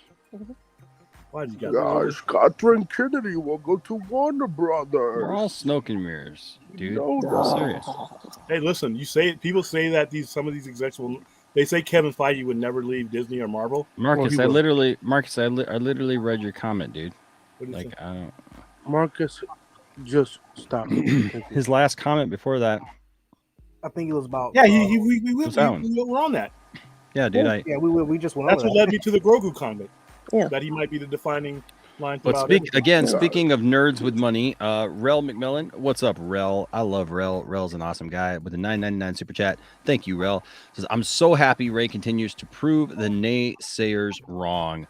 First, it was how come his castmates aren't defending him? Then it was he would no longer get movie roles. What can they say now? They'll figure it out. I bet Walter Armand is pissed right now. He's like, wow, who's saying that though? I mean, I know there are people out there, but the Snyder haters. Warner Brothers proper right now doesn't have the best name. If anybody, there's more people out there that would pick up people who got forced out of Warner Brothers or had left Warner Brothers than there are people who will reject them. Yeah. I mean, other studios don't operate like Warner Brothers currently does. So to say he would never get a job, I always thought was silly. I mean, Ray's still getting work, which is people don't understand. It's like, it may not what they think of A-roll titles, but he's still working. You have, Women of the Movement. He did, he was working on True Detectives, which is, HBO Warner Brothers production. And that's what I love when these people, start shooting off this negative stuff. It's like, do you really understand how the industry works? You love and follow it, but apparently, sorry for saying this, you're not paying attention. I know that's where these hashtags come from. That's the problem. That is really the problem. All right, just because Ray Fisher got fired, did he? Flash movie. He didn't really get fired, did he? He didn't get fired. He left. He wasn't fired. He left. You know what? Okay, so we were on, and Anthony, you were there. We were on a. I believe you were there. We were on a Twitter space. Yeah, right? space. And somebody who's like, I like her. She's great, but like she kept saying this thing, and like she corrected me, and I just wasn't going to get into a fight with her. Ray Fisher wasn't fired.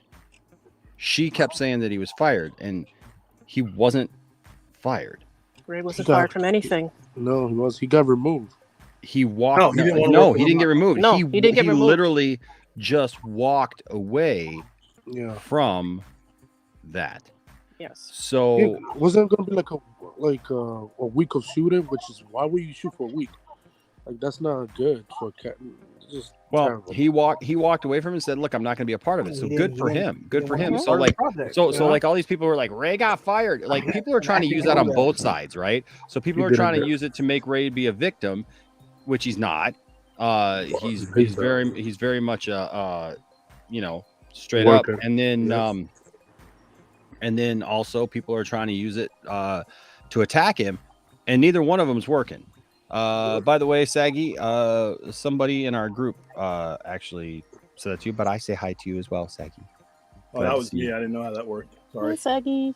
So I said you were logged in there? Yeah. Okay. Yeah, dude, I got to get used to this. He's getting used to it. He's seeing stuff. But so people think Ray got fired because of the logic of an employee not showing up for work doing Well, that's what happens. We have too many people who see the surface information, and they don't have a basic understanding. And not an advanced understanding, but a basic understanding of how these, Well, yeah, I guess you could look at it that way. If I decide was it a no call, no show though? If he literally put out in all of media, by the way, I don't want anything to do with you guys if this is going to happen. that's considered job abandonment. So if the technical term would be job abandonment or no call, no show. So I mean, it depends on how you what direction you look at it. It was a mutual parting. Yeah, it was a mutual decision. That's what it was. So a disagreement. Yeah, things change. Bosses change. I mean, I've seen people that work at the job I work at quit, walk out. We got new management, and guess what? They're back. A week Come later. right back. Yes. Yeah. With the right management. So it looks like because I want to get through this really quick because I'm like fading fast. Fading. Yeah. But we got here that the Discovery Warner media merger is going to be it cleared antitrust. So the mega deal is expected to close in the second quarter after a key antitrust waiting period has expired. Hey, it's on its way. Summertime. Never a doubt in my mind. And it's about April to June, right? It could actually be sooner. Summer. This was the hurdle. This was it. This was the last hurdle. It's the last hurdle. Other than the actual signing. Now the signing can happen at any point right now. But this was it. Once you clear SEC, once you clear securities exchange, once you clear all this stuff, this was it. This was anybody who had any doubt. This is pretty much a done deal. Yeah. Pretty much. This is it. Set in stone. Darn, no comments. Well, see those comments. Come back tomorrow. I want to see those comments, right? Like, oh man, he has a good reputation amongst his workers and amongst the industry. He has a good reputation, and like I said, even if he does not come in and say fire Hamada, fire this guy, fire that guy, he could extend all those guys forever. But it doesn't matter because the guy at the top is changed now. And here's something really important: there is no parent company for his old school studio to go around and undermine like what Keelar was happening with Keelar. Keelar had to fight his own lower executives because they had connections to the higher ups at AT&T. Now there's no higher up. Zazov is the higher up. He has no boss. So even if you kept Hamada in place, even if you kept Sarnoff in place, even if you kept Emmerich in place, the hierarchy has literally changed to the point where they work for him now. They will have to do with his directive. It's no longer them being left on an island. And RJ. I woke up again. So hello. The hierarchy of power has changed. Yeah, I know. I hate to paraphrase The Rock, but literally it has. in this case, it has. Once you, the one position that matters in this whole thing is his. That change is the one we're going to get. And like I said, I'm just going to give him room to breathe. Be honest with you. RJ, we always on. I hope. Oh, sorry. I'm sorry. Go. I thought you were done. Go ahead. I hope certain things happen, but I'm going to give this guy room to operate. Yeah. So we've got 2 stories left. Disney Plus now has 129.8 million subscribers. That's good. That's good. Almost to which this guy right here, to which Annie LOD, he knows better right away. Inflated AF. How many actual subs? Don't believe this BS. Okay, sure, bro. I'm pretty sure he has Crazy runs in the family says those are actual paid subscribers. Yeah. I love And then he goes, haha, yeah, okay. Yet has been dead last in streaming analytics for over a year now, beat by HBO Max and Netflix, one of which has a lot lower subscription numbers than Disney Plus. Yet how is it still managing to beat D Plus? That's true. These aren't adding up. It's true because HBO Max's rate of growth has sped up, but that doesn't mean that they're near the overall subscribers. This guy's a fundamental supporter. Disney did not meet their expectations, so what you're seeing but here's the thing: they can have subscribers without viewers. Yeah, I can pay and not be watching. Viewers does not equal subscribers does not equal viewers. It's the same reason why I know I have friends who have more subs than me, but they don't have more views than me. It's like Peacock. I know. I mean, I know somebody who has a lot more subs than me, and the analytics, like if you look at the numbers and the hard cold analytics, I'm right on par with that person. I'll just say that they have like 3 times. They have like 3 times the amount of subs that I have. So so people, you got to. But a lot of that is because Disney, they're relying mostly on their old catalog. They do put new stuff out, but a lot of stuff is like kids stuff. So like, not all the kids are, like watching all the new stuff. You know what I mean? Like, so there's the kids are watching stuff, but kids also have other stuff to watch and video games and stuff like that. So it's not gonna be that. The Star Wars stuff helps, and the Marvel stuff helps. But once you watch it, you've watched it, right? And so it's reliant. It's all reliant on new shows coming through, new shows, And so people are watching when new stuff comes through. The difference is, and I said this before about HBO Max. Why was I keeping HBO Max? I'll tell you why. Because it's got all the stuff that I like. Same here. Same here. Literally all the stuff that I like. Everything from Adult Swim stuff, South Park, all these different shows like all the Comedy Central stuff. I mean, that I love, absolutely love, to movies, to the new shows. Raised by Wolves. Anybody just came back? Right. Other shows. The what's the one about the Game of Thrones is coming up in April. Yeah, House of Dragons. House of Dragons. Yeah. What's the one with Shipmaker? Kaylee Kyoko? Flight attendant. Flight attendant. Yeah. I mean, dude, I love that. That was awesome. So, you know what?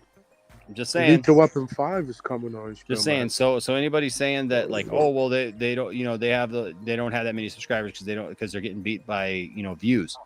No, That's not apples to apples. That's not. You're not comparing it correctly. Just saying. Doesn't work that way. 70 million. I'll say this guy right here is a fundamental supporter. So there you go. God, what do you do? What are you doing? Stopping? Yeah, because I remember them talking about what they internally wanted. They were talking around 160 million subscribers at this point, which was an internal with the company one internal, but still 129 is fine. Yeah, it's not that bad. Argus in the chat. Wall Street estimates is what trumps everything. Well, if you beat Wall Street estimates, that's your stockholders are going to be like, wow, that's great. Right. Invest more. So and plus, all the streamers are doing fine. All the streamers are doing okay. Yeah. And then speaking of old stuff that I like, Speaking of old stuff that I like, that's cool that's coming back. Futurama revival ordered at Hulu with multiple original cast members returning. Good news, everyone! Futurama is being revived at Hulu. Variety has learned that the streaming service has ordered 20 new episodes of the adult animated sci-fi comedy series. The revival hails from David X. Cohen and Matt Groening. Cohen developed the original series with Groening, the series creator. Original series cast members: Billy West, Katie Seagal, Tress MacNeille, Maurice LaMarche, Green Lantern, Lauren Tom, Phil Lamar, who played Green Lantern, Hal Jordan. Thank you. Yes, Phil Lamar did. Well, Phil Lamar played he was in Jack and Samurai and Phil Lamar didn't play Hal Jordan though. No, imagine if he did. Oh my god. Fancast. What? Phil Lamar No, played I'm talking about voice. I'm Jon talking about Stewart. voice acting. He played Jon Voice Stewart acting. though.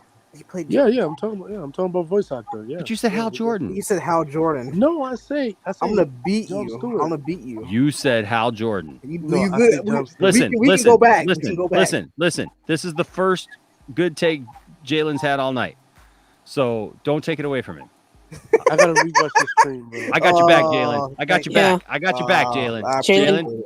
Jalen, you and me. I got your back, bro. Okay, can somebody in the chat replay it? Did I say Jon Stewart or Hal Jordan? You said Oh, Hal we'll do it. Jordan. Hal Jordan. We can literally go We're gonna do back. it. We're gonna do it right now. We're gonna do it Yeah. right now.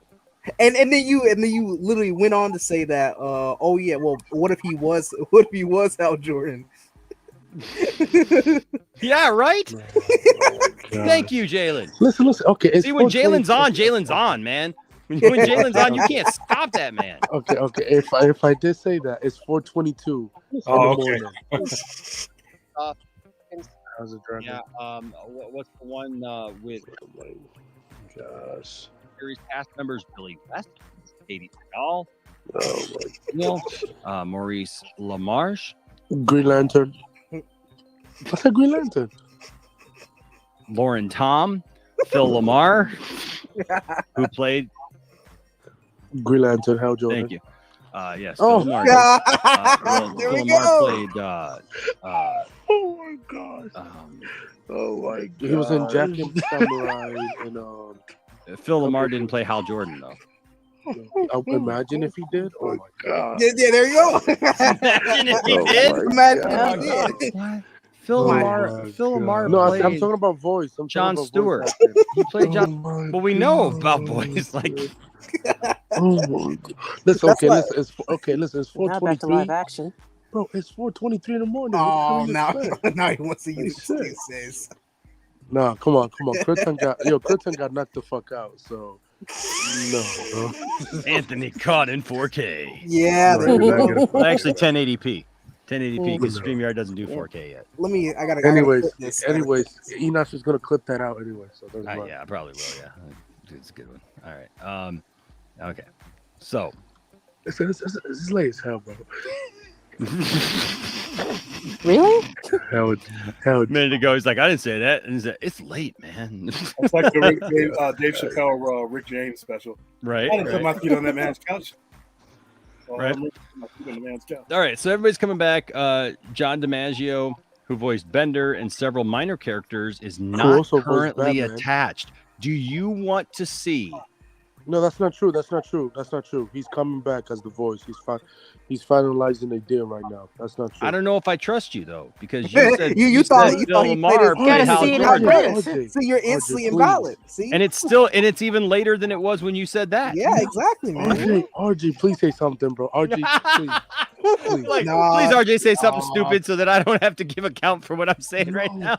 That's Please not save true. me, He's save me. finalizing the deal. Save me, RJ. He's You're singing, my only RJ, hope, RJ, he's singing the theme song to Smallville. He's all like, somebody save me. RJ, Come he on, was RJ, talking and about. just say something. Just save. Come on. You know what? I would love for you to sing that right now. No. Anthony, come on. No. Come on, Anthony. My throat hurt. I can't. He said. What if we get you a $1.99 super chat? Will you sing it? $1.99 gonna get you Oh my half a candy bar. Oh my gosh. Get you a $1.99 super chat. You could sing "Save Me" by what were they called? Remy something. Oh my God. RJ says it's funny. Futurama has ended like 3 or 4 times in the perfect way, and it just keeps coming back. Not that I can complain, because they make better endings. So listen, I'll say this: do you want a Futurama without Bender? Bro, he's coming back. Not a. Thank you, RJ. Thank you. He's finalizing a deal. Thank you. But he hasn't Okay, signed here comes yet. RJ. Because Thank RJ's you. like, here I am, Supposedly. rock you like a hurricane. I'd like to, and I quote, call out supposedly. So Here That's I how am, you're supposed to. saving Anthony Beltray. He's supposedly finalizing a deal, but he hasn't signed anything. He updated fans on Twitter. They better bring him back. Huge mistake not to. Bender is literally the mascot character of the show. Agreed. He is. Agreed. Yeah. Yeah, Remy Zero. That's right. Remy But they Zero. also recast the guy for Cleveland too, with a YouTuber. Well, So- that was a different thing. That's because the guy who played Cleveland Brown was white. Yeah. And that was one of those things where it's like he's played him for like 20 some odd years, and then they're gonna, I don't. No, but if you watch the YouTuber who voiced him, he actually sounded like him. Okay. Not bad. Okay. Oh my goodness, I hear about that when it comes to animated voices, and I'm like, oh, geez.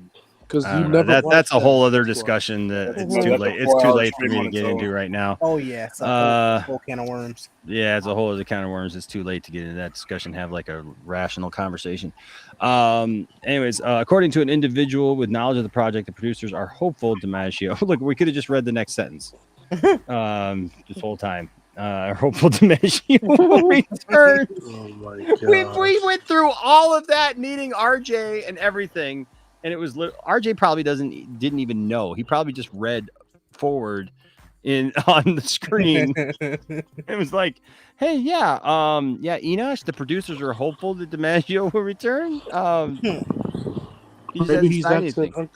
Maybe he asked him for a lot of Oh money. no! Should that not happen, Bender will be recast. Nope. I don't want it. I don't want it then. Come on, don't recast Bender. Though DiMaggio did not initially make a statement about the revival, he retweeted several posts in which others expressed their desire for him to return. John DiMaggio needs to come back as Bender, or this isn't good news. Everyone, one retweet read, while another simply said, "Come on, pay the man." Written by that's all it is. Anthony Beltray. Oh my god, maybe Hulu what? I don't know. Hulu should just throw him a lot of money. Later Wednesday afternoon, an unknown Twitter follower said this is doo-doo and absolute trash. Mystery solved. It's Anthony.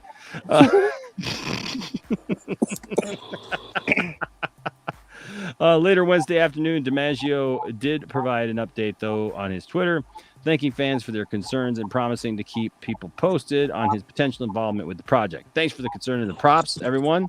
I really appreciate it. Don't worry, I'll keep you posted. But until then, cheese it. Bro, he voiced the Joker. Bender Come Gate. on, bro. We better bring him back. He voiced the Joker? Yeah, he did. Irrelevant. It's not irrelevant. I'm sorry. I'm sorry. It is. It's like irrelevant. It's irrelevant. Non sequitur. It's like non sequitur. Non sequitur. He's an amazing voice actor, but like just pay the man whatever money he needs. It's not like it ain't your money. You just handing out people's money. Yeah. RJ says, actually, yes, Enoch. That's basically what I did. Yeah, he was. I just read ahead. I saw saw it. Nobody can do Bender's voice but John DiMaggio. I agree. Not an easy voice. You can do. I mean, I'm sure somebody is out there who can do it. But William, can you do Cleveland voice? No. Do you see? There you go. Nobody can do Cleveland. There you go. That's it. I mean, they better work this out quick, because they're doing the table reads and starting production very soon. Get DiMaggio. They literally, RJ, why are you yelling? most excited I'm just like, get DiMaggio. Boycott. Then he quiets down. He quiets down for one word. They literally announced the revival with a picture of Bender. I know. I got that picture. I literally put it in my what if he's thumbnail. playing around with the people? He might not. Yeah, that's what negotiation is. If he gets recast, boycott Futurama. Yeah. Yeah, boycott Futurama. I would boycott it. Oh God. I'm gonna boycott it. Here we go again. We back, baby. There it is. Thunder. RJ yelling and screaming. RJ, calm down. He's passionate about Bender. Very passionate. He was very passionate, man. Yeah. Jeez, I'm just waiting. Don't get bent. Bent over Bender? Bent I over can't wait Bender. for- Well, hold on. Wait now. Wait. What are we doing? Do you guys talk about overall season? Not yet. Not No, yet. I saw a little story, but I haven't seen what it like consisted of yet. So, Marcus, stop with your bull crap. Marcus, I love the 4:00 hour. Bro, it's about to be 5. I'm very passionate about Futurama. I'm sorry.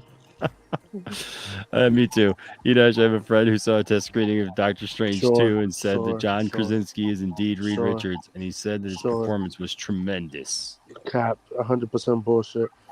I wouldn't boycott it, but I'd be very disappointed. I mean, you get literally everyone else back but him.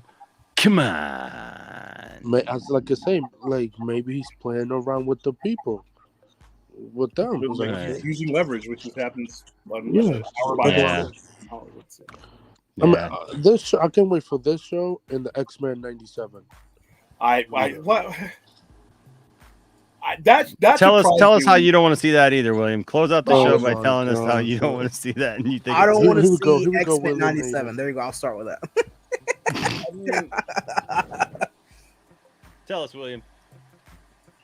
Don't do it, William. Don't do it. I Don't do was it. surprised to hear, but I'm not. I don't. It's not about me not wanting to see. I'm not going to watch it, but I was surprised that specifically announcement was waiting. Tell us how you don't want to see stories within the X-Men story that happened in '97. No, I'm ready for X-Men live action. I mean, and I read the comics. For me, X-Men story is the comic books will always trump all levels of. Well, they bring it back because it didn't get a proper final season. That's the reason why they bring it. You know what? A lot of shows didn't get a proper season. I'm still waiting for Sarah Connor Chronicles season 3, and that was one of the great shows I ever And that watched. shit will never I'll agree with you on that one. I'm So, still Yeah, there's a lot I of shows. participated in that attempted revival. I'm still that waiting shit is for a never new season happening. of Spectacular Spider-Man, but you know. I mean, yeah, That's there's not happening lots because of of shows that Sony. get canceled. It just happens. That's Or not happening ends, because you of know. Sony. That's not happening because of Sony. But out of all the X-Men stuff, I mean, when I heard that announcement, I'm like, huh, okay. I mean, I didn't. Okay, I'll wasn't say in- this: if X-Men Anthony, 97 shut was up. successful, Okay, if it happens, you're gonna cry and go back to your mommy. I will spank you and I will kill you in 2 rounds. There you go. Wait, what? All right. Oh, Anthony. Sounds kind of kinky. It was. Sounds like you got some leather bondage issues going on here. Listen, But for like I say, Wait, like, hold on. listen, What? What? What are Somebody you talking click about, that. William? Somebody click Leather and bondage issues. Did you say, sir? Exactly what I said. Did you hear what he said? I'm trying not to, kid. Yeah. No, I thought they smelled bad on the outside. Oh, say, can you hit number? Well, like I said, X-Men 97. I'm wondering if they're tying it to anything else, or are they just giving that a final season? I think Well, usually they tie it to the bed there, the There bedpost. we go, man. Oh, sweet. Each No, his no, own. no. X-Men 97 is gonna be.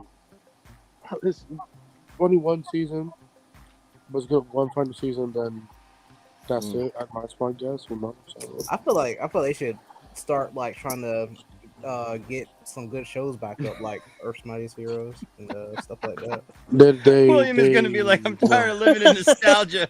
How about we jump 1,000 years after cable? Come up with some new ideas. You know what? Is it such a lofty request to ask these people who make a lot of money to come up with some new ideas? I don't want to see Days of Future Past. I want to see Days of Future. Days of Future.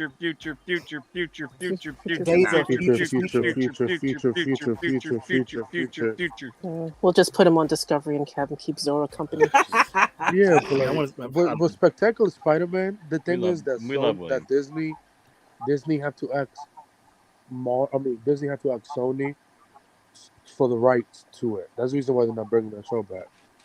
No, they don't have to ask rights for the No. cartoon. No, They only they have to have don't. rights What? for the motion pictures. Yeah. The motion and feature length. Isn't Spectacular? Yeah, but on Sony. Disney But Plus didn't now? Sony produce? Didn't Sony No. produce? So No. Sony Sony owns the rights. They own the to rights to certain things. feature length Spider-Man movies. Yeah. I mean, That's they it. could. So I'll say cartoon, this. it could be if it's like Spider-Verse, that's a feature length movie. Even though it's animation, it's a feature I'll length. say this: if X-Men 97 is successful, you could bring any show back. That's what I said. There you go. It's just like a weird one, but okay. It is a bit far off. The Redmond, It's like 23, 25-year-old. I mean, True. and like I said, and then when it comes to animation, I mean, I know people enjoy it, but the amount of people who watch No, not animation the versus live Spider-Man action, series from the 90s. not even a quarter. You know, I'm surprised that You're listening to Gaslighting People All Night Long with William. Well, people like Spectacular Spider-Man because it was better than Tobey Maguire. You might like it, but it doesn't make it No, good No, lord.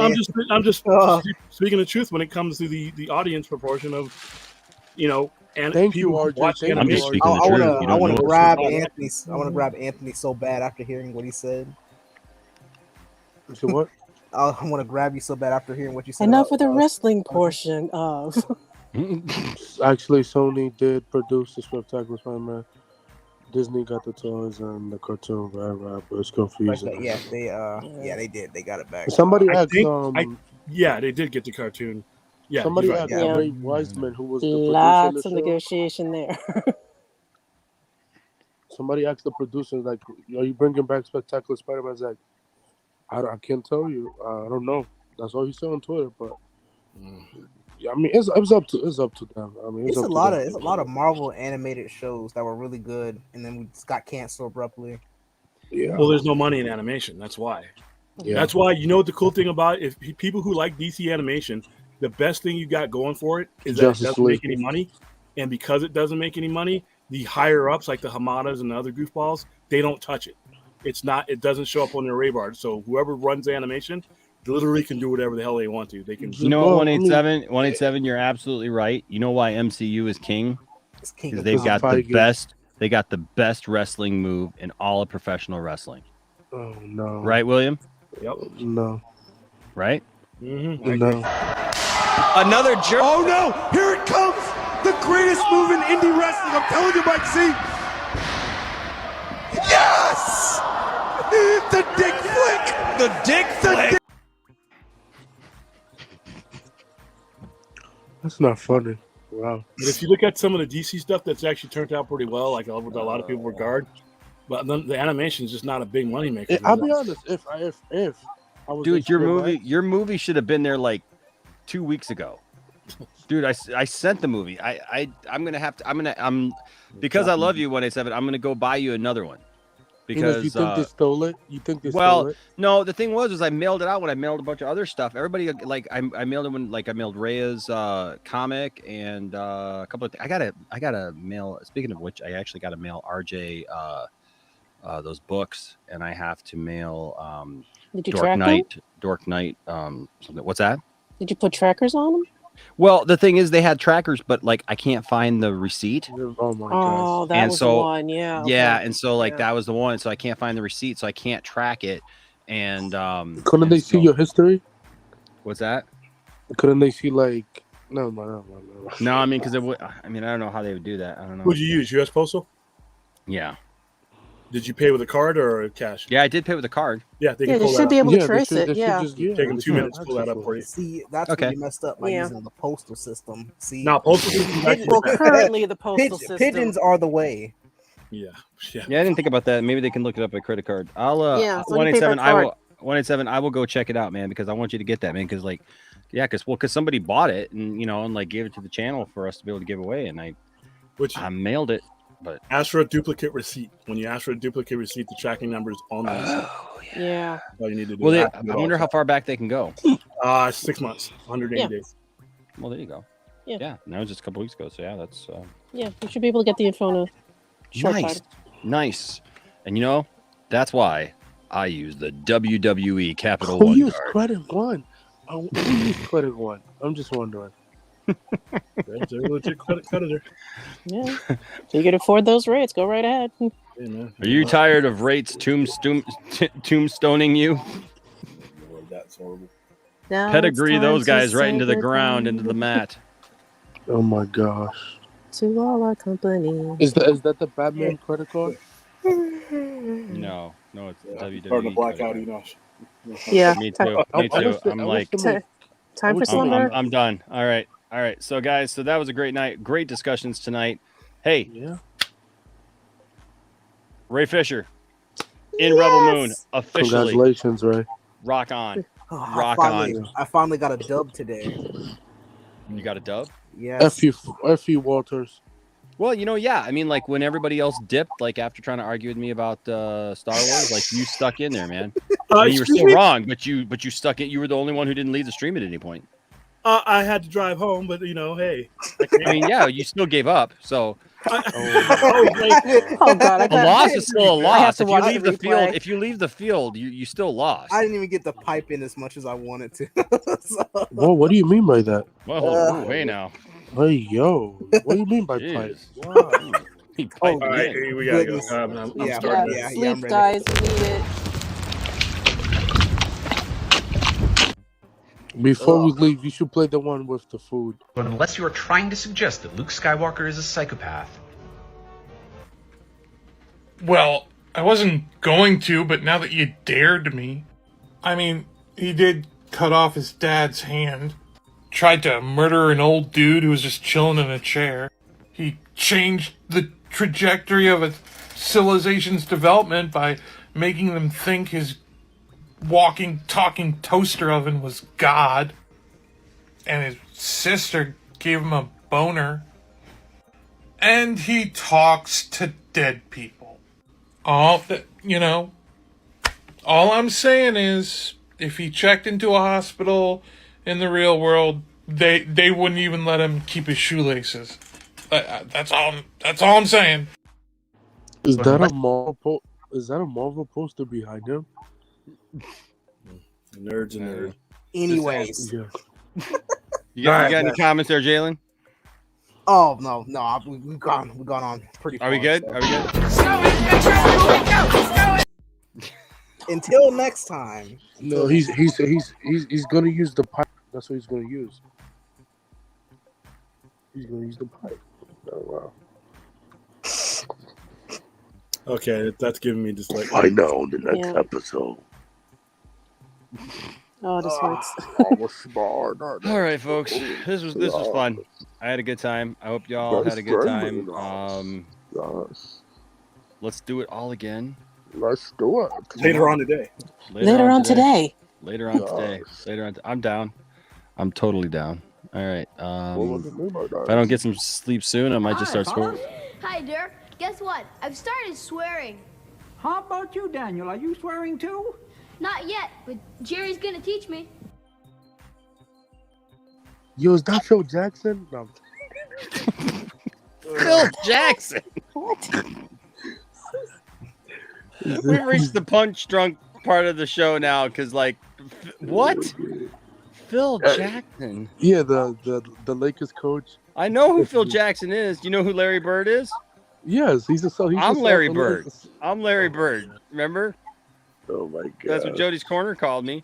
I even got a pop here of Larry Bird for that very reason, because I got called Larry Bird. By Jody's Corner. William, you watch basketball? And then I played this. Yes. Over the Grand Canyon, off your face, through the window, off the floor, nothing but net. What is your favorite team, William? Lakers. Yeah. The Lakers are, man, God rest in peace to Kobe Bryant. What a goat. That was a tough one. But Michael Jordan's still the GOAT. Not really, but yeah. What? LeBron is trash. Larry Bird! Bro, LeBron just sucks. He choked. LeBron sucks. Bro, he's 4 out of 6 in the NBA Finals. All these debates just waiting to happen. I'm too tired to carry this one on. But Me too. Yeah. All right, guys. Hey, thanks for being here, guys. You guys are awesome. Thanks to everyone who gave super chats tonight. Thank you. Thank you to my panel, my amazing panel. You guys are awesome. Thank you, guys. Hey, wait a minute. I can reach him. I don't do that.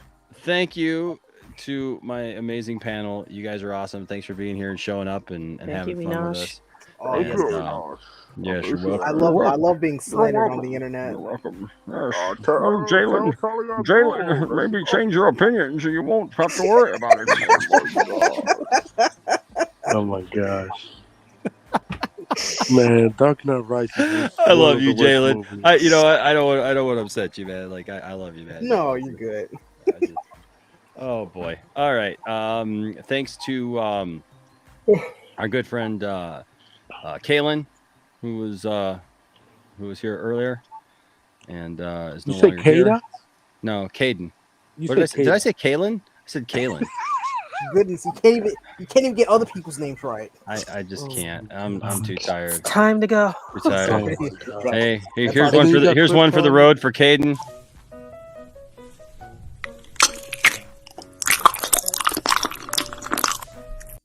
That's really harsh for Mayo, man. Like, what the heck? The sound is so nasty. Yes, I'm a simp.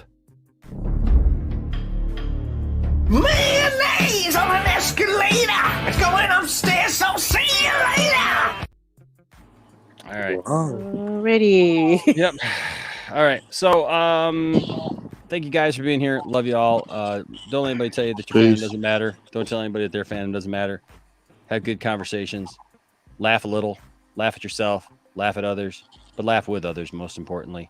And have fun. All right? And treat everybody with respect. Tomorrow on the next Good night episode. and happy slumber. Well, don't.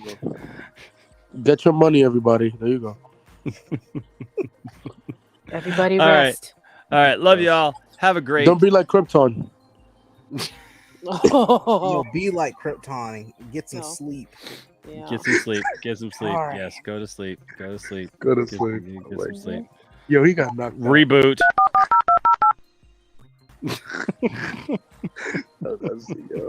And to all, a good night. And just remember, Every word of what you just said was wrong. Man, that movie's so woke. Jesus. until next time. Yeah. We love you. We love you. And there'll always be a place for you here Oh my in the God. Poindexter Lounge. Bye, everybody. Peace out. Peace. Good night.